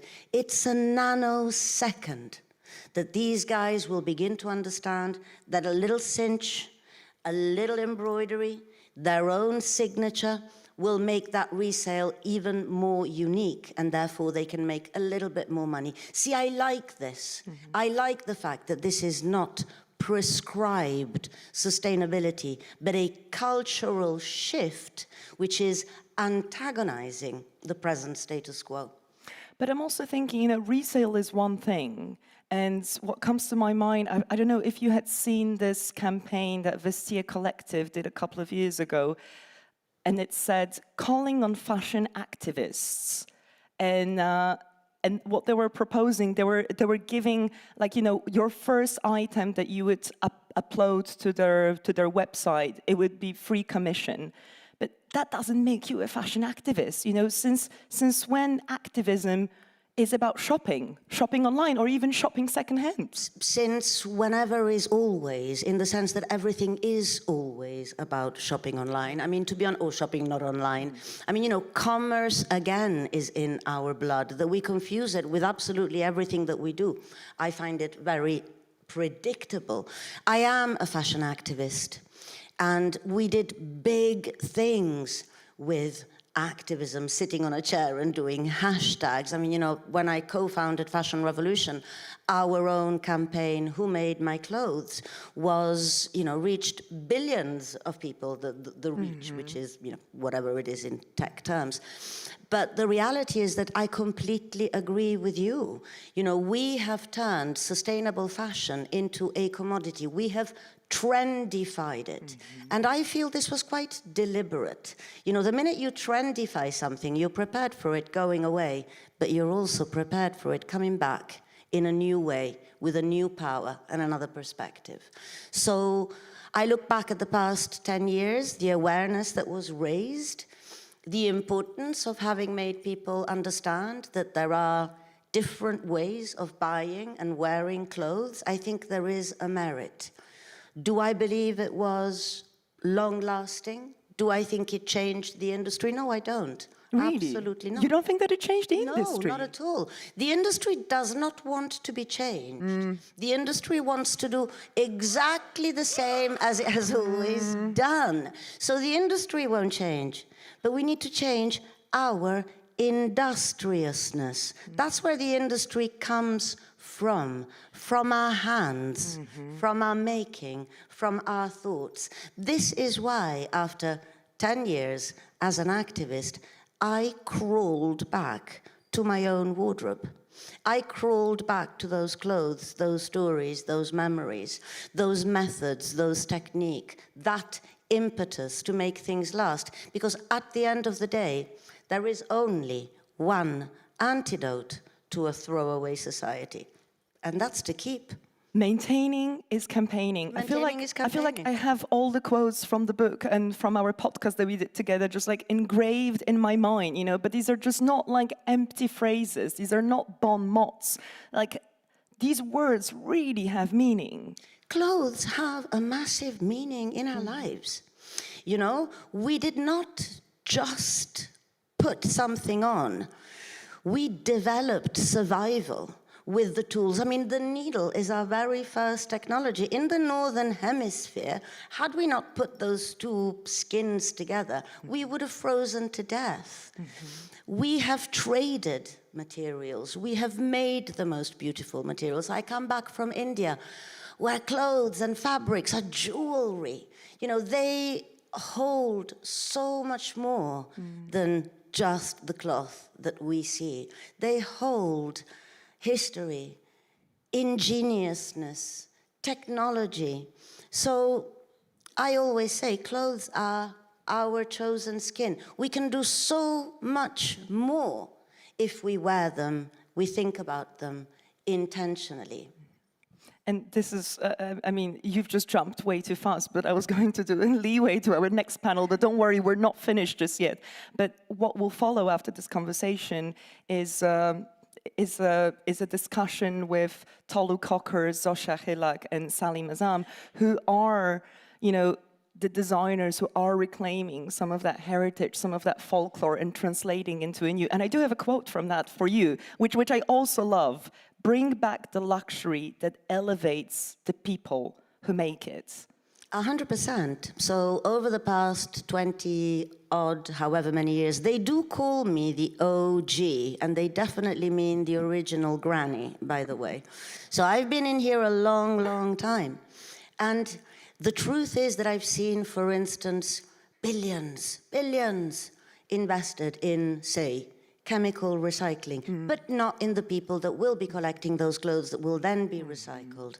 I've not seen any investment in technologies that are about people power, and yet we keep throwing away our clothes precisely in those countries, such as the Akatama Desert, as Marina was mentioning before, Ghana. that, you know, Ghana, Kantamanto, well, we know full well that there is no infrastructure but human infrastructure. And actually, some of the best upcycling I've seen in Kantamanto, not that I've been there, but I work with, you know, several practitioners there. They are the ones that need to come to Europe or to China or whatever in those factories. They were here at the summit last year. Well, thank God they're beginning to travel. Because, you know, we have this fantastically patronizing idea that we can go and teach everyone. But we've forgotten it long ago. And we are tainted, we are corrupted. So we really need to go and invest in the people that have the solutions. I mean, I am so bored of CEOs standing on stages such as this one, patting each other on the back for their achievements. The achievements, the CEOs don't even know where they live. The achievements are within the supply chain, in those factories that they don't know where they are, in markets such as Cantamanto. So we are so far removed from where real change and real human technology can make things happen.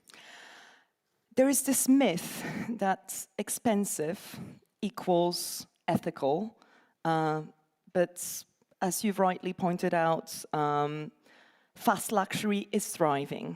expensive clothes are produced under the very same exploitative conditions as fast fashion.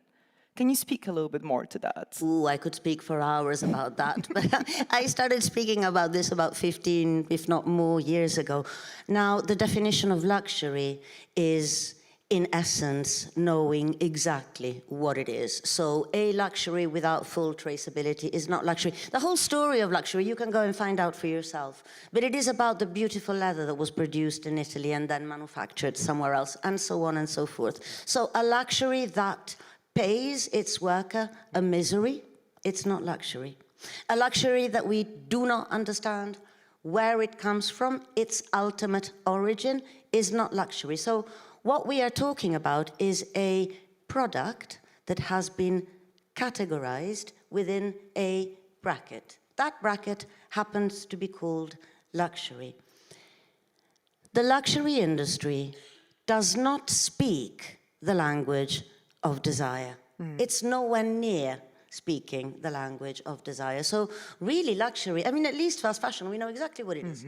It has now spurned its ugly baby, ultra fast fashion, and what a name.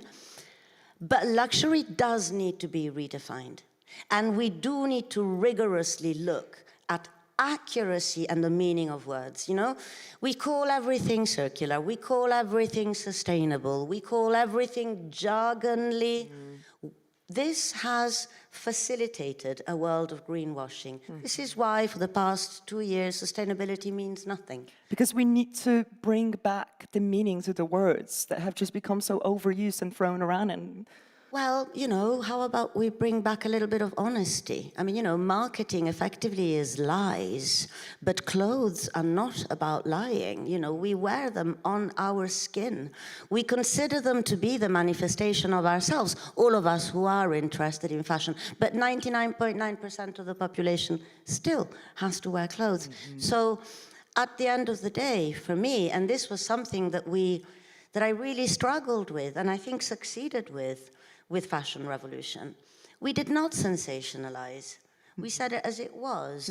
And working with all of the teams that we had, including Fashion Revolution Poland, girls, if you're here, hi, if you're watching, can you show hi. us a show of hands? Who's an activist in this space, Fashion Revolution or not? There you go, there's a few. There's more people in the background, but you know, that's why I encourage all of you, come sit to the front row. This is your one and only chance to be in such close proximity to Ursula de Castro, really, because we can't see you. And yes. Anyway, I left the revolution 3 years ago for all the very good reasons I spoke about since leaving, but it's this idea of saying it as it is. You know, sometimes accuracy is infinitely more profound than sensationalism. Honesty will hit further than the biggest happy ending fairy tale we know isn't there. And that's exactly what we were discussing, you know, when I've asked you about sustainability fatigue, is that people are also tired of these empty phrases that mean nothing, that maybe it would be better for brands to come forward and say, we are in the process. Also, you know, as we've just heard from the panel before, it takes many. You cannot do it alone. So it would be much better to hear where we're at, rather than just pat ourselves on the back. And there's an awful lot that we can do. I mean, you know, as I said, I crawled back to my own wardrobe because for me, the power of mending is really where it's at. You know, we have skills, we have the world that is thriving with different mending techniques, believe it or not. Can you actually speak of some of them? Yes. Not of the necessarily the book for the techniques, because I'll be here for hours. The book is also so beautifully published. Oh, How to Mend Your Jeans, Borrow Style. Like, I strongly recommend this book has sort of served as like a blueprint for the entire agenda. I don't ever see a point to invisible mending. That's a brilliant quote. Such a good quote. Can't remember her name. It's textile artist. Yeah. Yes. But I think the concept around mending is a question of why to mend rather than how to mend. In fact, if anything, I feel that there has been a bit of a misconception around mending that means that you've got to go on YouTube and for some reason mend your own trousers. So it's really, really not about that. By all means, if you want to go on YouTube and mend your own trousers, do. I'm a shit mender, sorry. I'm a terrible mender, for instance. Distressing your own denim, yes, but you do not recommend, we should be supporting the skilled people. That's precisely the point. The point is you can that there destroy are your denim. skilled menders, and this is where we need to go. We need to recreate those jobs, recreate those skills, because 30 years of fast fashion and unachievable luxury, at the end of the day, have created an extinction. And any extinction is a loss to its ecosystem. So we are losing by not having the modesty, the honesty to say, I want to keep this forever. And that person, this person, will help me do it. It's a fantastic relationship of creativity and sharing. And we are about to see it gone in the West. Again, I've come back from India where we recently mapped with a project that we're doing, we mapped all of the menders in Bangalore. And it's... Really? You've mapped all of them? We mapped all of them. Yeah, we mapped them, archetyped them. This is a project I'm doing with a partner in India called Bhavya Goenka, and who is also one of my mentees and a wonderful designer.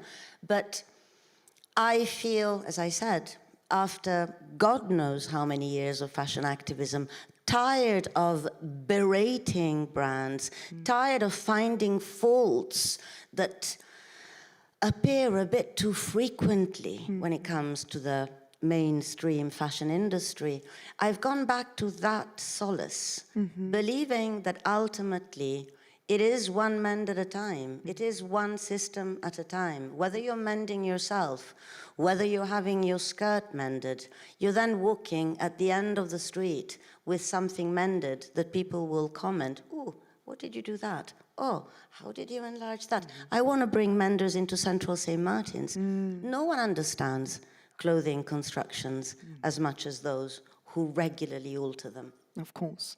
I know there is a little manifesto that you want to read out loud. We are sadly approaching the end of our conversations. I want to end with that. If I find it, that would be. Okay, so I wrote a little manifesto, which is the Clothes Keeper's Manifesto, because, never mind whether you are fashion industry or whatever, we all wear clothes, so I hope you all will be clothes keepers. Nothing is nothing, everything is something. We were raised to dispose, and we rebel to that. We dream of longevity as a prerogative to rebalance decades of planned obsolescence. We want fewer, better things, made by people who are properly paid. We swap purchase for purpose. The threads that bind us. Who made our clothes? Where will our clothes go? We are in the supply chain. We have responsibility. To keep something is to honor its makers and prevent it being dumped on another woman's land. Planned longevity is a mark of respect for people and nature. I wear, therefore I can. We will use our consumer power. We will only buy with love or need.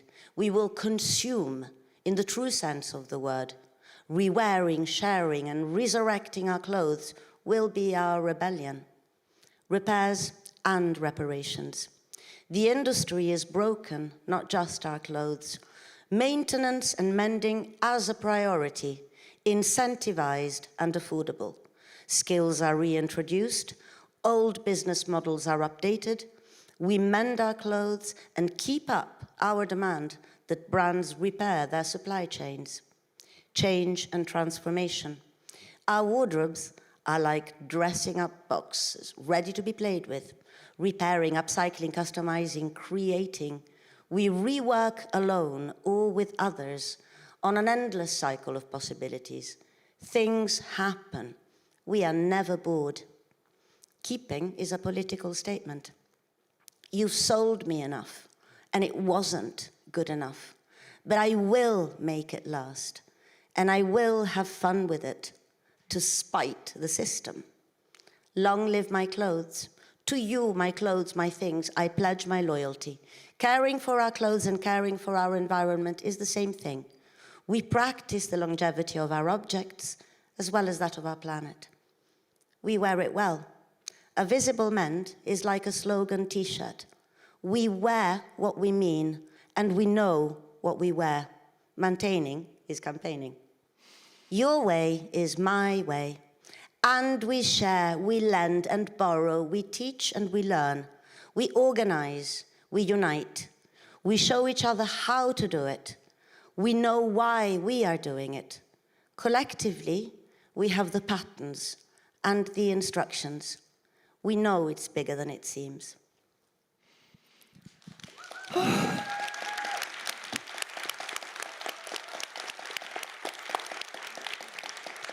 For more poetry and tips on mending, I suggest you follow Ursula's account. I mean, she's just like spitting out poetry. Beautiful. Thank you so much. Thank you. Oh. You need to sign the book. Oh, I got a little emotional there. Fashion is rewriting the story, one rooted in heritage, in identity, and reinvention. From Lebanon to Poland to Nigeria, the designers we'll hear from are transforming folk traditions and craftsmanship into something distinctly modern. Leading this global conversation is Marcin Różyc.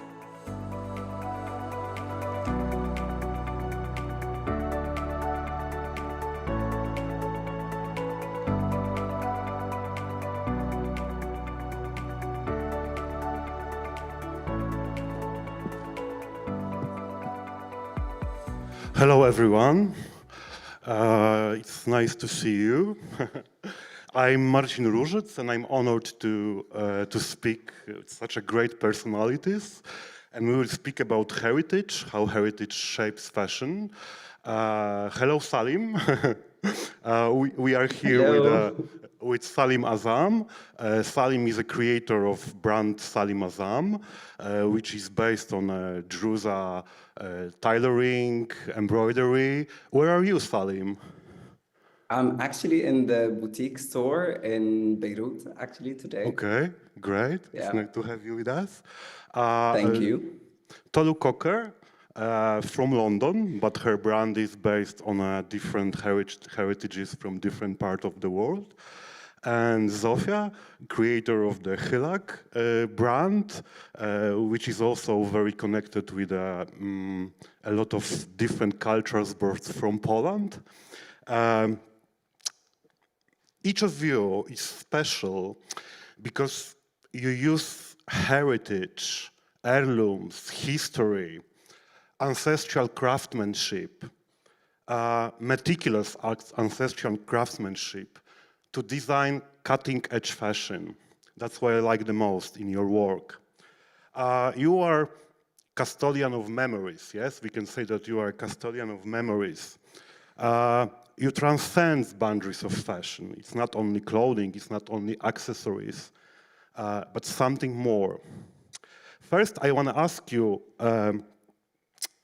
how, because I think contemporary fashion is very autobiographical. Like autobiographies are one of the most strong power in contemporary fashion.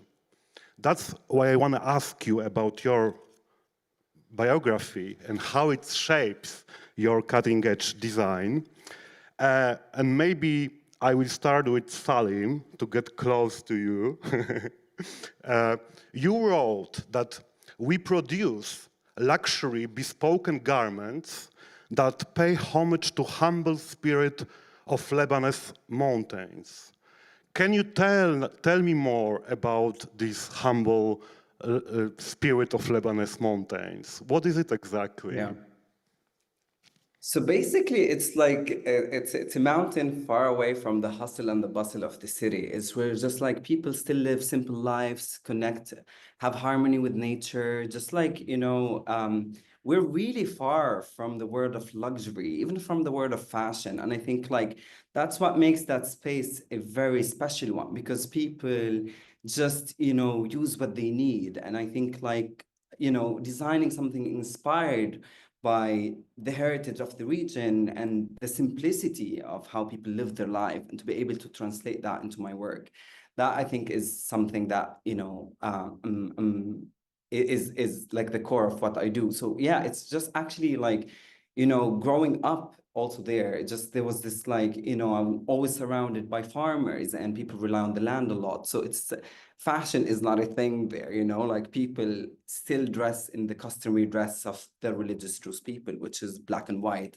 simple oversized pants and a top. And that is very humbling because people are not willing to do more than that.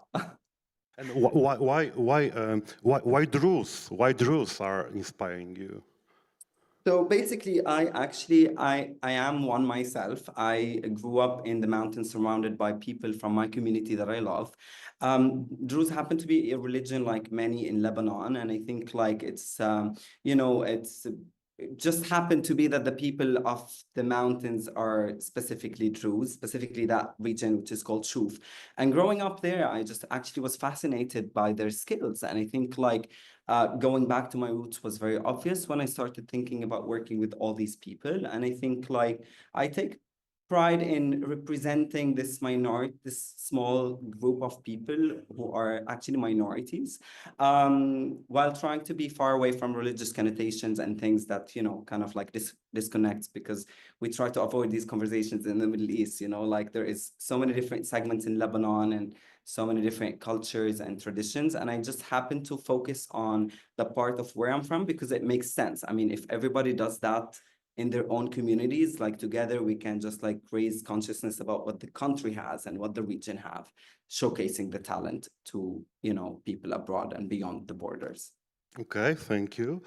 Tolu, I want to ask you this question because I love your collection because they are like articles. I have a lot of knowledge about, for example, fighting for freedom in the 60s in London, but also we have like a spirituality. Could you expand on these traits? What autobiographical stories shapes your fashion?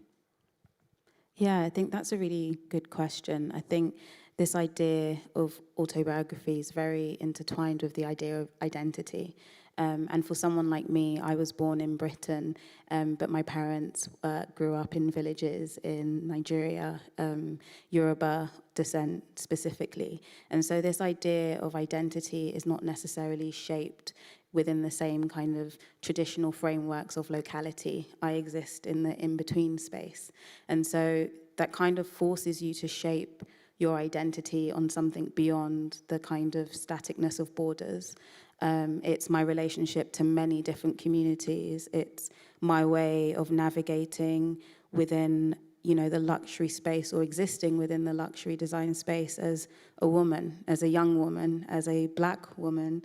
And so purely by the very existence of operating in that space, your existence in some lenses may be resistance, it may be empowering, it depends on who's engaging with it. And so my sense of self is shaped less by these kind of traditional constraints and much more by my everyday human interactions and understanding of the world.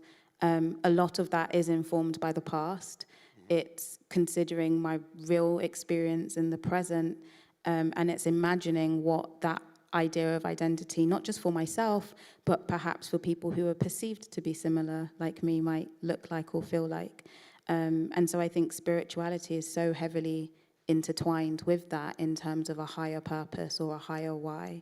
And I think that's something that definitely drives a lot of my decision making when it comes to not just what I create, but how I create and the impact I want it to have. I love that you mix in your collection like maybe typical European tailoring, but also like a ritual attire from Candomblé religion, yes, and also you are inspired by the photos from some protests, yes, from London. Can you expand on this trait more? Yeah, it's quite interesting because I would say that my work deals with a lot of quite heavy, controversial topics. And I always say, you know, there are some conversations that are difficult to have with words, so I like to have them through clothes because it's a way where people volunteer themselves to the conversation. It feels a lot less confrontational. But I will say that a lot of those references are based on identities that I inherited. So it may not necessarily be my own lived experience, but I've inherited the experiences of those who came before me. So my very privilege of existing within the fashion space may have been the battle, you know, whether it's through civil rights, whether it's through social economic status, whether it's through inequities in the creation process or whose stories we value. My very existence is also a privilege. And so by intertwining this idea of what people perceive to be traditional, because also as a Yoruba woman, what it is to be a British Yoruba woman, it has a slightly different nuance. And what it means to challenge this idea of kind of European design or African design is to take it away from that homogenization and give it the dignity of difference. So I think by pulling these references together in one, it allows people the dignity of difference. It allows people to find their own way to relating to these concepts or ideas of identity. Thank you. Zofia, you wrote at your website, I'm very sentimental. I was raised on a beautiful family stories, rooting in my own identity, in my grandmother's memories. I'm endlessly curious about fashion and its symbol in a times past. Can you say more about these stories that maybe your grandma's stories that shapes your fashion? Yes, I think, to be honest, it came to me quite late. When I started my brand, it was almost 11 years ago. At first, I really wanted it to be, you know, international. So I started with, as soon as I was able to, I started with shooting campaigns in London and Paris and New York, and I was like so proud of myself that I could do it. And that's what I thought is, you know, something, the measure of success.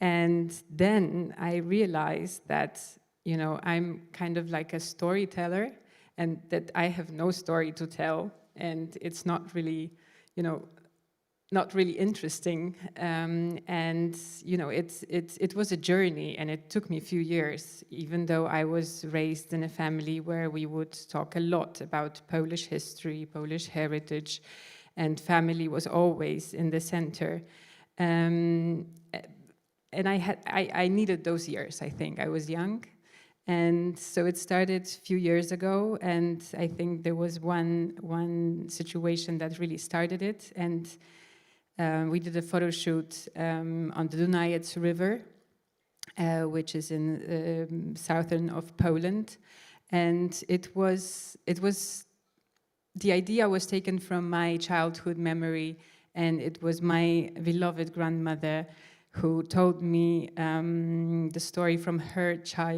childhood. She was born in Kresy Wschodnie, so the eastern borderline, today Ukraine, at that time Poland.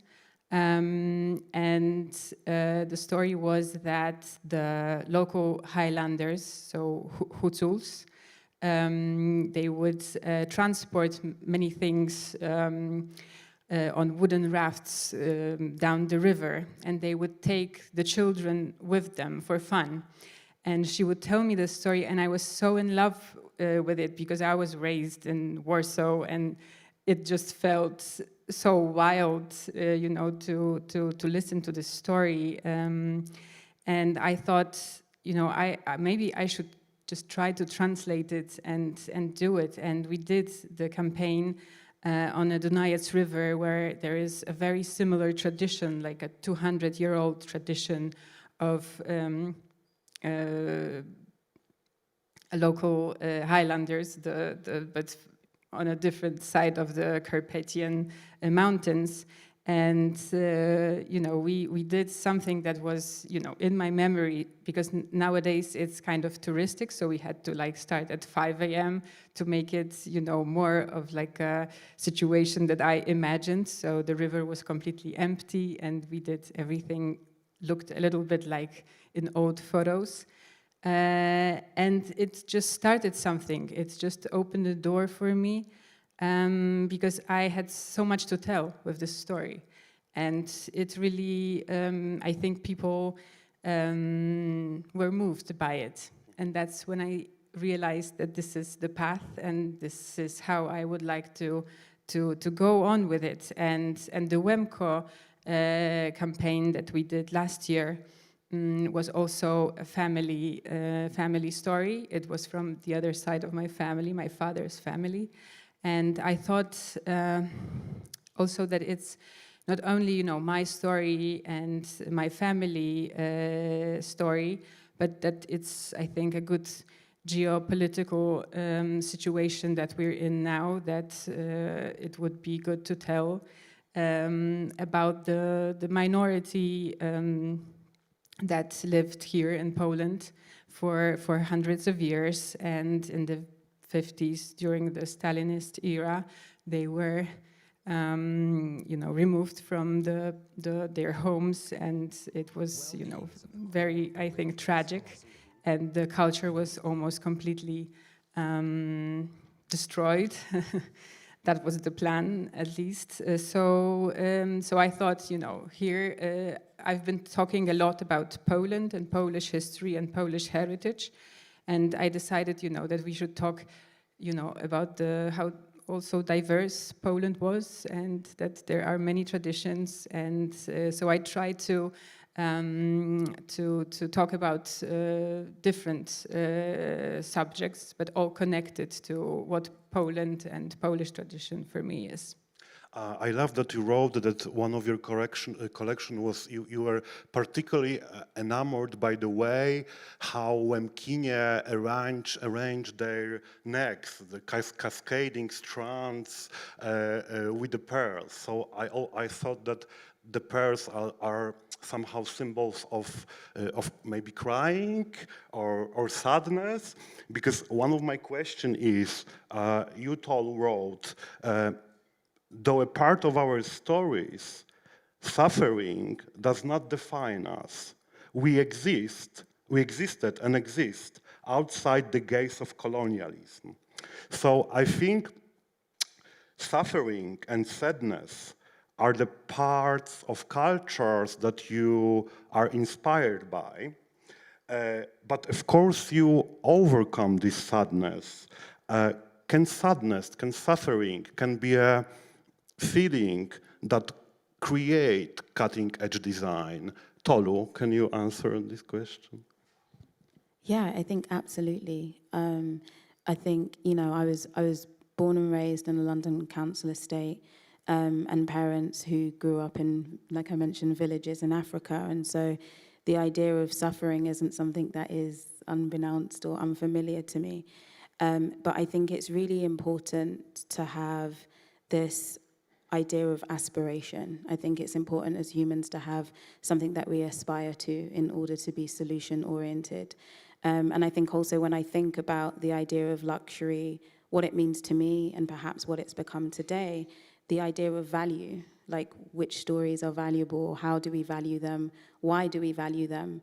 And I think of, growing up, kind of the idea of who I was taught should be my role models, or perhaps people who I had no connection to, maybe because of the aspirations that, perhaps I was limited with. But I had parents who taught me to dare to dream.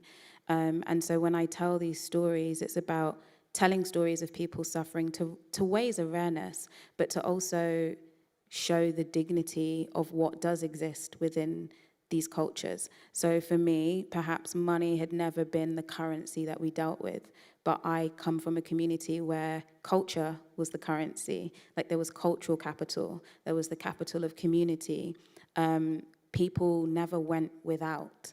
And so the ways of creating the ways of existing, the ways of even like the ideal notion of sustainability, what it meant is perhaps completely different to the conversations we have through like a Western gaze or Western lens. It's really about these ecosystems and the continuation of that. So when I think of the idea of suffering, it is a part of someone's existence, and it's not something that should define whole communities because it affects the way in which we value or don't value communities. Okay. Salim, can you tell us if sadness or suffering have a place in your design, in your way of thinking about fashion? Definitely. I always say sadness has its own frequency for a creative. And I think like life of a creative and a life of, you know, someone who creates work, like it takes a lot for you to be connected, you know, on a deep level to create something that, you know, means something. So I think my work specifically, like what I do is just like every chapter is an opportunity to communicate a story. And if I look back into my chapters, sadness has been very much present in it, even if the outcome is very positive. And I think, you know, there is something about, you know, being able to express yourself and sharing that with others. And by sharing that with others, you have other people connecting with their own sadness or their own suffering. And it kind of creates like a collective healing. So as a creative, yes, sadness is definitely a frequency that we create from. But on a brand level and artisan level, I wouldn't say like, you know, there is a direct link. But for example, the women, the customary dress is black and white, which is this duality between grief and light. And I think like the philosophy around the religion, which is, you know, surrendering and just like, you know, having so much faith, I think is kind of embedded in the women's practice. And that's why they do a lot of embroidery. So I always say, like, you know, crafts are divine acts. Like 9 years in, and it still fascinates me how women would sit on a piece for 30 days sometimes. And I think it's their way they connect. It's the way they vent their own sufferings, the way they got distracted from their own lives. Because when you're actually doing crafts, you're completely disconnected and you're with a needle and a thread and just that piece. And I think in a way, suffering and sadness, yes, do definitely roam around in the creations of what we do. Creativity from today, Beirut. Beirut is important in your design? Atmosphere? It is. Beirut is such a creative city. And honestly, if something I'm proud of, it's not just I actually celebrate the Mount Lebanon, but I celebrate the region. You know, I feel like we are very unseen given like everything that is happening to us here in the region. And I think Beirut has a level of fashion and competition that is amazing. So it's definitely a very inspiring place to be. It's very vibrant. There's always something happening. Even if we don't have Fashion Week, it's still very creative place. And we don't need a Fashion Week in other cities. we don't need we don't need one. We have to have our own identity, yeah, not a copy from the other. So we have to finish. That's what I want to say at the end. I love your design because it's above the political, national divides.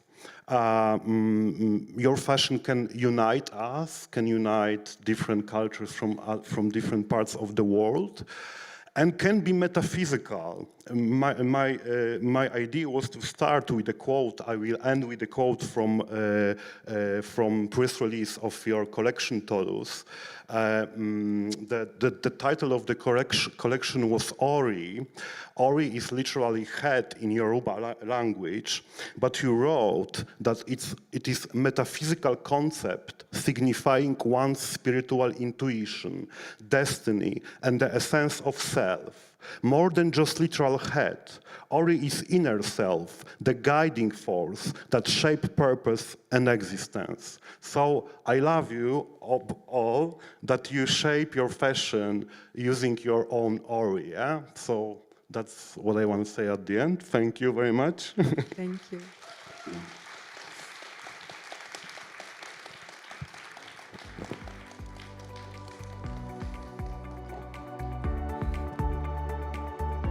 was actually so engulfed listening to you. I haven't even pulled out my notes for the next panel. I wish we could stay here longer.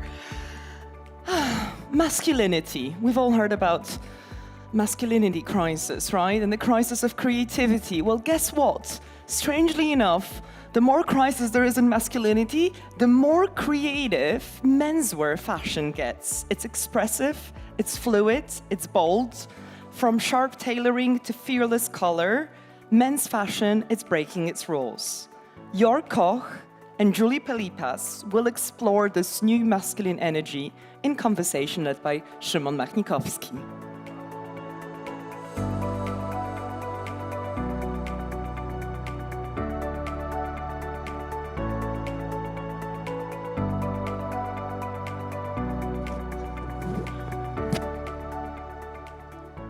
Good afternoon and welcome to Conversation of Fashioning Masculinity with my great guests, Julie Pelipas, founder and creative director of Better, and Jörg Koch, founder and editor of 032C, media and fashion platform. I'm sure everybody recognizes you, but could you briefly introduce yourself and your brands, especially how they both respectfully started? Julie, you were first widely recognized as Vogue Ukraine fashion director, but your big revolution was creating upcycling platform, upcycling system. Could you tell a little bit more about it? Sure. My favorite question. Well, that transition from media to creating the first upcycling system was actually very organic for me. This is the evolution, maybe personal. So what I do now is building with my team the first upcycling system that operates at industrial scale. And in particular, what we do at Better can be split into pillars, which is the technology that serves actually upcycling. And this is the B2B direction where we work with big companies, the brands. And the other pillar would be the brands itself, Better, which we all know. And Better was born out of necessity to test technology, actually, and to show within product the culture of this new product to market and scalability of upcycling and actual, I would say, capacity of upcycling as a method. So there was a nice idea to actually combine technology with product itself.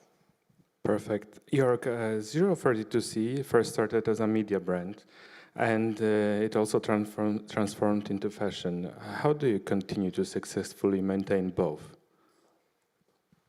Oh, that's a tough question. I think like I started 032C as a magazine in 2000, and I just read the other day a quote by Mucha Prada. I got into fashion because I was against everything. And that really struck a chord because that was the motivation back then to start the magazine. I felt that fashion or the existing fashion system was not really corresponding with the rest of culture, with politics, architecture, music, and there was a new wave of designers like Raf Simons, Helmut Lang, Hedi Slimane, of course. So there was suddenly something I could relate to, and the magazine was about this. And so the magazine was running, we kept on doing it, and fast forward to the mid-2016, 2017, there was a development that everyone became media, you know, like Louis Vuitton became media, McDonald's became media, everyone published it. And what happens then to media? And so the point was to start a brand. And we started with a bootleg t-shirt, the most simple brick of fashion, and started to develop everything. And now we're showing on Paris Fashion Week, doing shows, are in 100 stores. So basically we're like the first media brand to be transformed into a fashion brand. And how to manage it, your original question, sorry, that's really tough. No question about it. Okay. That's like whoever says that fashion is not rocket science, it's kind of true, but it's almost there. When you look at what we talked earlier today about logistics, supply chains, about factories, etc.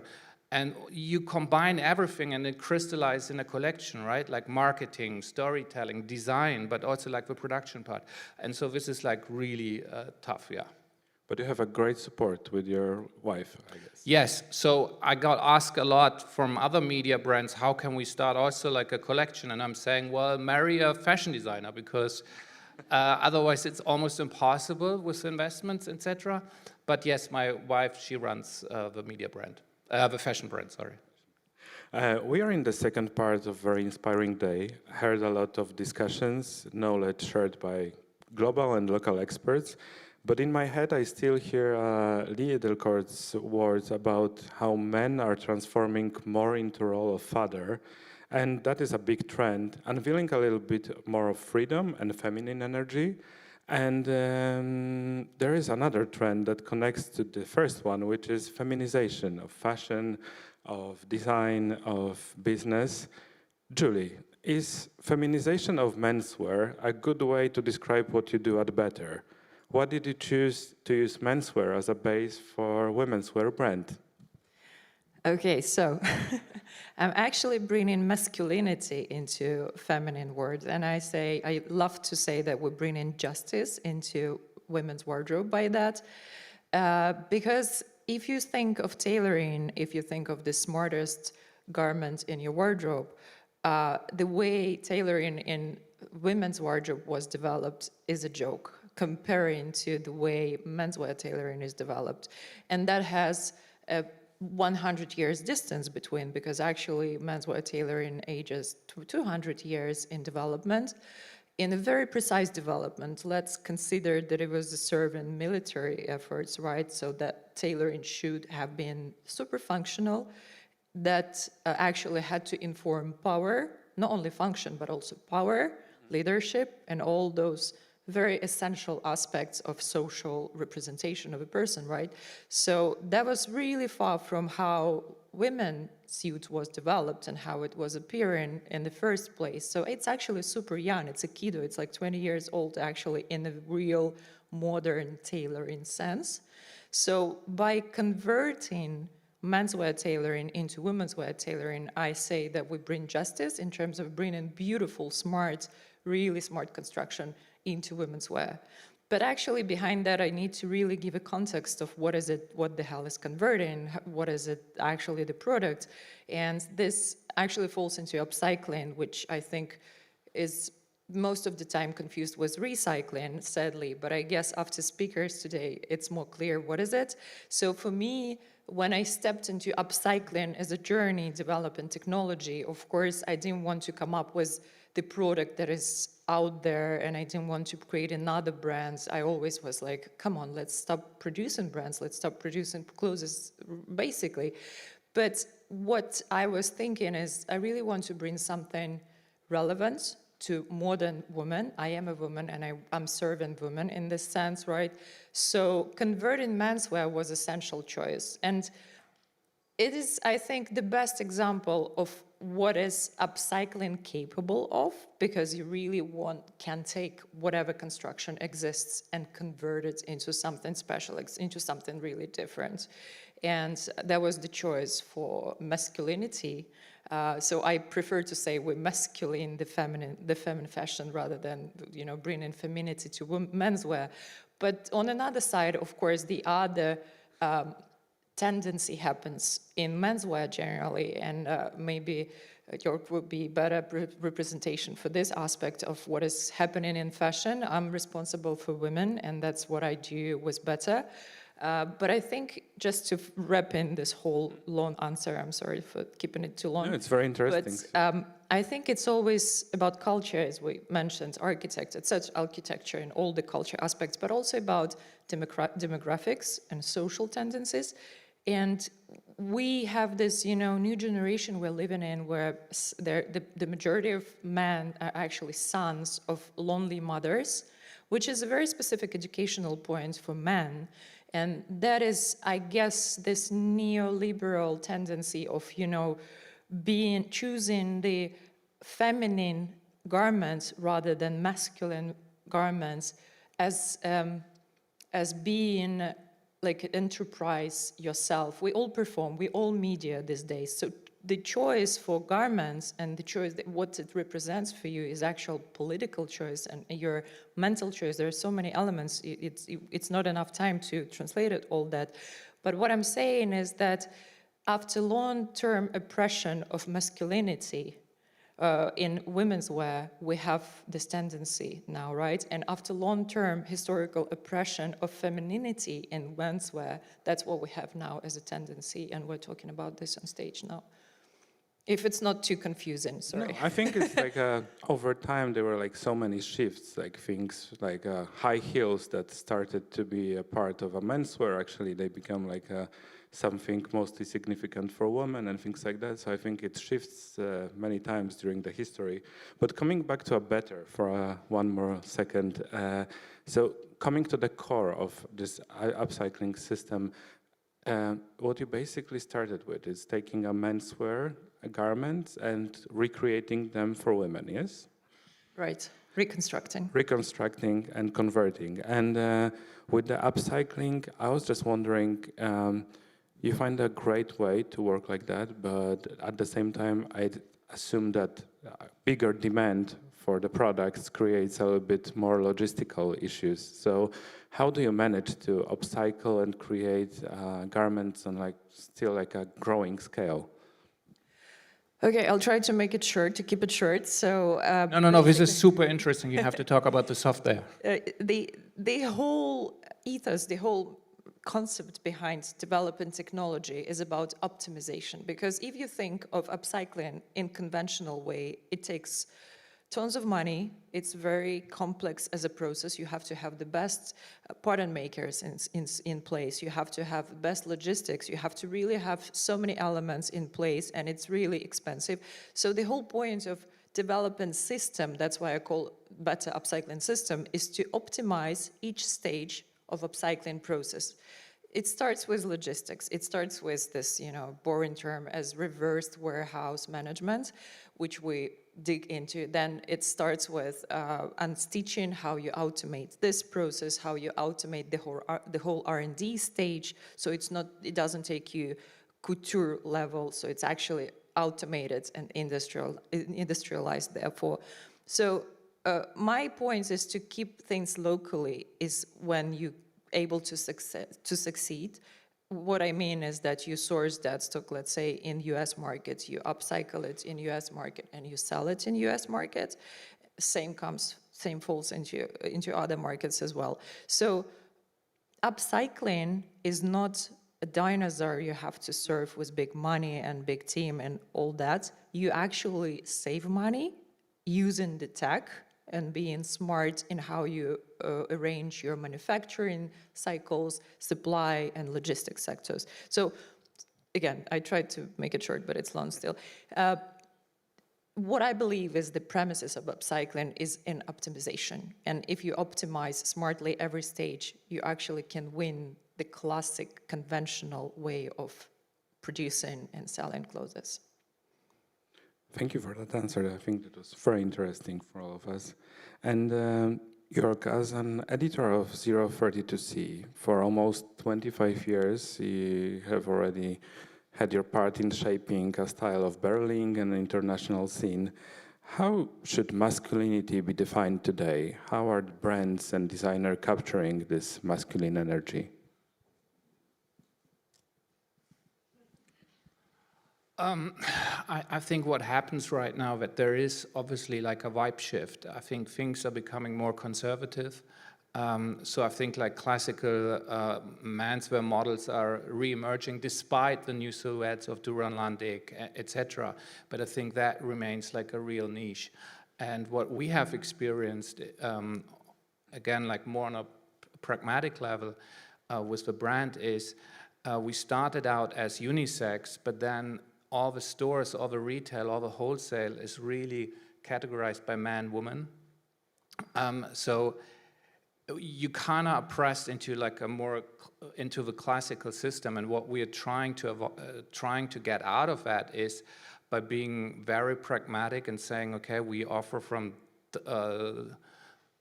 XXS to double large, all sizes, and we don't really care who buys what. So we just basically offer it, and so that people can experiment. Also, masculine energy can experiment with various things.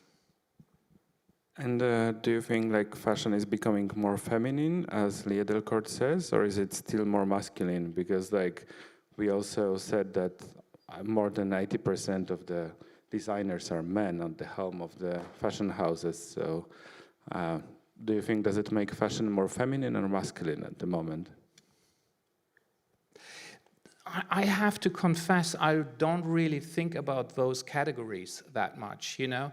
Like, is there like a male bias when all the male designers these are at fashion houses? Yes. But I don't think, yeah, of course there is, yeah. And Julie, how can we use gender-inspired wardrobe to create more sustainable choices? Like, is unisex a future or past? You told me once that as much as menswear can be turned into women's wear, like opposites are a little bit harder. How do you see that now?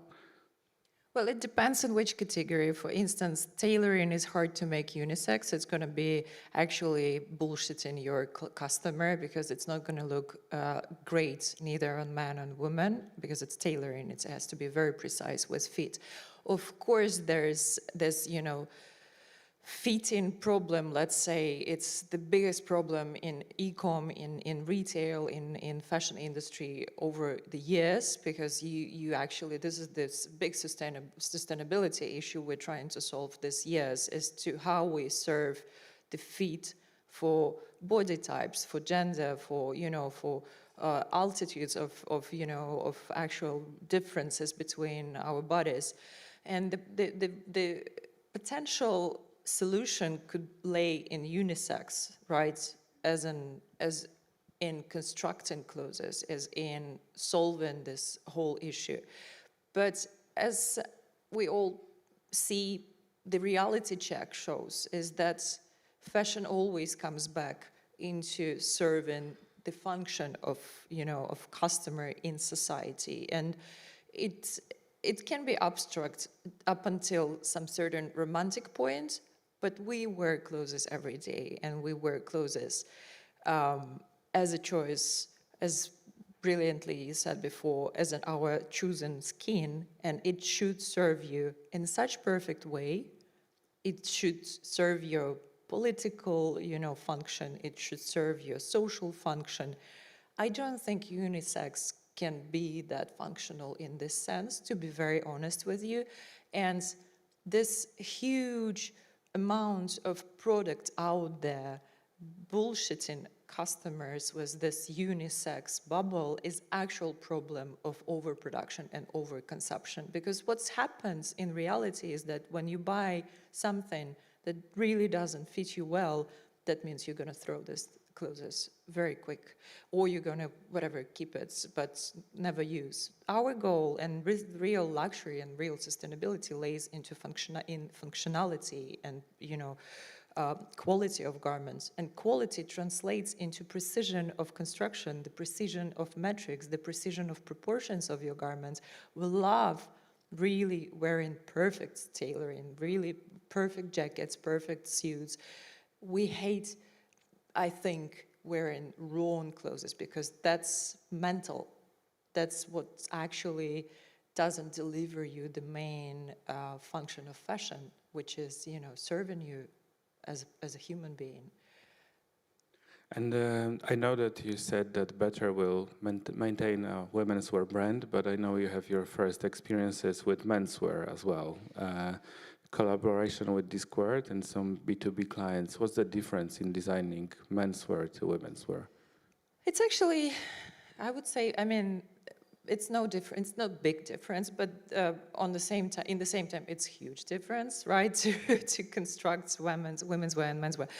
Why this happens, that's the answer, the why this happened to Better as a company, is that we developed software that enabled us really working with any category, any gender, because now software powered by AI, powered by data we built through these years, actually gave us opportunity to work with any category, any direction of clothes, etc. So Disquired partnership was the first case where we translated our capacity of software into actual collection and showed in the products, which is the king, how actually practical upcycling is. So for us on the back end, doesn't matter now what is it, menswear or women's wear in B2B perspective.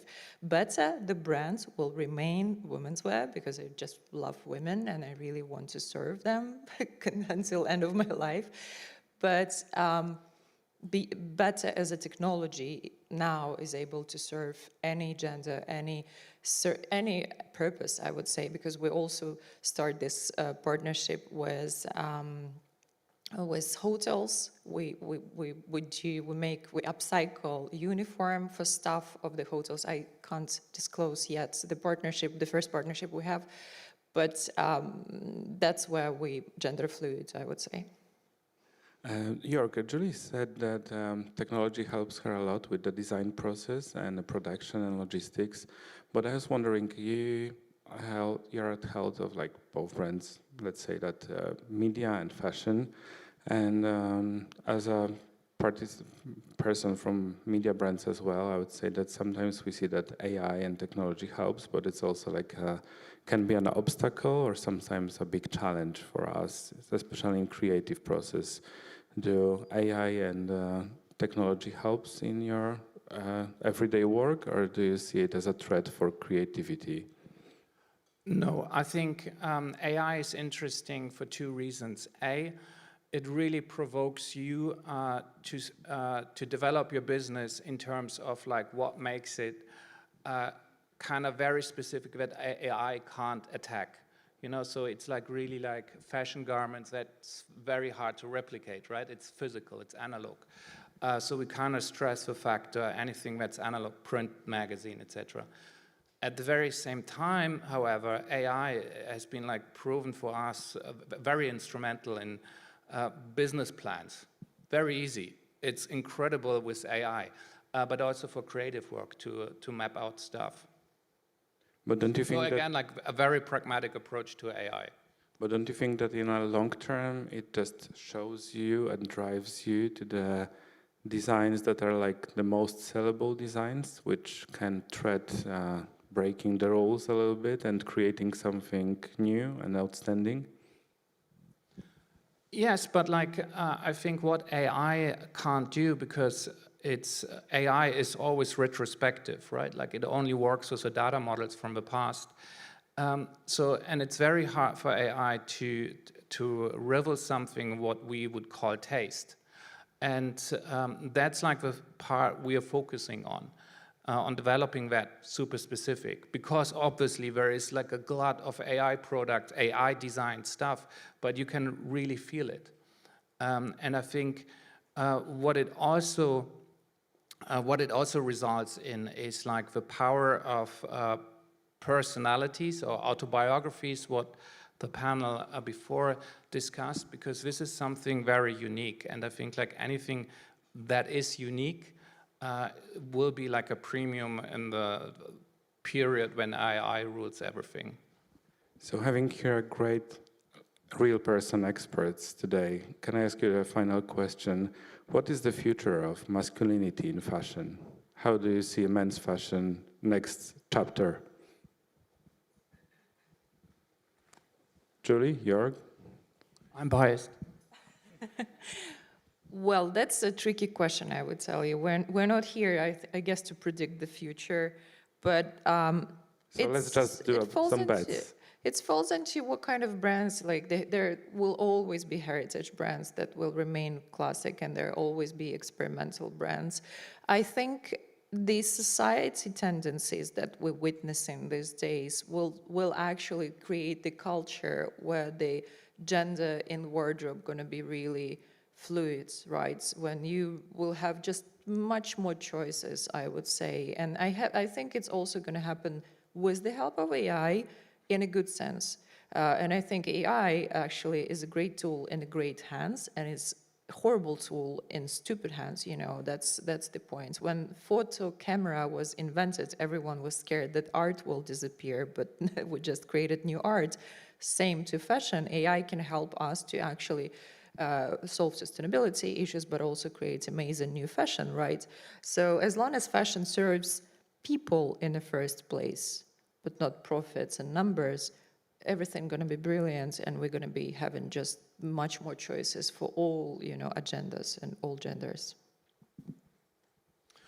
Yeah, I mean, like fashion is a mirror of society, so it automatically trickles down to fashion. So you will have like all versions of masculinity that you find in society, and there is space enough for that in fashion for sure. Because it's no longer like one-dimensional trend-driven, because you can see with all the brands operating now, everybody creates its own little world, and there's not that much correspondence between certain brands, etc., because everyone's very focused on creating their own world. And that means that there is like completely different proposals for masculinity possible. Then I cannot wait for this diverse future. Thank you very much, Julie. Thank you, Jörg. Thank you very much for coming. Thank you for having us.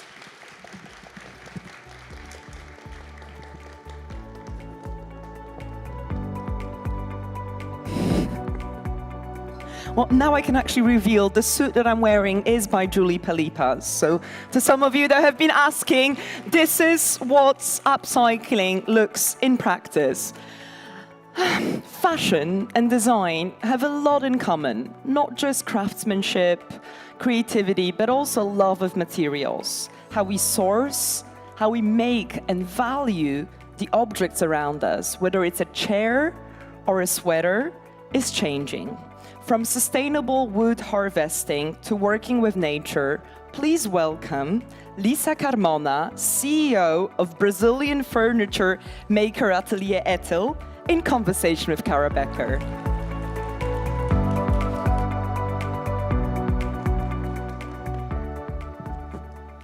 Good afternoon, ladies and gentlemen. It is really a great honor to introduce Lisa Carmona, the CEO of Ethel, a company who holds a great responsibility when it comes to sustainability, but also is a great force when it comes to cultural diplomacy and soft power, because Lisa is working very closely with the Brazilian Ministry of Culture and Foreign Affairs. This is a topic that I find super interesting, and you can read more about it in our interview in the September issue of Vogue, which I very much encourage you to do. But today, we will be focusing on a different but also extremely important pillar of Ethel, which is sustainability and environmental changes. Jane Goodall famously said that designers are holding incredible power for good and incredible responsibility. How does this manifest in your own designs? First of all, thank you, Kara. Thank you, Vogue, Susanna. It's really a pleasure to be here. I'm really proud that my country, Brazil, was mentioned twice during the day, so in different aspects. This is a soft power. Yes, this is kind of a soft power. And also, what we have to talk today resonates a lot about what have been said so long, all along during this presentation, during the summit, especially with Leah Court mentioning the South. But going back to Jane Goodall, that was a person completely out of this world, out of fashion. She was like working in the forest, preserving chimpanzees. But she said something that resonates so much, what I have been saying and stating out loud for so long, that designers, we do have a great power and a great responsibility, because 80% of the impact comes from the design phases, and we should learn from nature that waste nothing, balance every system, and create beauty with purpose. So this is, for me, what I've been working with and having as one of our pillars of our philosophy, because for us, and what we mean by that designers are pontiffs, designers are bridges to this immaterial, ideal world with the material world.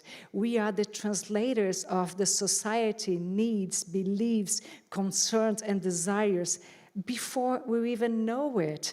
And someone said here, I think it was Astrid, that, oh, designers have long antenna. We do. We kind of sense, we kind of foresee before the society does, and we need to translate it. Yeah, you often say that you have to bring nature into the drawing board. And I was wondering, what are some first questions you and your team ask yourselves when you start this process of creating new designs? Because this is the critical phase when you know that 80% of environmental issues could be solved. Exactly. We are a design company, a design editor, like a furniture design. But I take it very serious when bringing nature into the board, especially when we deal, you can see by the images here, when we're talking about contemporary designers. Contemporary design can be either fashion designers, has to be aligned with the concerns of today, with our zeitgeist. So it's a radical shift on the paradigm, not seeing nature as resource, but really seeing nature as a collaborator. So it's a rethinking of how we'll see waste, how we'll see process in the making, how we give value to the forest, to not just the wood, but the non-timber products, seeds, flowers. It's really working with what nature has to offer primarily, and not just, okay, let's start designing and then with that material, that raw material, and then go grab it, go source it from the nature. So it's completely, that's why I say it's a radical shift on the way of thinking design. First, you have to incorporate nature. There's reinstituting nature. We are part of the same fabric, so it's an ecosystem, as we all have been saying today as well. Yes, you mentioned you want to work with nature rather than upon it, and you're treating wood as a living jewel. How do you source materials exactly at Ethel? Yes, this is I've been saying and working with this for so long, and again, it's reaffirming that designers, we work somehow in advance. We are trailblazers, so we kind of open the paths to what we believe or to come. So long time ago in the 90s, there's this certification called Forest Stewardship Council. It approached the forest differently. We need to see the forest and the natural resources as a garden, so what it has to offer. So especially when it comes to wood, and in Brazil, my home country, that's really important. We have the largest and most important forest in the world, that's Amazonia, that's Amazon. So when we understand and we look to the forest as garden, we have to do the inventory of 100% inventory to know exactly the trees, the species, which ones are allowed to be harvested, not extracted. And that tree must have what we call a daughter and 2 granddaughters, because to preserve the species. So it's really working with them and treating, as I said, giving value to wood and to non-timber products as we give to jewelry, as we give to gold, as we give to precious stones. Then we become to change our mindset. Yes, I love the idea when it comes to individual care for every single tree, but then when we think about how does it intersect with the fast pace of the industry, even when we speak about fashion, but design as well. Yeah, I have to be honest here. It's not easy. It wasn't easy in the beginning. It's still not easy. But we have to be resilient. We have to insist. And we have to work with the community. So it's really a change of mindset. We started with our own artisans for them to understand that now it's different. We have to work with what is there, with the nature offers, and the quality is not going to be the same. We're not going to select everything. So I just want that specific, perfect piece. So we need to deal with imperfection. But we really went into the forest. We really went into the Amazon forest in the beginning of the 90s. We created there what we called an atelier laboratory to understand that part of Brazil, to understand what forests could offer. When we talk about sustainability, when we talk about forest preservation, we need to understand, especially in Brazil, we have people, so sustainability involves people, and we need to understand their needs as well. So they need to live, to take their living with the forest, not just like preserving as a park. So we went there and we talked about my biomaterials, we talked about leather. I remember like 20-something years ago, there was a small NGO doing bio-leather from latex, from the Syringa table that connects us to the documentary. And of course, like 25 5 years ago, that was too avant-garde, and people would not understand. So I know the pace is different, so it took 25 years to get to a bio-leather. Now it's real, but we have to be resilient. We have to think that it's a path. Yes, it's a path and a long journey that you're on, but I do love the way you are working with raw materials as well. You implement a lot of innovations at Ethel. Can you share us some more innovations that were, I don't know, hard to implement, or some that you were hoping would work, but they didn't? Yes, first of all, like going back, what I believe that sustainability is a journey. It's a long-term committing. So sometimes we have failures, we have reverse, but we have to be persistent. So as we are talking about fashion, textiles, so going back what Lee said about weaving, one of the most recent challenge that we are facing is that we truly believe we have to reconnect to everything that is 100% natural. And that involves the dyeing process. So I tried, I'm still trying to create like fabrics come from real organic cotton or silk, but with natural dyeing process, with nothing that is chemical. And of course, when you go to natural dyers, they are delicate, they're not resistant, so the color will fade. The process is more expensive, so it's not compatible and comparable to the industry. It's not what the market wants, and that involves also fashion fabrics. So this kind of relationship with time, with permanence, with quality, probably is one of the most patterns to be break or to be pursued. So I'm still want to see fabrics more natural as possible, especially in the dyeing process, to have color, but with natural process. To be more sustainable, you have to work with scientists, communities, artisans. But as we know, there are so many international brands and fashion houses that do have this sustainable department, but they're lacking communication with the design teams. So this is the problem where all the good change has been blocked. So how do you navigate this? How do you communicate with researchers to see the change? I was so happy to see one of the panels that had a scientist, an activist, and then one from the industry, from the e-commerce. This is really how it should be. So communication is key. So if you have like 20 meetings to take a decision, if you have a designing, as I said, like the designer will come with what they think is the solution. They will come with the design and say, okay, now we produce this. If you don't involve them in the process, then the chance of success towards sustainability is much more difficult. But I can give you a real case that probably you were seeing from the image.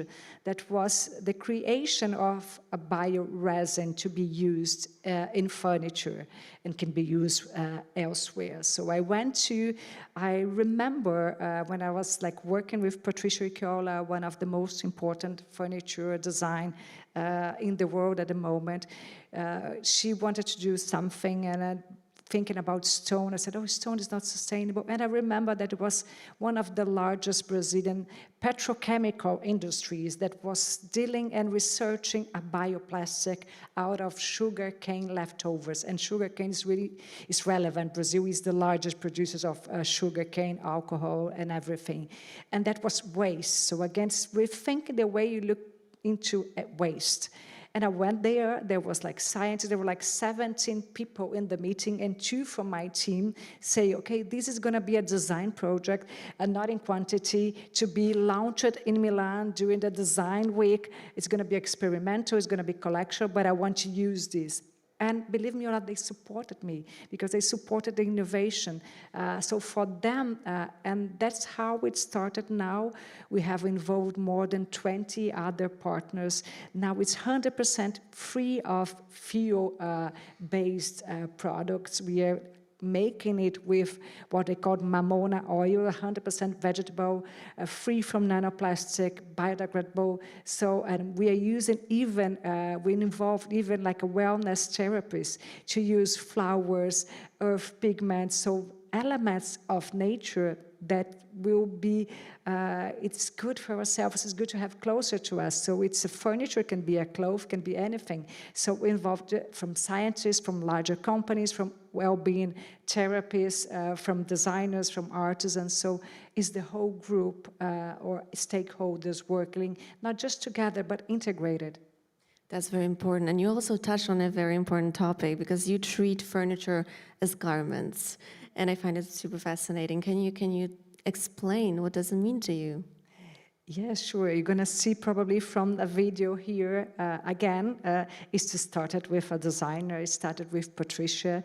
So we wanted to create a furniture. She called us for another collaboration that she wanted to create upholstered furniture like armchairs, sofas, etc., but with a different perspective, using only 100% natural material, so no foam. How can we create an armchair without a foam? How can we produce it without a foam? And that took us to the beginning, to something that I say all the time, that's reconnection, not just to nature, but to ancestral, to very antique techniques, to rituals. So I remember that in the past, and we're talking about past, how mattresses were done, and they were done like using pressed wool. So I went to a fashion industry in Brazil, like a knitting company, and I asked them that I want to do like inspired by like winter coats, by the down coats, to create a coat for an armchair, but we cannot use any type of material that wasn't natural.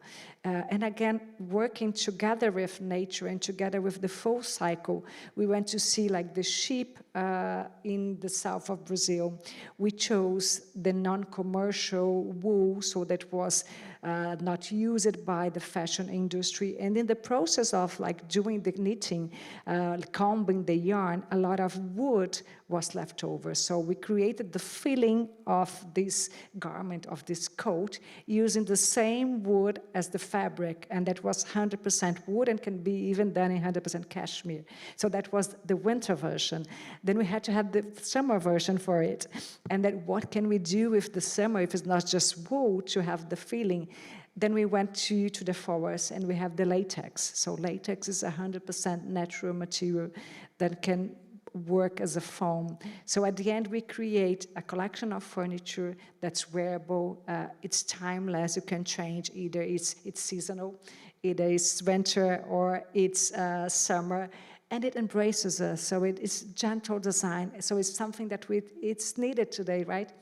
Yes, you mentioned it, furniture at Ethel is seasonal, adaptable, alive, and it really is this way. And you speak also very openly about resetting modernity. What does a successful reset look like for you? I think like resetting modernity and restituting nature, we said that a lot today, like during this day, during all the presentation. We have to approach nature in a different way. We have to work with it. We are part of the same fabric. It's not modernity. Of course, when we talk about innovation, that ask me technology, science, like scientific research, it's all very important. We have to work with, but we have to work with nature. It's not like, we cannot see the words as so technological, that are so putting us so much apart from nature that we don't even recognize what is a natural, untouched material. So I think that's reset modernity. We have to get in touch again with natural material, natural process. And how can young designers or those outside luxury apply these philosophies to how can they be more accessible? And also, if they were to adopt one practice tomorrow to get into the new modernity, what should that be? I think the first question we have to have in mind, any designer, young, ready, acknowledge fashion or furniture, what are we creating? Are we creating like timeless pieces? Are we creating like meaningful pieces? What we need that for?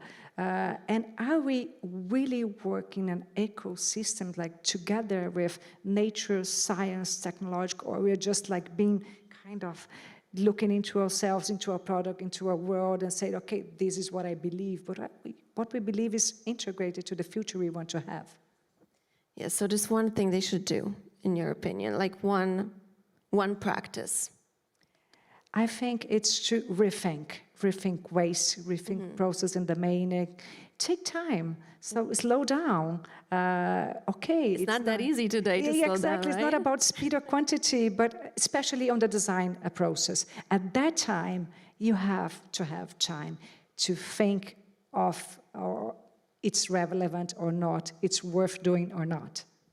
And it is very beautifully how Ethel is doing it. I think a lot of designers and the fashion industry, the design industry can learn from you. Thank you so much. It's been an honor. Ladies and gentlemen, Lisa Carmona from Ethel, CEO of Ethel. Thank you so much.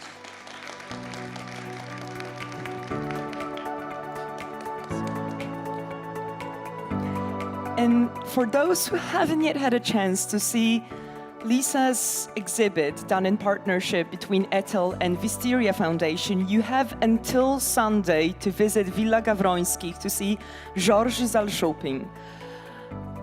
I think we all deserve a little breather, a little break before our final well-being section. Please come back for 4:15 p.m. as we will kick off in a very important conversation with Simon Whitehouse, former CEO of J.W. Anderson, who will be talking about mental health advocacy.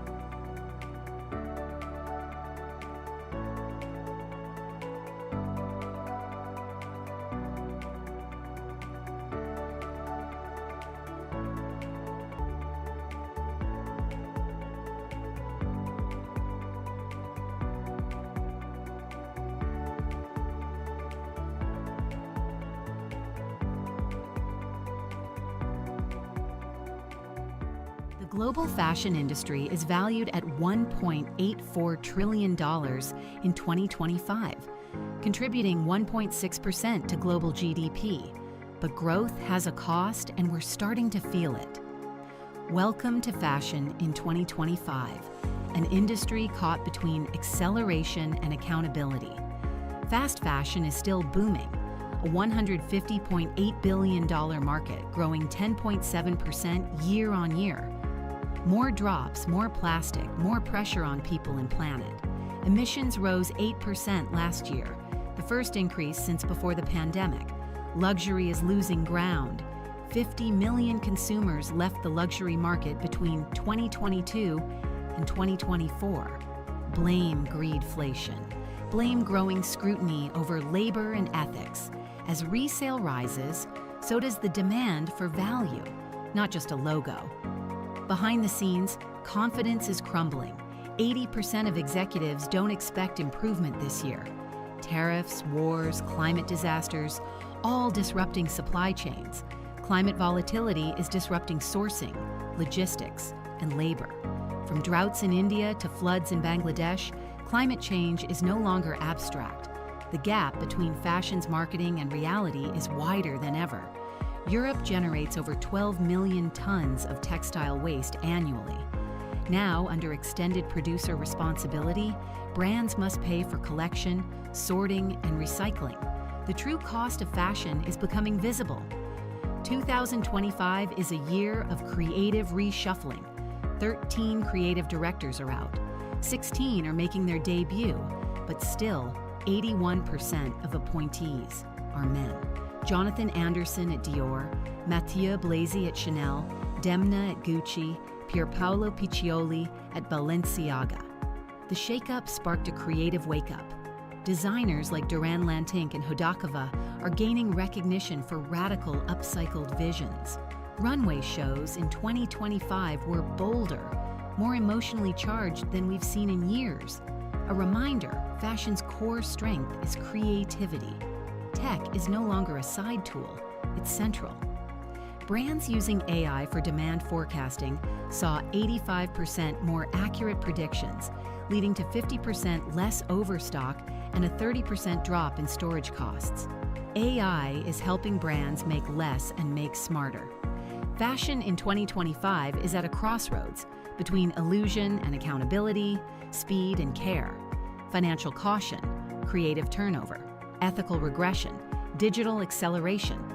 This isn't just another trend cycle. This is fashion's defining decade.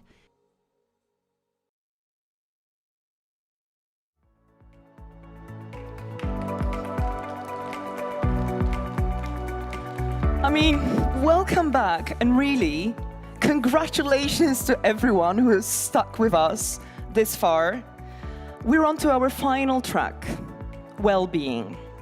Fashion loves to talk about innovation and creativity, but not always about the cost of keeping up. My next guest has been at the heart of the industry for nearly 2 decades, from Donna Karan to J.W. Anderson, art partner, Eco-Age. What makes his story different, though, is how openly he speaks about the part of the industry we rarely get to see. The pressure, the burnouts, the human toll behind the image. He's not just naming the problem, he's building something new. Please welcome Simon Whitehouse.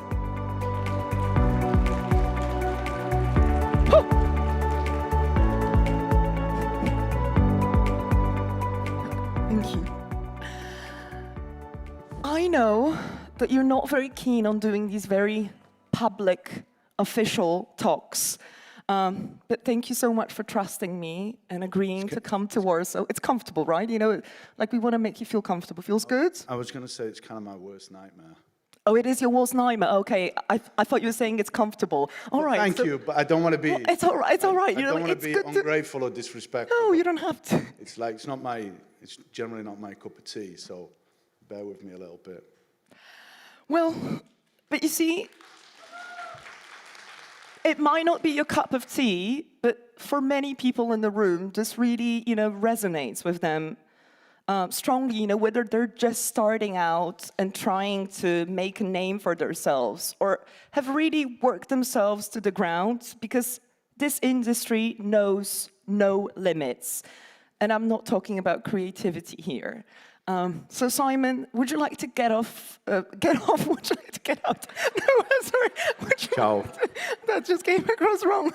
No, would you like to get it off your chest? It's going to be a fun one. Yeah, not all going to be so.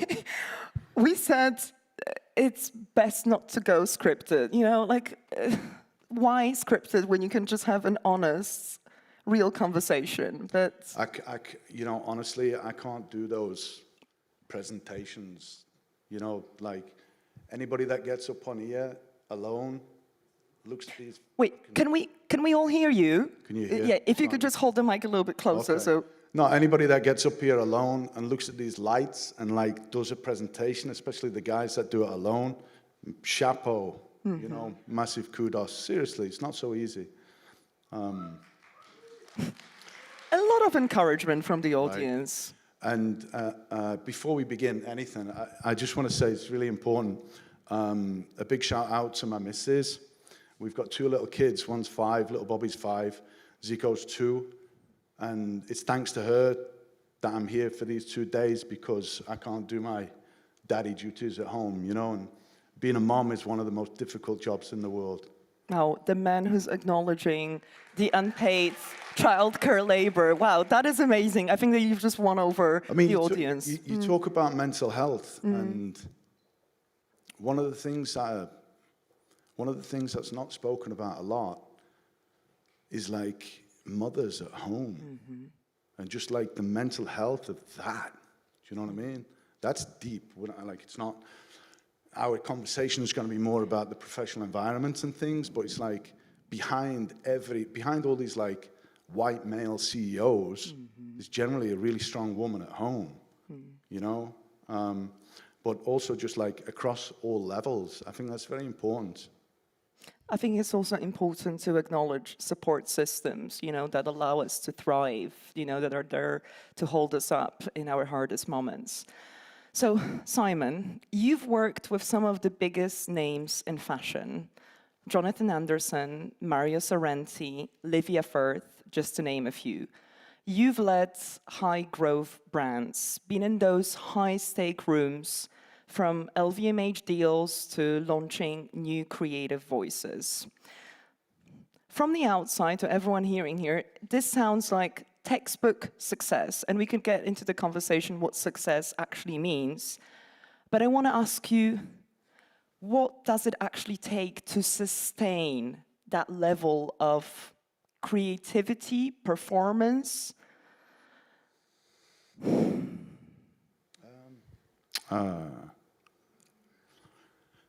I don't know, it's fashion's like sport or art or music or any other high profile, high image industry.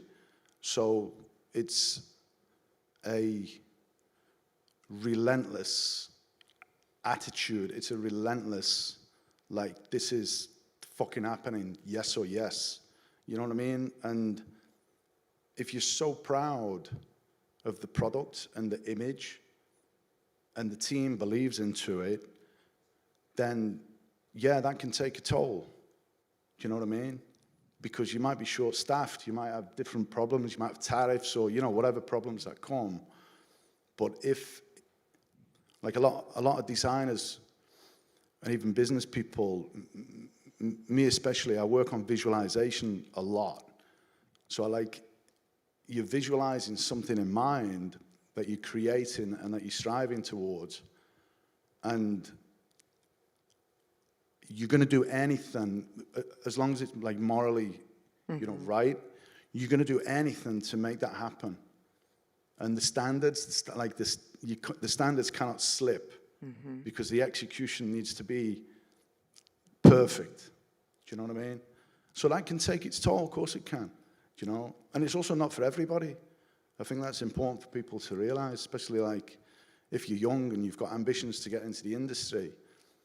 It can be it can be,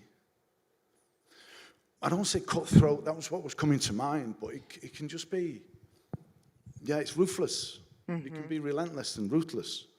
And so you need to have an element of that if you want to make it to the absolute highest level. You've got to understand what that is. Do you know what I mean? Does that make sense? I mean, fashion's pace is exhilarating. You know, it's exciting, but it is also absolutely exhausting. And would you say that the industry still romanticizes the culture of burnout?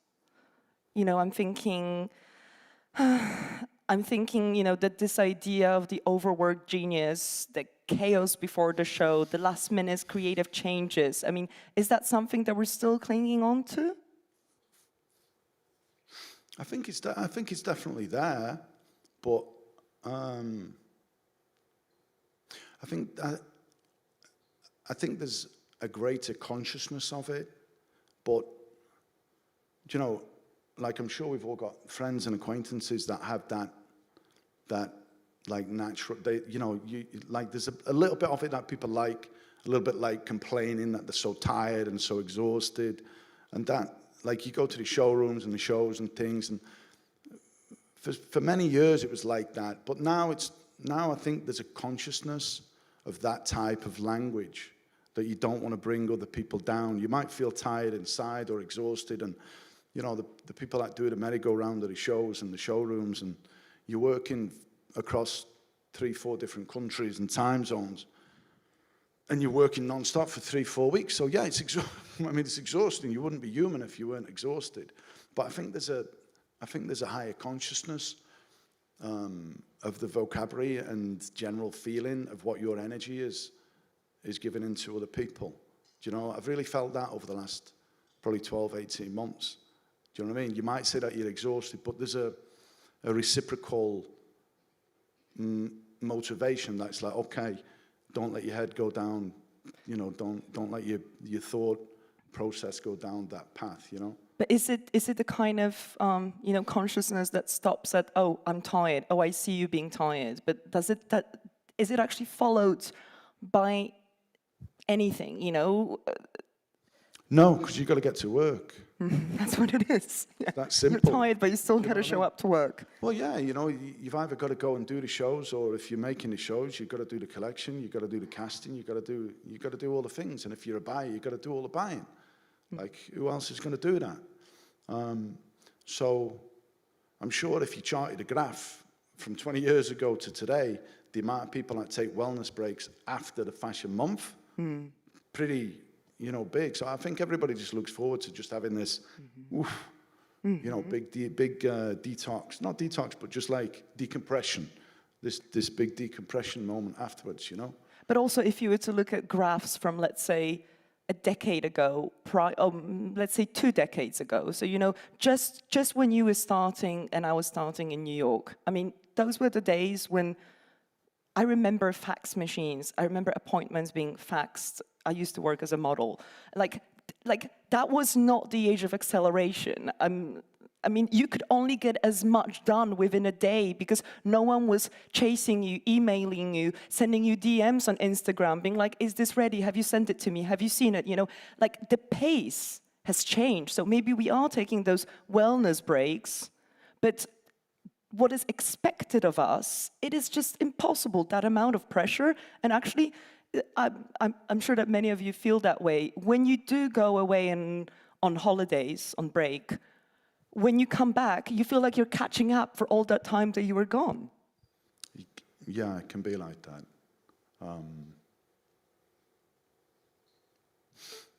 Yeah, the whole communication thing, that adds a social media in general, and the way that we're just expected to be on. All the time. You know, so boundaries are important, but it's hard because you know, in the industry it's like you've got these different levels.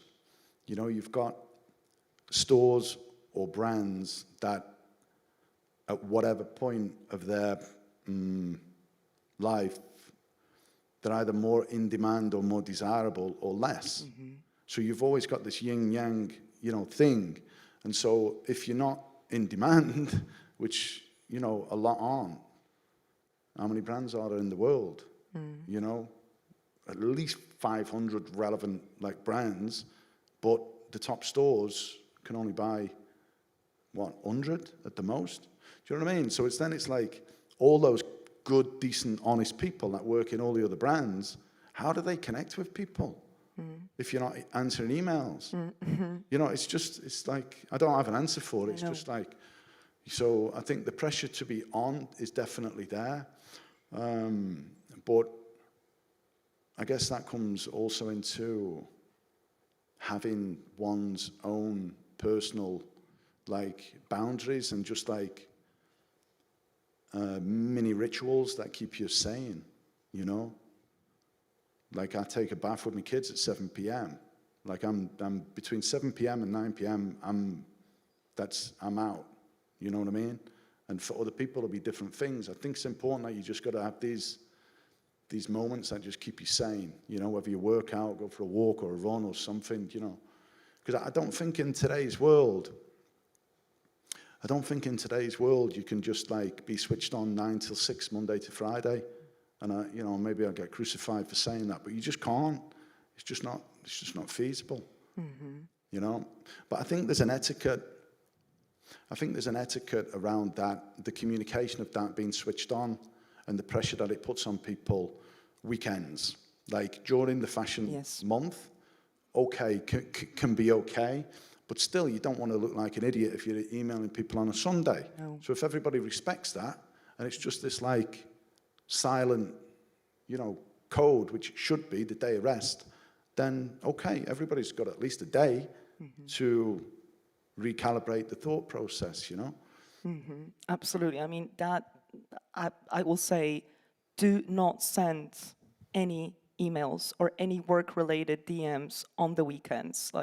If you need to, if you can only work on a Sunday, then really send it for Monday, 8 a.m. And also do not check your emails, because that's one thing. You should just not be expected to be available all the time.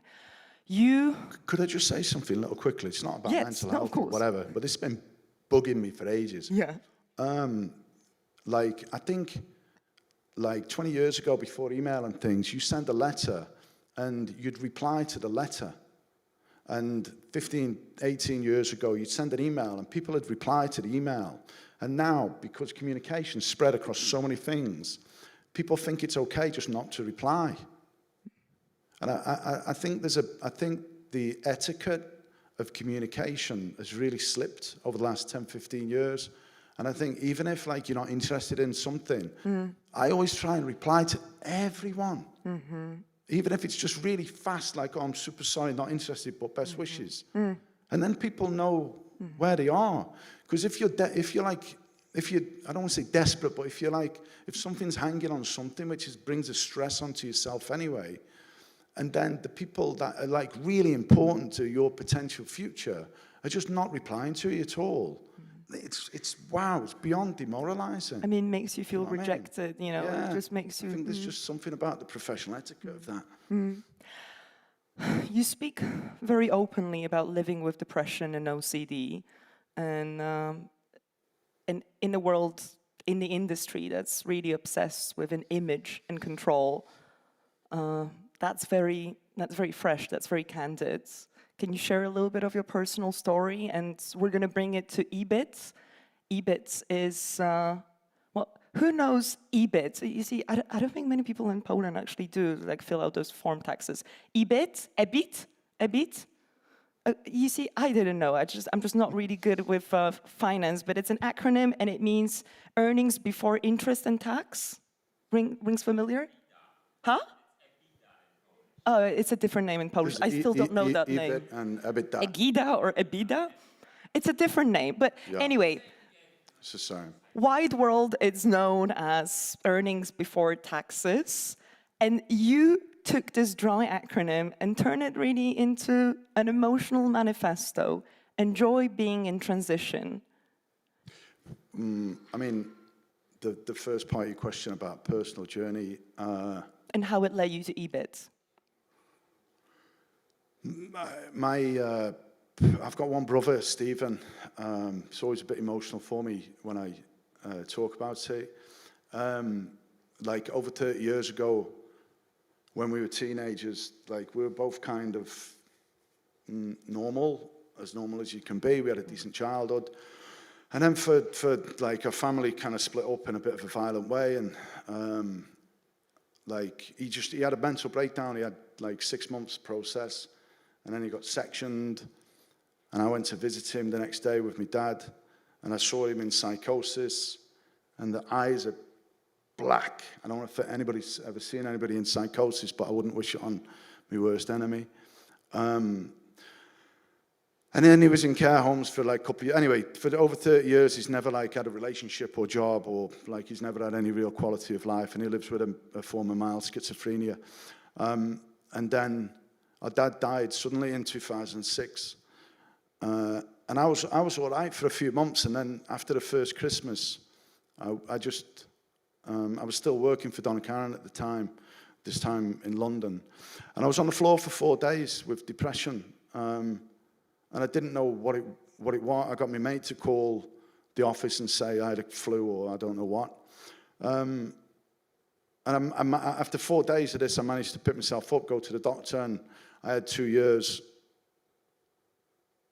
I didn't take a day off, but I had 2 years where I was just like going through therapy and just like dealing with this thing of losing my dad. And that culminated in surviving a suicide in 2009, and it was a Saturday, and I went to work on the Monday, didn't say anything to anybody.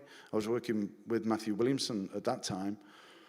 And then it's just ever since then I've been a very open advocate around mental health issues, not in like a holier-than-thou way, but if anybody asks me or things, then I give my truth. And I don't feel I've done nothing wrong, so why should I hide it? Feel any, you know what I mean? So, and if that helps other people, because, and I know it does, because I've received so many messages from people that go through similar things in their families and whatnot, then why should you be, you know, ashamed of that or whatever, you know? And EBIT just came. I don't know, I just got really bored of extreme capitalism, really. And so I thought, like, couldn't it be quite nice to subvert this thing that is this obsession with profit and profit margin at any cost? And couldn't it be beautiful to explore that if you subvert it and intercept vocabulary on a generational level? Do you know what I mean? Because if you ask people on the street, what does EBIT mean? Most of them don't know that it's the financial acronym. So then I got kind of like obsessed with like Googling EBIT and then not seeing all this like, you know, financial jargon and things, but like seeing this beautiful creativity and art all around creating a consciousness and compassion of how extreme capitalism is fucking everybody's mental health up. It is, because that's what it is after all, you know. That's where it came from. We are working within a broken system. That's what me and Ursula were talking about, you know, and that's what's taking toll on individuals. That's what's taking toll on communities and collectives. So you've created something, and annoyingly, we're running out of time. And as someone who's hosting this, I really shouldn't be the one to allow myself extra time. But I do want to say there is this beautiful profile in the leaders issue that you all have, where me and Simon go into detail explaining more what EBIT is. You won't find out much on EBIT social media because Simon just wipes the clean slates every time, which I find interesting. In the beginning, and like you know, Dominic, who I collaborate with, we didn't want to do anything on the internet, nothing. Like we wanted to put it on the dark web. Like, I just think fashion's got so fucking boring. Like, thank you for this honesty. It's you know, it's an oligopoly. Is that the word? Yeah. Do you know what I mean? It's just an oligopoly now. Which great, you know, go make your money and don't pay your taxes, you know. But like, where's the independent spirit gone? And I miss that, because that's what I fell in love with in the beginning. Do you know what I mean? McQueen and Catherine Amnett and, you know, all these kind of people. And it's just like, it's just, yeah, it's all a bit the same fragrance, you know? So, yeah, we do it. And so social media is kind of bad for your mental health, isn't it? So we don't really do that. And if people like it, they like it. And I've got no big ambition to make it into a massive thing. If we do $1 million in sales and it's profitable and I employ 2-3 people, I'll be happiest man alive. That's it. You know what? I think it's actually a perfect way. It's a perfect recipe for slowing down. I mean, look at Simon. He's smiling. Like, the way you walk I'd be the happiest man alive. So beat up, and now you're just smiling. So I was nervous because whenever I talk about my brother, you know, I just get a bit nervous about that. But you did beautifully. Thank you. Thank you so much. We all needed this conversation. There are more people sitting in the back. You just can't see them because no one dares to sit up front. But trust me, there are people in here. That's it. Thank you. Big shout out for Susanna. They turn your mic off. You can't say that anymore. He was saying big shout out to me. No, big shout out to all of you for being here. And as a matter of fact, I can't see much, but can I please see a quick show of hands? Who here is a student? Okay, amazing, amazing. I see a lot of students. I even recognize some of you from the masterclass we did yesterday with our next speaker, Stephanie Gonsalves, where we talked about breaking the cycle of gatekeeping in fashion. Who gets seen, who gets heard, and who gets sat at the table. Stephanie will speak more to that. Welcome.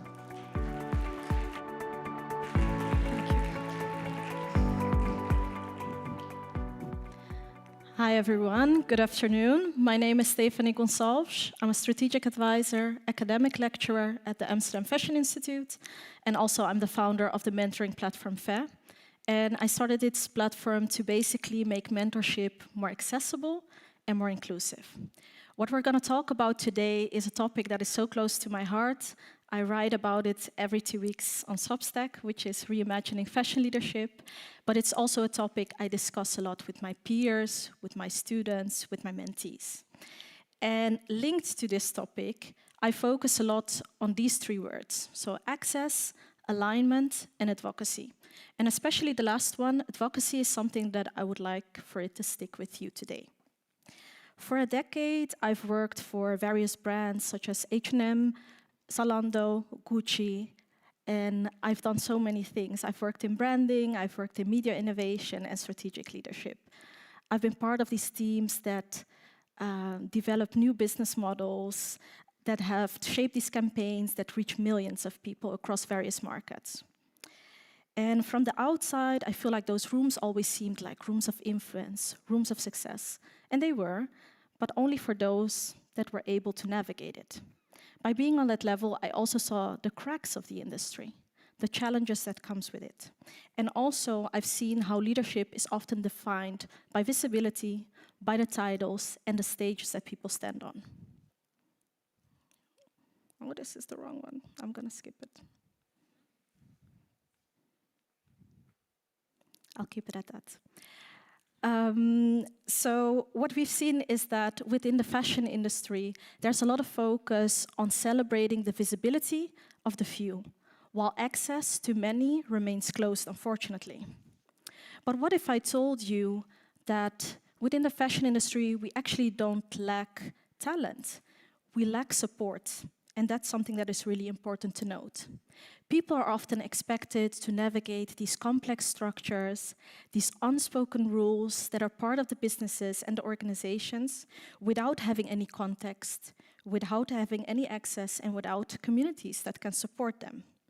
So I hear a lot around me, people get told, own the room. But when they access these rooms, they're not thought of how they should even enter it, what they should do. Next to that, they're also told to build their own table, which sounds fancy, but it is actually really difficult to do so. So they can't take up even the space to do that. The industry fails to recognize the people that are actually making the fashion industry move and change. Today, my focus has shifted to people. I've been someone throughout these roles, I've focused so much on product, which is the thing that is celebrated within our industry, but also the pitfall, as we've heard today. But I've shifted my focus to more focusing on people as well as the outcome of things. The future of fashion will be defined by those, not those that are the most visible, but I believe it will be relying on the people who take the responsibility to carry the responsibility of others and their development.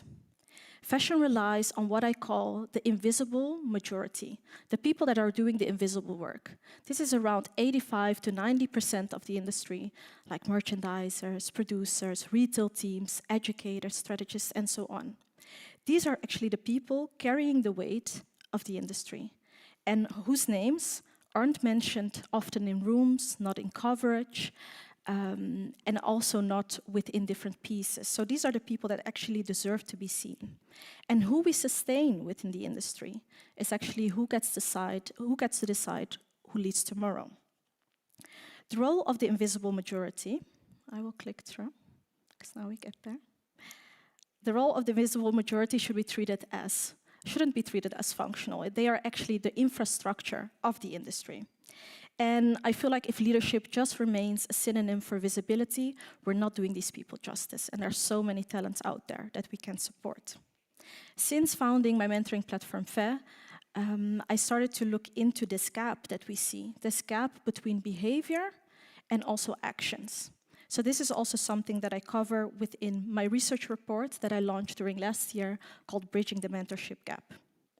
What we saw is that people lack context, they lack feedback, they lack visible role models to be able to support them and show them what's possible. And that's a responsibility we have. Many also don't know what mentorship can really look like, how to ask for it, how to find the right person, but also how to create a relationship that is generous and reciprocal. It's not just about receiving, it's also about giving back. And at the same time, I talk to so many leaders within the industry, with my peers, and a lot of them express how much belief they have within mentorship and how important it is. But honestly, they also fail to embed it into their organizations. They fail to show the support, to be approachable, to show this accessibility. And this distinction between belief and behavior is something that I dedicate my work to and really focus on. Within this report, we examined this gap, which I call the support gap. We knew that talent was never the problem, but it's actually support. So the support gap often gets disguised by a talent gap. Sometimes I hear as well, we're lacking talent, we're lacking expertise, certain skills, but is that truly the case? The data shows it clearly. When we look at it, 76% of the respondents shared that they believe that having a mentor is really important to them. But only 37% of the respondents actually have one. This is a big gap that we're seeing here, and this is actually the support gap that I dedicate my work to. Next to that, 65% of the respondents share that they are searching for community, which means a lot of people are navigating their careers without a safety net, without a support system, and this is a real issue.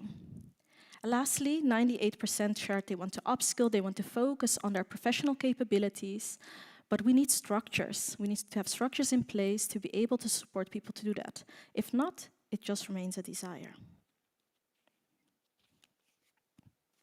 So how do we move now from gatekeeping to bridge building? I'll come back to the 3 words that we started with. It's about access, alignment, and advocacy. Access is about ensuring that people can enter spaces that were once close to them. Alignment is about truly connecting what we say with what we do. And the 3rd one, advocacy, as I mentioned at the start, this is also the responsibility I would love to place on you. This might be the biggest bridge builder that we need.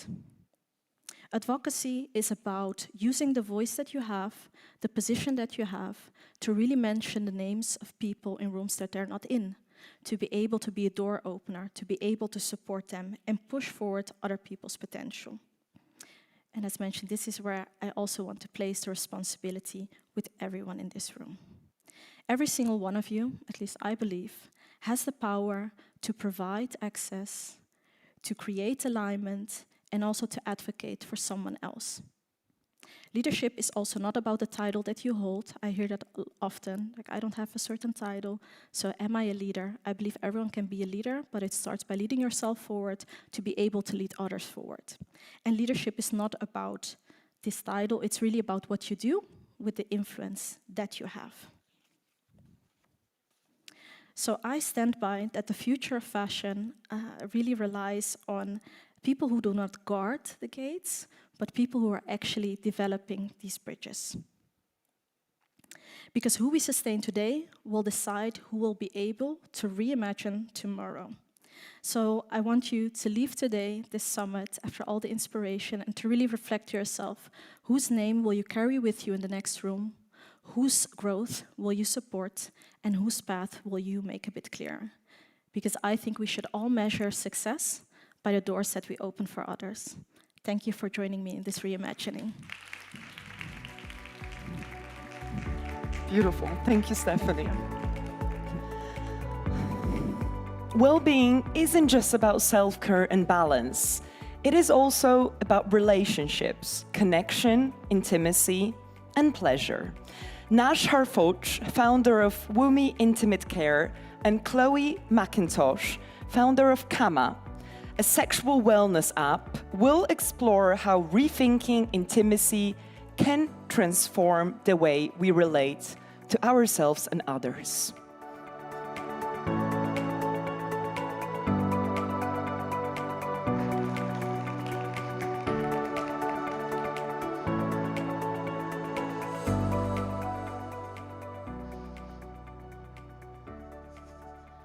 Hi, everyone. Thank you very much for being here. It's really an honor for both of us, Naj and I know each other personally, to be here and to be invited to have a conversation that's quite unusual on these stages. And it's interesting also to be guided by Vogue in this process and to talk to an industry that in many ways has challenged us in our relationship with our body. And it's very, amazing to see the level of responsibility that the industry wants to take upon the importance of how what we wear, what we buy, can support us in our journey to getting to know ourselves and finding confidence, but also recognizing that standards of beauty and too much directive can also contract us and limit us. So today we want to talk about the business of pleasure and why it matters to have pleasure, sexuality, relationship, and intimacy as a core pillar for our well-being. Naj and I met when she joined one of my retreats after creating Kama in 2019. When COVID stopped, I decided to experiment with having retreats, bringing people together with the intent to create a safe space simply for us to get to know each other, get to communicate in a more embodied way than simply really experimenting with the process of how can pleasure become a modality for well-being, which is the reason why I created Kama. So when I joined my retreat, it was the first one that I created. There was 23 people together in a villa in Ibiza. And together we created this experiment with ourselves of opening our heart to each other so that we could really listen to what was limiting us. And so to start a conversation, I would love to invite Naj to share what really something we have in common is that the desire to go into the sexual wellness space, to build a sexual wellness business, came from a very personal journey. Tell us more about that. So I started my product, which is an intimate care wash for women. And I started it first for myself because I realized that what was on the market is actually harming us. And I just wanted to go back to ancestral knowledge. So I turned to my grandmother. She passed away, but she was Moroccan and she had great knowledge in plants. Little knowledge into maybe writing, reading, but plants she knew a lot. So I would always turned to her, either it was the flu or anything. And she made for me this recipe that worked well for me, for my friends. And then I realized that maybe it's not just a product, it's something that can serve other women that are using the wrong things because they don't know better, because there's no awareness, there's not much education around sexuality, intimacy, and I thought, okay, if I can help other women taking care of themselves in a self way, this is the first step towards pleasure and towards being confident and comfortable with themselves. So that's how I ended up in this business. And you, how would you describe the business of pleasure you're in, and how did you end up in that field? Yeah, so for me, actually, I really relate to the conversation that happened with Simon, because my project came out of a burnout. And obviously, my relationship to burnout has changed, because in my journey, and really for both of us, this is a path, it's a choice where we say we will transform through exploring that part of us that is, you know, so covered, so conditioned, there is no invitation for us to do that. So it's a really strong decision to go into ourselves first and investigate what are we missing and how we can improve our own relationship to our body first, and then relationship with others. And for me, really, it's when I touch my bottom low that I started to look for a modality to feel better. And it is really around mindfulness that I was really curious. There was a lot of neuroscience research that was coming through that was starting to back a lot of ancient wisdom that had been somewhat forgotten in the West, at least. And by trying to meditate, I realized that I wasn't really capable of sitting still. And I went to exploring with a teacher who was using sensoriality as a form of mindfulness. The idea is that if you feel something physical, it's easier to be present. And this is what gave me really this idea that pleasure is not just a reward. It's not just something we get after we've done everything we're supposed to do. It's a process for the body, which means that when we go in a state of pleasure, we have physiological, hormonal, emotional changes that happen in the body that are really beneficial for mental health. And so the idea emerged to create a platform that will help people connect to pleasure as a modality for well-being, being able to reconnect with this simple idea, but yet an idea that was full of challenges and limiting beliefs. So a lot of my journey has been to unpack what was limiting me, which is always the first question as to why we are not putting attention there. What beliefs do we have about ourselves, what we deserve or not, what's a priority or not, and how to fully commit to this idea of reconnecting to pleasure. Also because if you look at the medical industry, there are multiple doctors that can help you with pain. Actually, most doctors help you with pain, but not a single doctor helps you with pleasure. And yet pleasure is good for you. And when we push pain away, we push connection away. So the practice of pleasure is a necessary a need for us to feel whole, to feel complete, to feel confident, to understand our desires, to get to know each other. There is a big research, the largest research on human health and well-being that just completed after, I think, 86 years in Harvard, which has just demonstrated that the #1 factor of health and happiness, and with health there is longevity, which I think is a bit of a trap as a term, but is relationship and the quality of our relationships. And yet, how and when do we talk about this on these kinds of stages? When do we include these conversations that are so primordial, not just to our romantic relationships, but in our workplace where people is what we deal with. Emotion is our experience of the world, is how we feel in our body. And very often mental health is a result of being in our head. too much in our head. So again, pleasure is a way to go into the body and reconnect with the sensoriality and our nature, in a sense. Tell me a little bit about the challenges, because one of the questions that we often get is being in an industry that is censored, so we cannot advertise. There is no opportunity for us to acquire any customer on any platform. We've both been shadow banned. We are both being shadow banned regularly, like many of our other friends and peers. And often, as we've talked about on this stage, adversity creates, of course, but how for you, how did you bridge those different barriers? For me,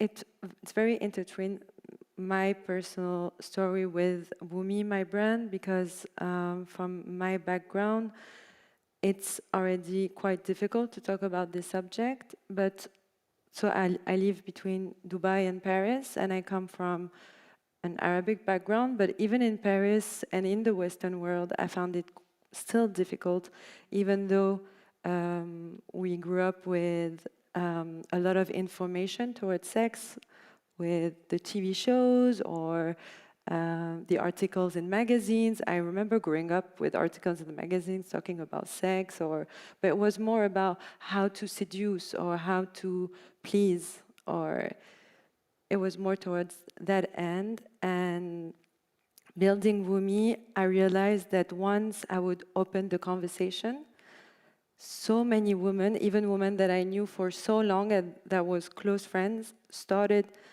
opening up things that we never did before, and that one problem that is specific to someone is multiplied. And I realized the importance of opening up the conversation, creating space. And this is why also I came to you and I wanted to do this retreat. And also one point we talked about, you and I, is how our path throughout this journey of mental health is very individualistic. And what I loved doing a retreat is that by being in this container of a few people, you heal through also the experiences of others, and you experience a lot more empathy, which we lack of a lot, I feel like, and knowledge. Yeah, I feel that the sign of a good industry, if we think of the sexual wellness industry, which is quite recent, only in 2017 did a couple of startups in the US raise the Series B and then a Series C, right? And that's when sexual wellness became a term. Before that, the industry is more or less reduced to pornography and prostitution. You think that's what the sex industry is. So sexual wellness was a segue out of the sex industry being those things that no one wants to be involved with or doesn't want to invest in if they invest in other things. And actually, sex was a vice industry, not porn. Sex was part of the vice industry together with gambling and substances and things like that. So a vital need, something, and the reason we are all here, for a very long time was uninvestable. So sexual wellness opened an opportunity for investment for someone like myself to be able to raise, quite a lot of millions, a few millions for launching something very new. And something that we talk about a lot is the difference between sexual wellness and sexual well-being. See, wellness is about making product out of a need. But really what defines our well-being are our behaviors and how we act in each moment and what choice we make for ourselves in each moment. It's very little to do with product. However, for both of us, we had to make a product to make a business, because when there is no awareness, the first point of contact is the product. So in her case, by bringing this product that was focused on the female genitals, there is a conversation that starts. There is an opportunity for people to gather. There is, a change that can happen. And for me, creating the Kama app, which is a platform that guides you into your body and helps you connect with pleasure through guided practices and exercises. It's also about training the pelvic floor, one of the most important blind spots in our entire well-being is the importance of the pelvic floor, and everyone has one, men too. And that's something that we don't talk about. That's the source of our life force. It's how we compress, create pressure in the body. A lot of people complain of depression, anxiety, and stress.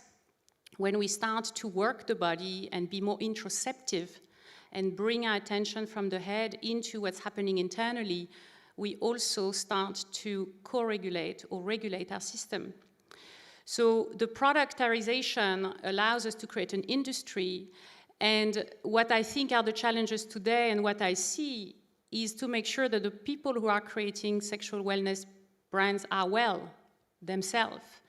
The same way that the people who are coding AI need to be pretty amazing beings, very integral beings for us to make sure that it's something that will help us rather than eventually condemn us into the wrong behavior. So these businesses come from a purpose in the sense that we're contributing to a mission that's not ours.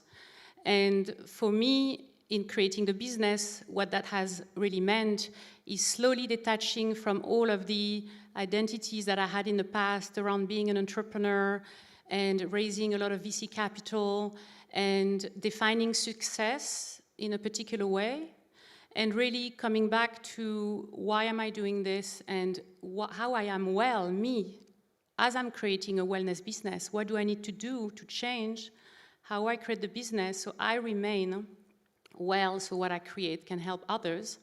And this is mostly mean thinking about where capital comes from.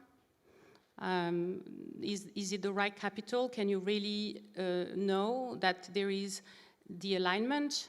Because money is a very strong energy. What is the definition of business? Is that align with the people that support you?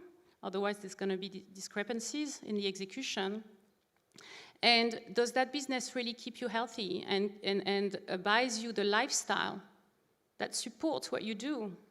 Which means compromises on the size of what success looks like, maybe. It means to be more involved on a personal level and align not so much work-life balance, which, I'm a mother, I have two sons, 18 and 20, and I built many businesses when my children were small. And it's by trying to find this work-life balance that I burn out. There is no balance in there. For me now, I realize the balance is when my work and my life is fully integrated. I do not do the things that I shouldn't be doing, not in terms of task, but in terms of behavior. I try to keep really healthy as a priority. I don't know if this is something that you can relate to in terms of how maybe your brand also has supported you in deepening your well-being. So I have my brand, but I also work for a magazine. So I decided to stay like this because until now, I consider my business partner a bit like I want to see my partner in life in the future. I hope it's going to be, as you say, something that is going to align with what I believe in. So that's why I haven't yet let investors in. So because of that, yes, my business is going well, but I still have, and I enjoy having this second job. So I'm happy that I'm taking my time, because those last years I've seen a lot of businesses that went fast and that lost themselves and also closed fast.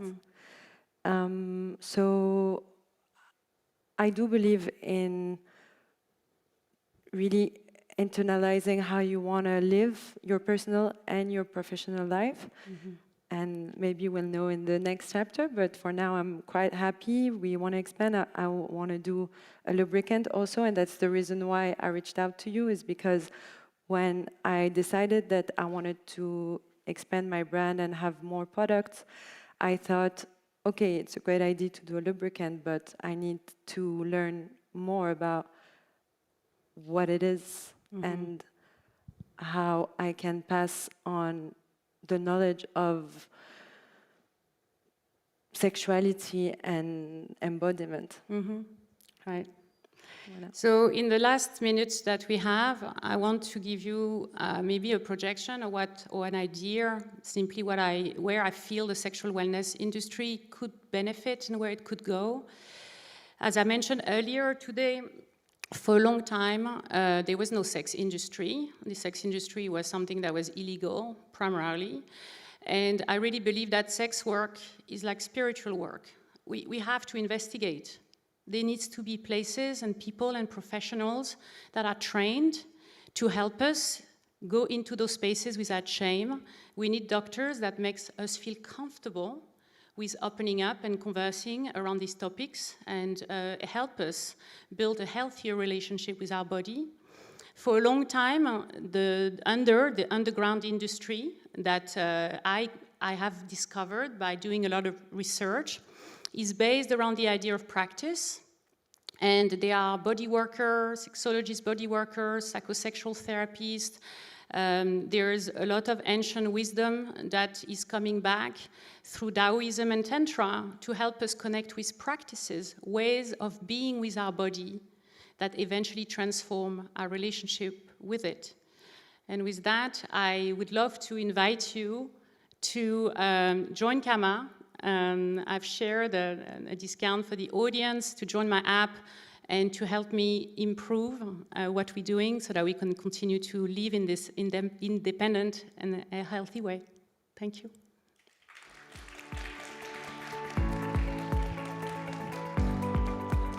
Thank you so much. I feel like we all needed to have this conversation right now. Thank you. I love that we've covered everything today, from chocolate leather to pleasure and intimacy, you know, that we can have these diverse voices. We have only one more panel and one more presentation. Stick with us, and if you're sitting all the way far back, come a little bit closer, really. We can't see you from the stage. Next, Rosemarine Coppenall from Rituals will share the story behind the brand's Profit Pledge, which dedicates 10% of profits to projects that give back to people, including the Sacred Forest Initiative in Colombia.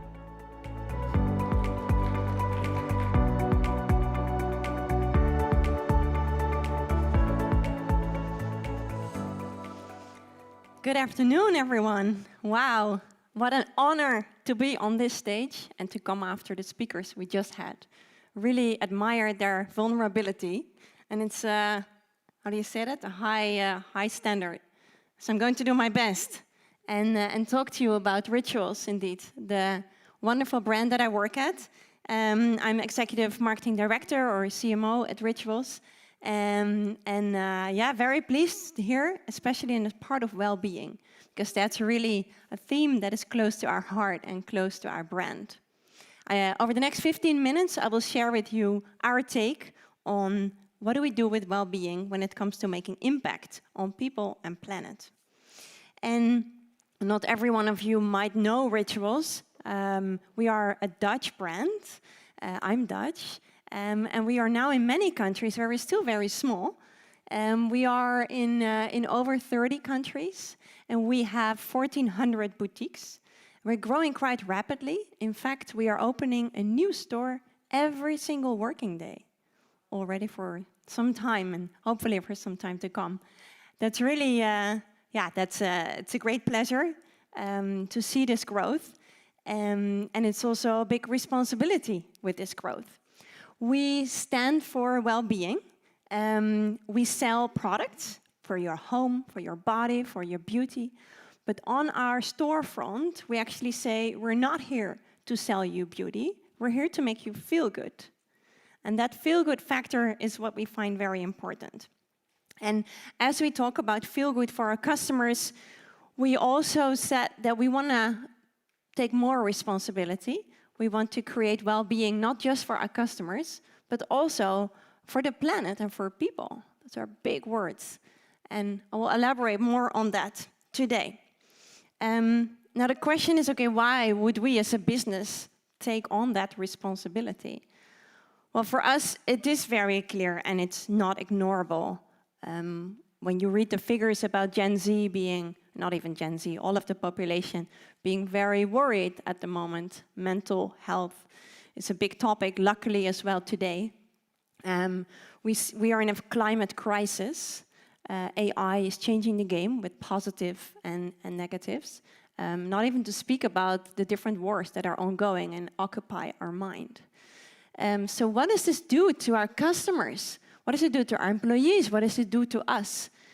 A lot. There is a report or a big research which is called the Edelman Trust Barometer. And it measures the trust that customers, everyone takes in 3 bodies: government, media, and companies. And back in the year 2000, the government and the media were at the top. Those were the most trusted by the people. And companies, well, we did not look very good. Now, actually, the game has completely changed.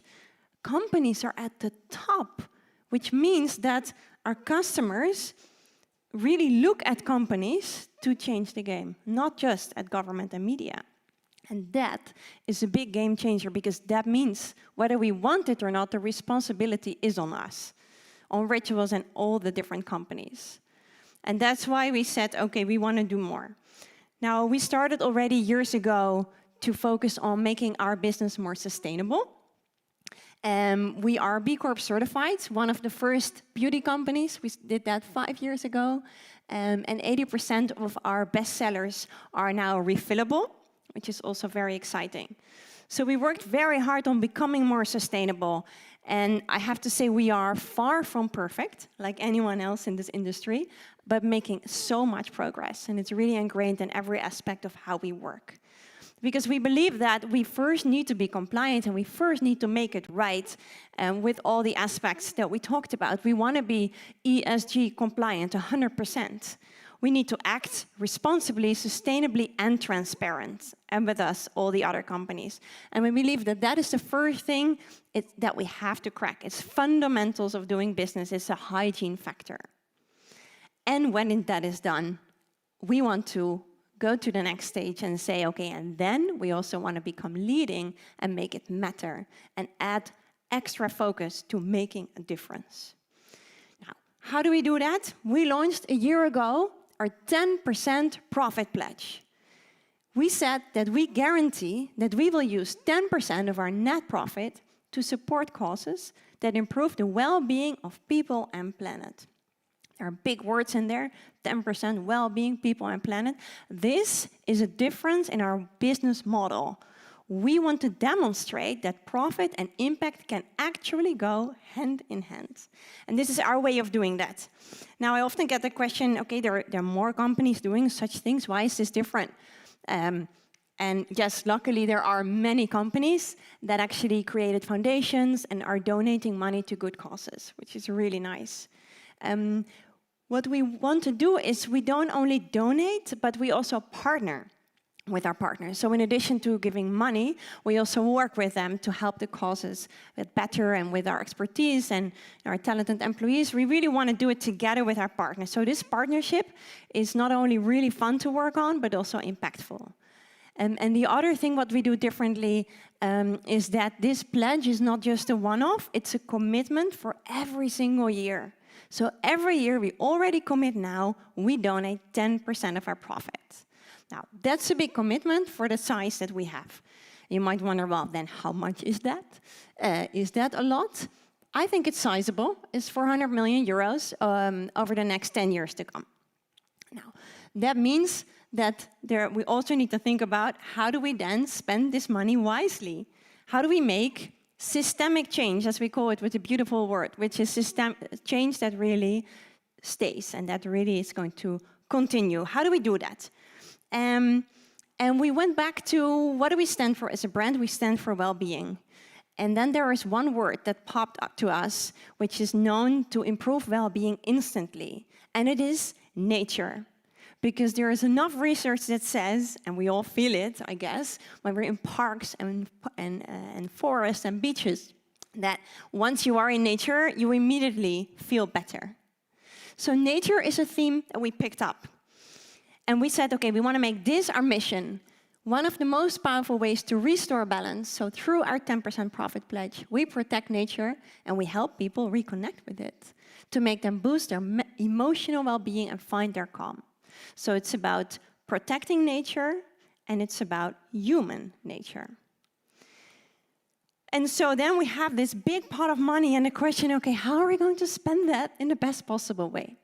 There is this big theory which says that if you leave 30% of all nature on Earth untouched and you let it rewild itself, then the climate issue is not a big issue anymore.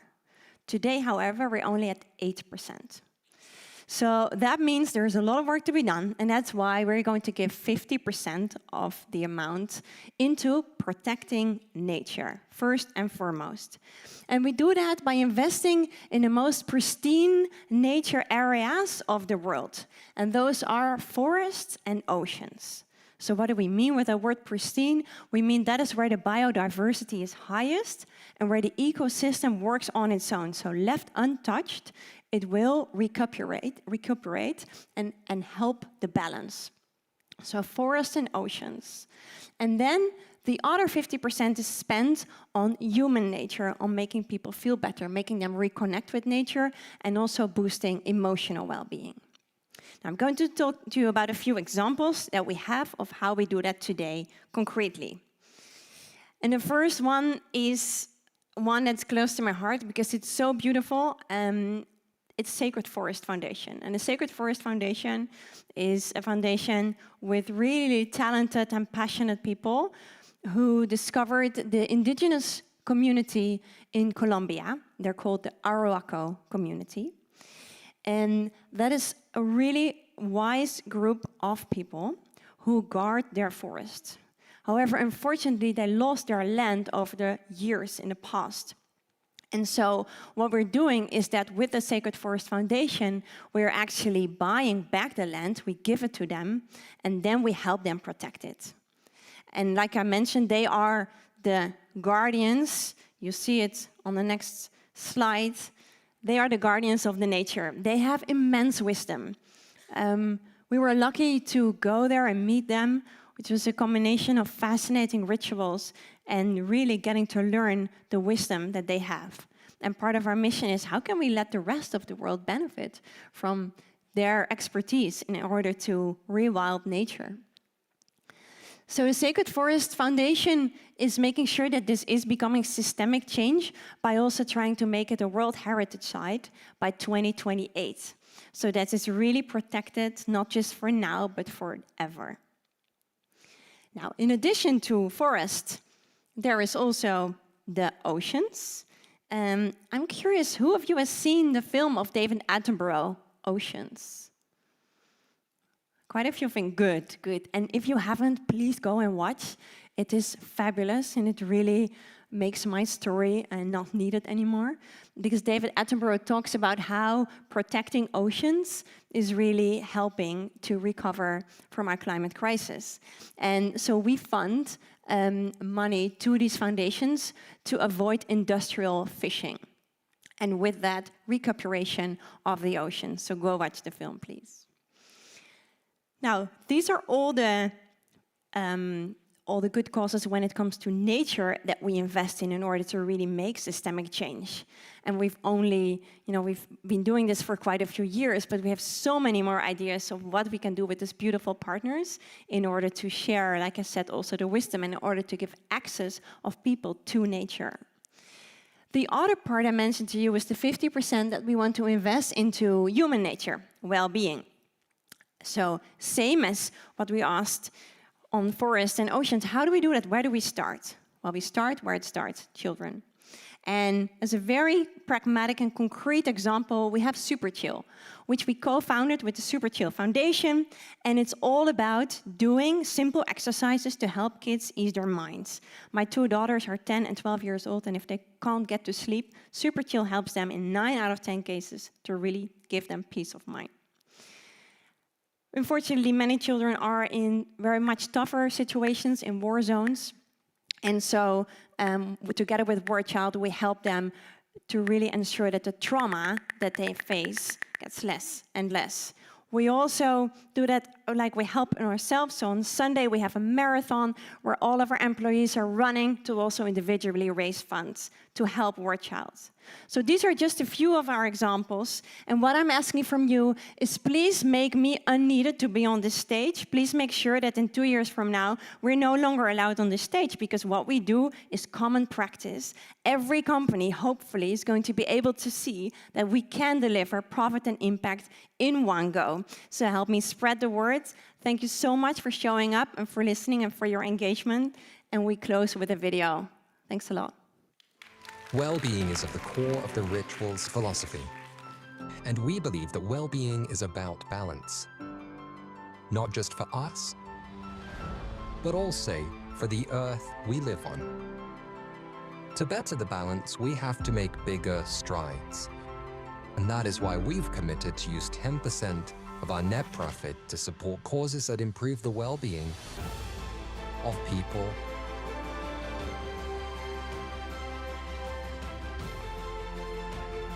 and planet. 10% profit pledge, changing the way we do business.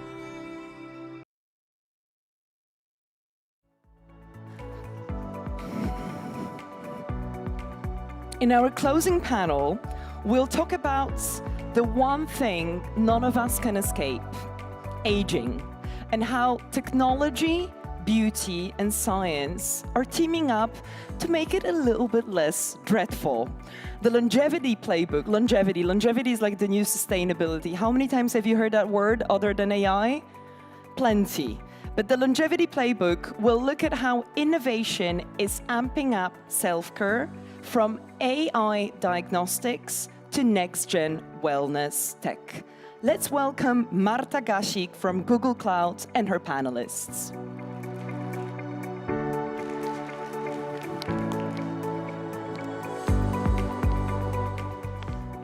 Welcome, everyone. Thank you for joining us for this closing panel.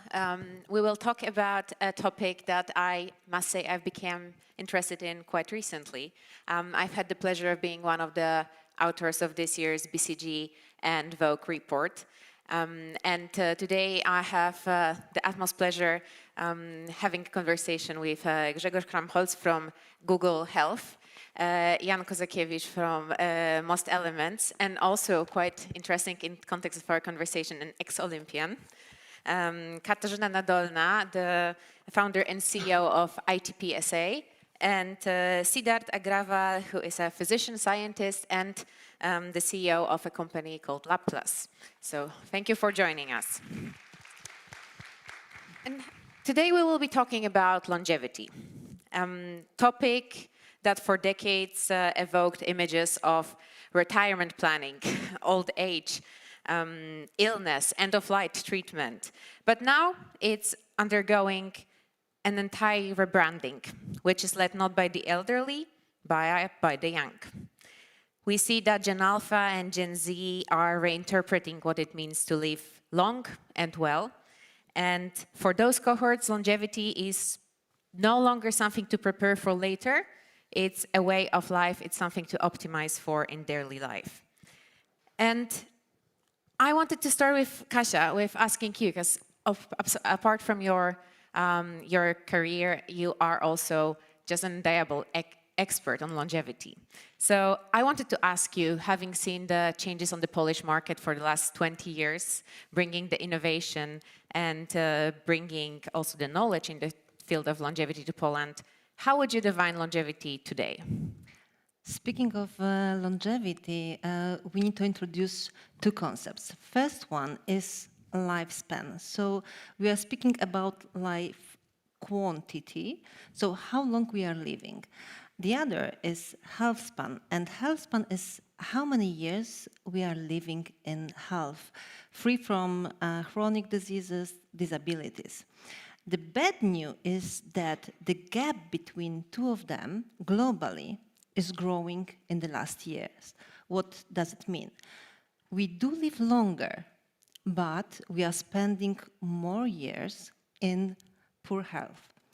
According to WHO, in the year 2000, this gap globally was 8.5 years.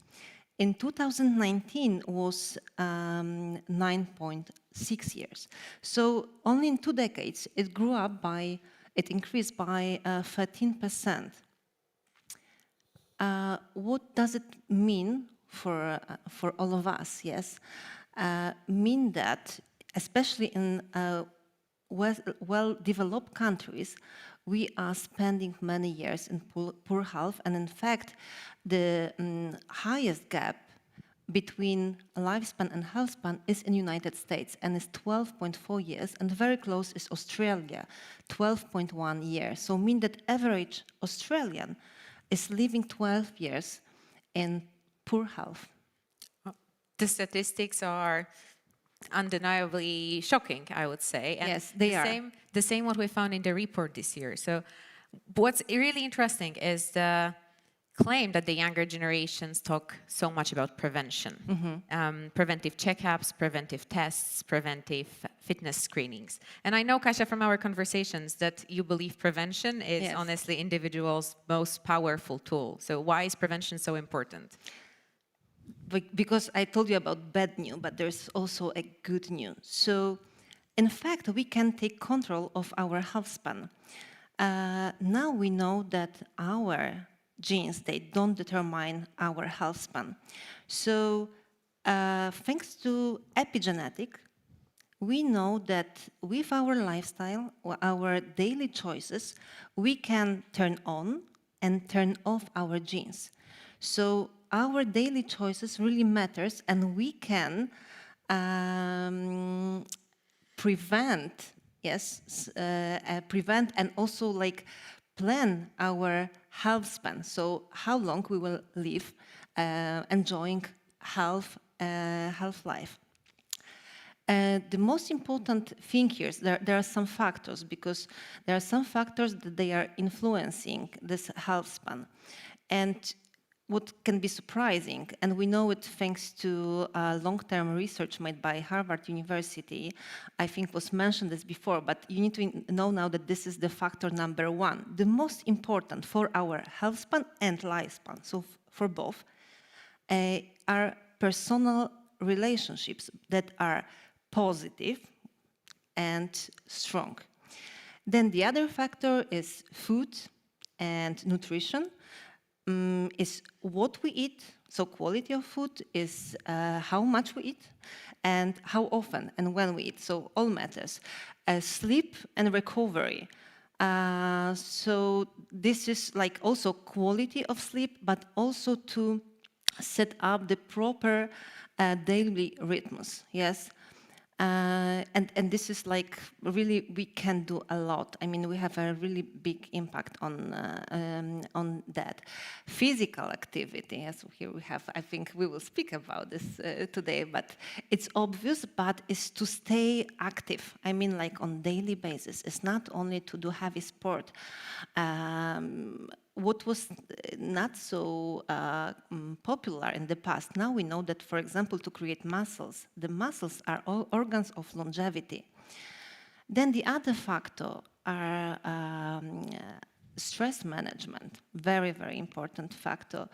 Detox, and when I'm speaking detox is, of course, to remove from our body substances that are harmful, but also to avoid substances that they are damaging our cells, and these are nicotine, I don't know, all the toxins, plastic, yes. And when I'm speaking about detox, remember also about detox from electromagnetic pollution, for example, but also from toxic people. So it's really very wild and very, very important. What is very important that it's how we live, what we do on daily basis, but also you need to know that there are personalized longevity therapies that are supporting us. And here really we are supporting our health on cellular level. And our focus is our brain health, our brain longevity, our mental health, sexual health. We work to improve the quality of our mitochondria because we know now that these organelles, that they are our energy, factories.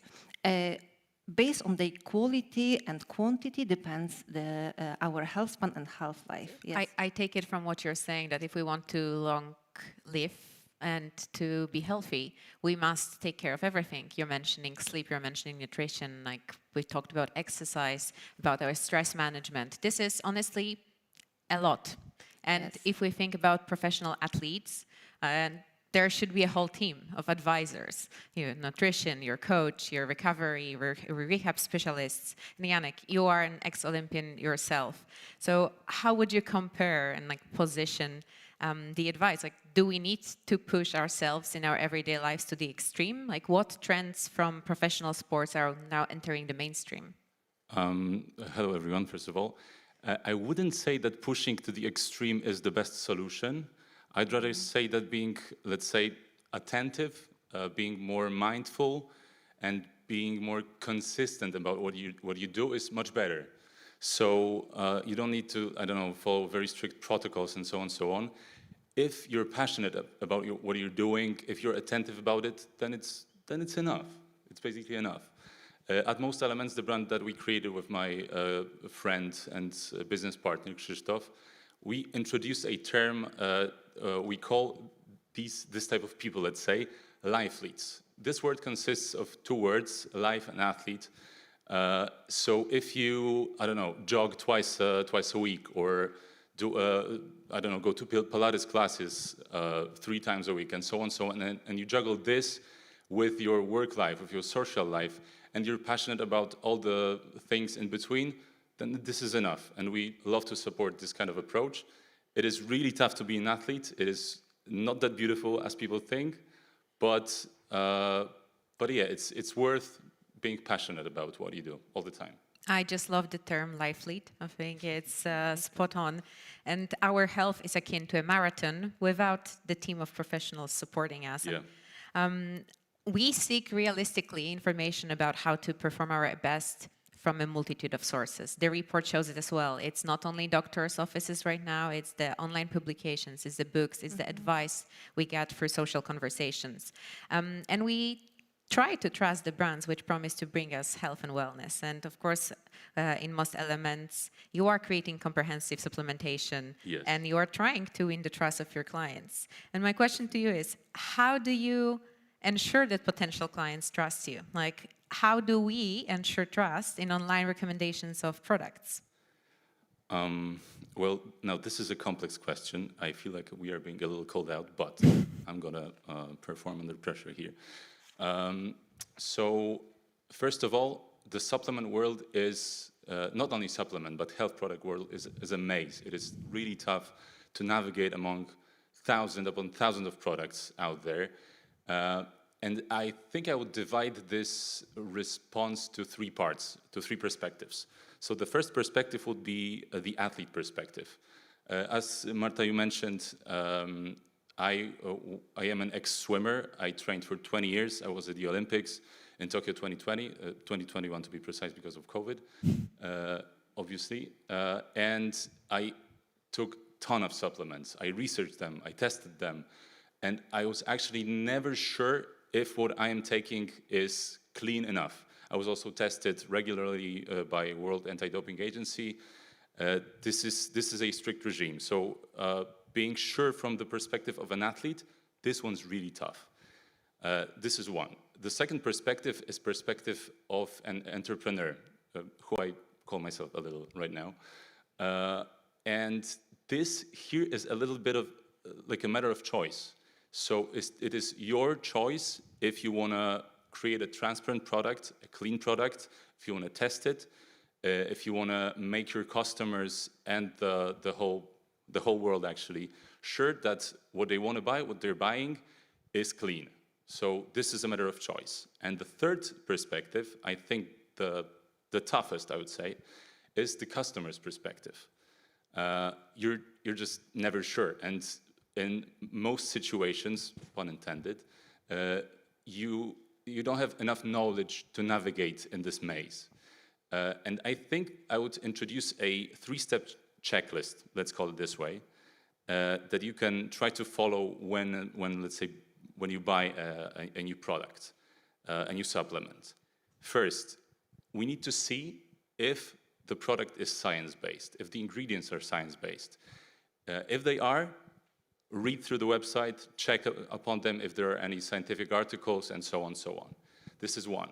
Step 2, you need to see if the ingredient list is fully transparent. Can you read about the dosages? Can you read about the ingredients? Is the producer hiding something at all? So this is step 2. And step 3, final, and I think most important, you need to check if the product, if the supplement is third-party tested. If it's being tested for contaminations, for heavy metals, for pesticides, microorganisms, so on, so on, so on. If those 3 boxes are checked positively, then you're, I would say, good to go, and that you minimize the risk of buying a faulty product. And I obviously need to advertise a little here. At most elements, we are checking all those 3 boxes pretty surely. And we are introducing a 4th one, but I have not enough time to talk about it, I guess. But yeah, make sure what you buy. Definitely make sure what you buy and check it. We are seeking the voices of authority. We are seeking those third-party checks of recommendation. And we talk about our habits. But the findings from this year's research show us that the younger generations actually seek prevention also in the form of traditional medicine. So from this report's data, we found that 48% of Gen Z, which are quite a young audience, already declare regularly scheduling preventive checkups. Some 13% engage additional checks such as metabolic panels or hormone panels. 27% declare engaging in data-driven fitness assessments. The numbers are there. But Sid, I'm really interested in your perspective, both as a doctor yourself and with your business Lab Plus, because you are on the frontier of observing the market trends into both doctor-prescribed, but also voluntary laboratory tests. So is the growth of consumer-driven lab testing a net positive, or is this a dangerous trend? Well, it's a challenging question because on one hand, there is only 8% of people in Poland, they receive the recommended preventive testing. So there is a huge gap in testing that's unmet. So people doing tests by their own initiative is a good step, but they need to do what is recommended. So there is a set of evidence-based guidelines, what tests could be and should be done, and what tests should not be done as a preventive screening. I'll give you a few examples. We've analyzed around 1.5 million patients over the past several months, and we see that many patients, they do, let's say, cancer screening tests, and these tests are a source of anxiety, stress, if they come elevated, and they require thorough follow-up diagnostics, which is time-consuming and of course very stressful for most patients. So that's not something that we should emphasize. We should emphasize targeted, personalized tests that are, grounded evidence, grounded science, as you, Yannick, said, in supplements, as also in the testing area. That's very important because from a medical perspective, we really don't want patients to suffer from stress, anxiety, because their results are elevated, but they are not clinically significant. It then should not be followed. It is tricky to navigate, I think, because us as patients, as individuals, we want to be in charge, increasingly in charge. We seek to have more information about what's happening to us, to have more control over what we choose to do, also in terms of our health. So how would you say the role of a doctor changes in this new world when we seek information, not only in the doctor's offices? Yes, that's true. So when I started my career as a physician, I quickly realized that many patients, they are so well educated. So when they come to the office, they read all the latest research on PubMed and all those, very scientific sources. So the tricky part is to acknowledge the fact that they are well educated and actually use it to your advantage. So it means that once you know this much, then it's easier for us to, let's say, find the middle ground. So give you the guidelines which will work best for you. So now doctors, we cannot just assume that we have the title, we have the power, so we will tell you what to do. We work as partners. So I think this is a very good change in healthcare, that now doctors and patients are actually partners in the process, because the level of knowledge has increased significantly due to access online. So this is something that we can use to our advantage to ensure that patients follow the good path for them. We're definitely opening up the information exchange systems when it comes to health, and we seek advice online. We try to find the reputable sources, but not always the advice that's generic will apply to us, right? And I think that's exactly where the world of technology helps us navigate.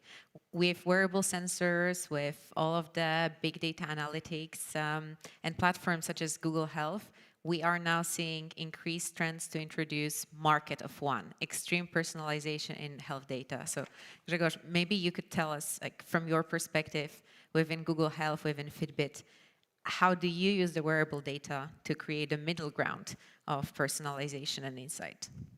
Yes, sure. So like you mentioned, the group of people who are thinking about their health and fitness is growing, and it's not necessarily the people who are going extreme, going for marathons or being like professional athletes. The people who are you call them life leads. We call them active fitness seekers, who are looking into stay more active and more have more quality life. It's growing, and to be able to do it, like there's a lot of people who are using the wearables to measure their parameters, their vitals on the daily basis.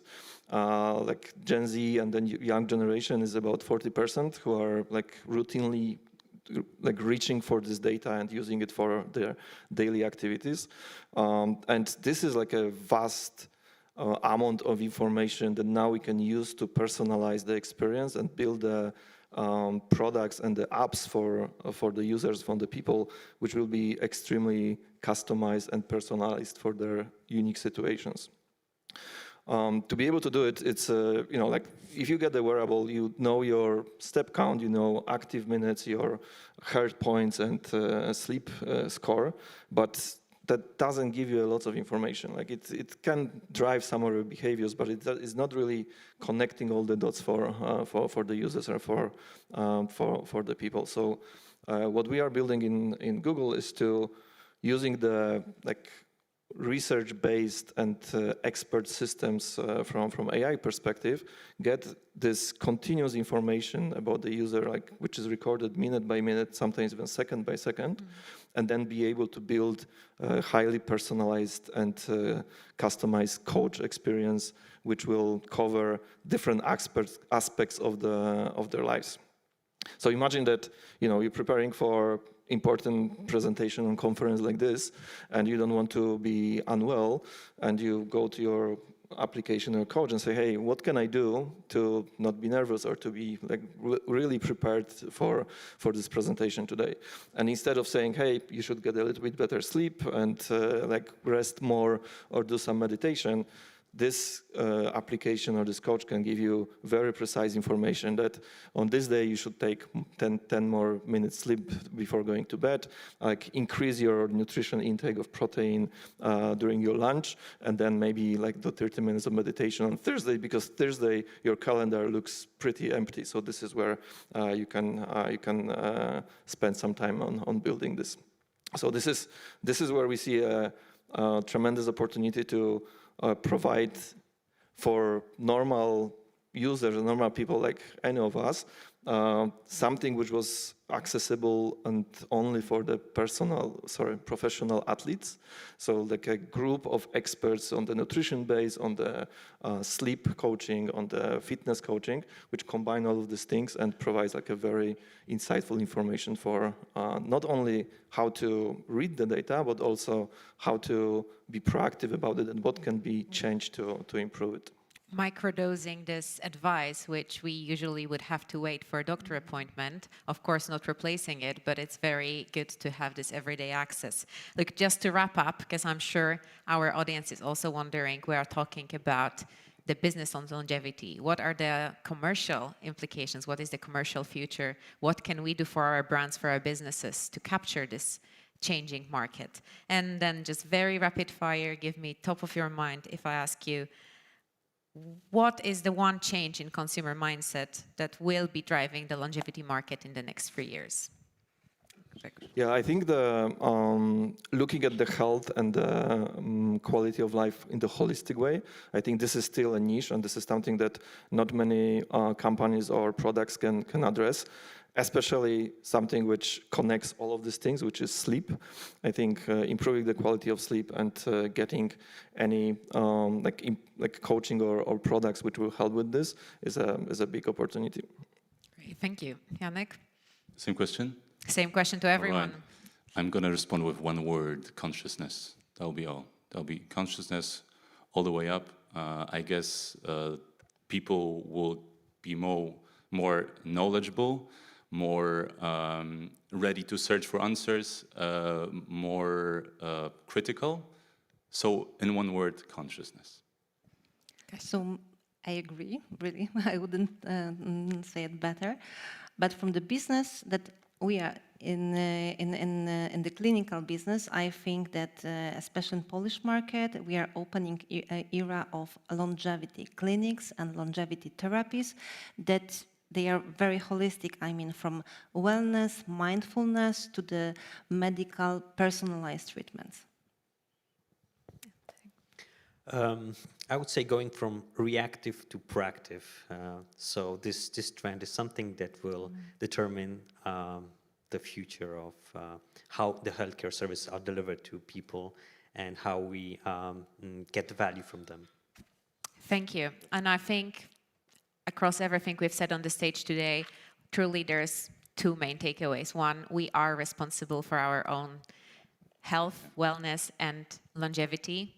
And the second, we must all learn, whether individuals or brands, how to navigate in this system of dispersed trust and dispersed source of information. So thank you so much for sharing this with us today. Thank you. Thank you all so much. Thank you to all the panelists, and I mean all the panelists. Are you here for the group photo? I'm sure we can catch it later. This is it. Should we stay or was that a joke? Sorry? Should we stay or was that a joke? Well, no, we're off. You know, I think this is the end, really. You know, this is the end. I just wanna say that if you haven't had enough, if you feel like you're missing something, you can actually access the full recording on Vogue Polska YouTube channel. And there is a great addition, thanks to AI and our friends at 11 Labs. We have now created little summaries of each panel discussion. It's in the form of a podcast, and you can find it on the summit's website. There is a special designated section, so you can also just, listen to a little summary, and that's thanks to our tech wizard, Bartosz Gorzejewski. I can't see you, but I know you're somewhere out there. And I just want to give it up for the team effort, Jovita, Veronika, and really, I mean, it takes more than just 3 people. But yes, I am so grateful to them, as I am so grateful to you for having stuck with us until the very end. I'll see you next year.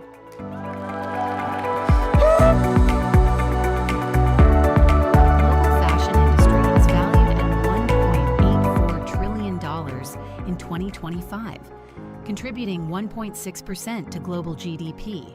But growth has a cost, and we're starting to feel it. Welcome to fashion in 2025, an industry caught between acceleration and accountability. Fast fashion is still booming, a $150.8 billion market growing 10.7% year on year. More drops, more plastic, more pressure on people and planet. Emissions rose 8% last year, the first increase since before the pandemic.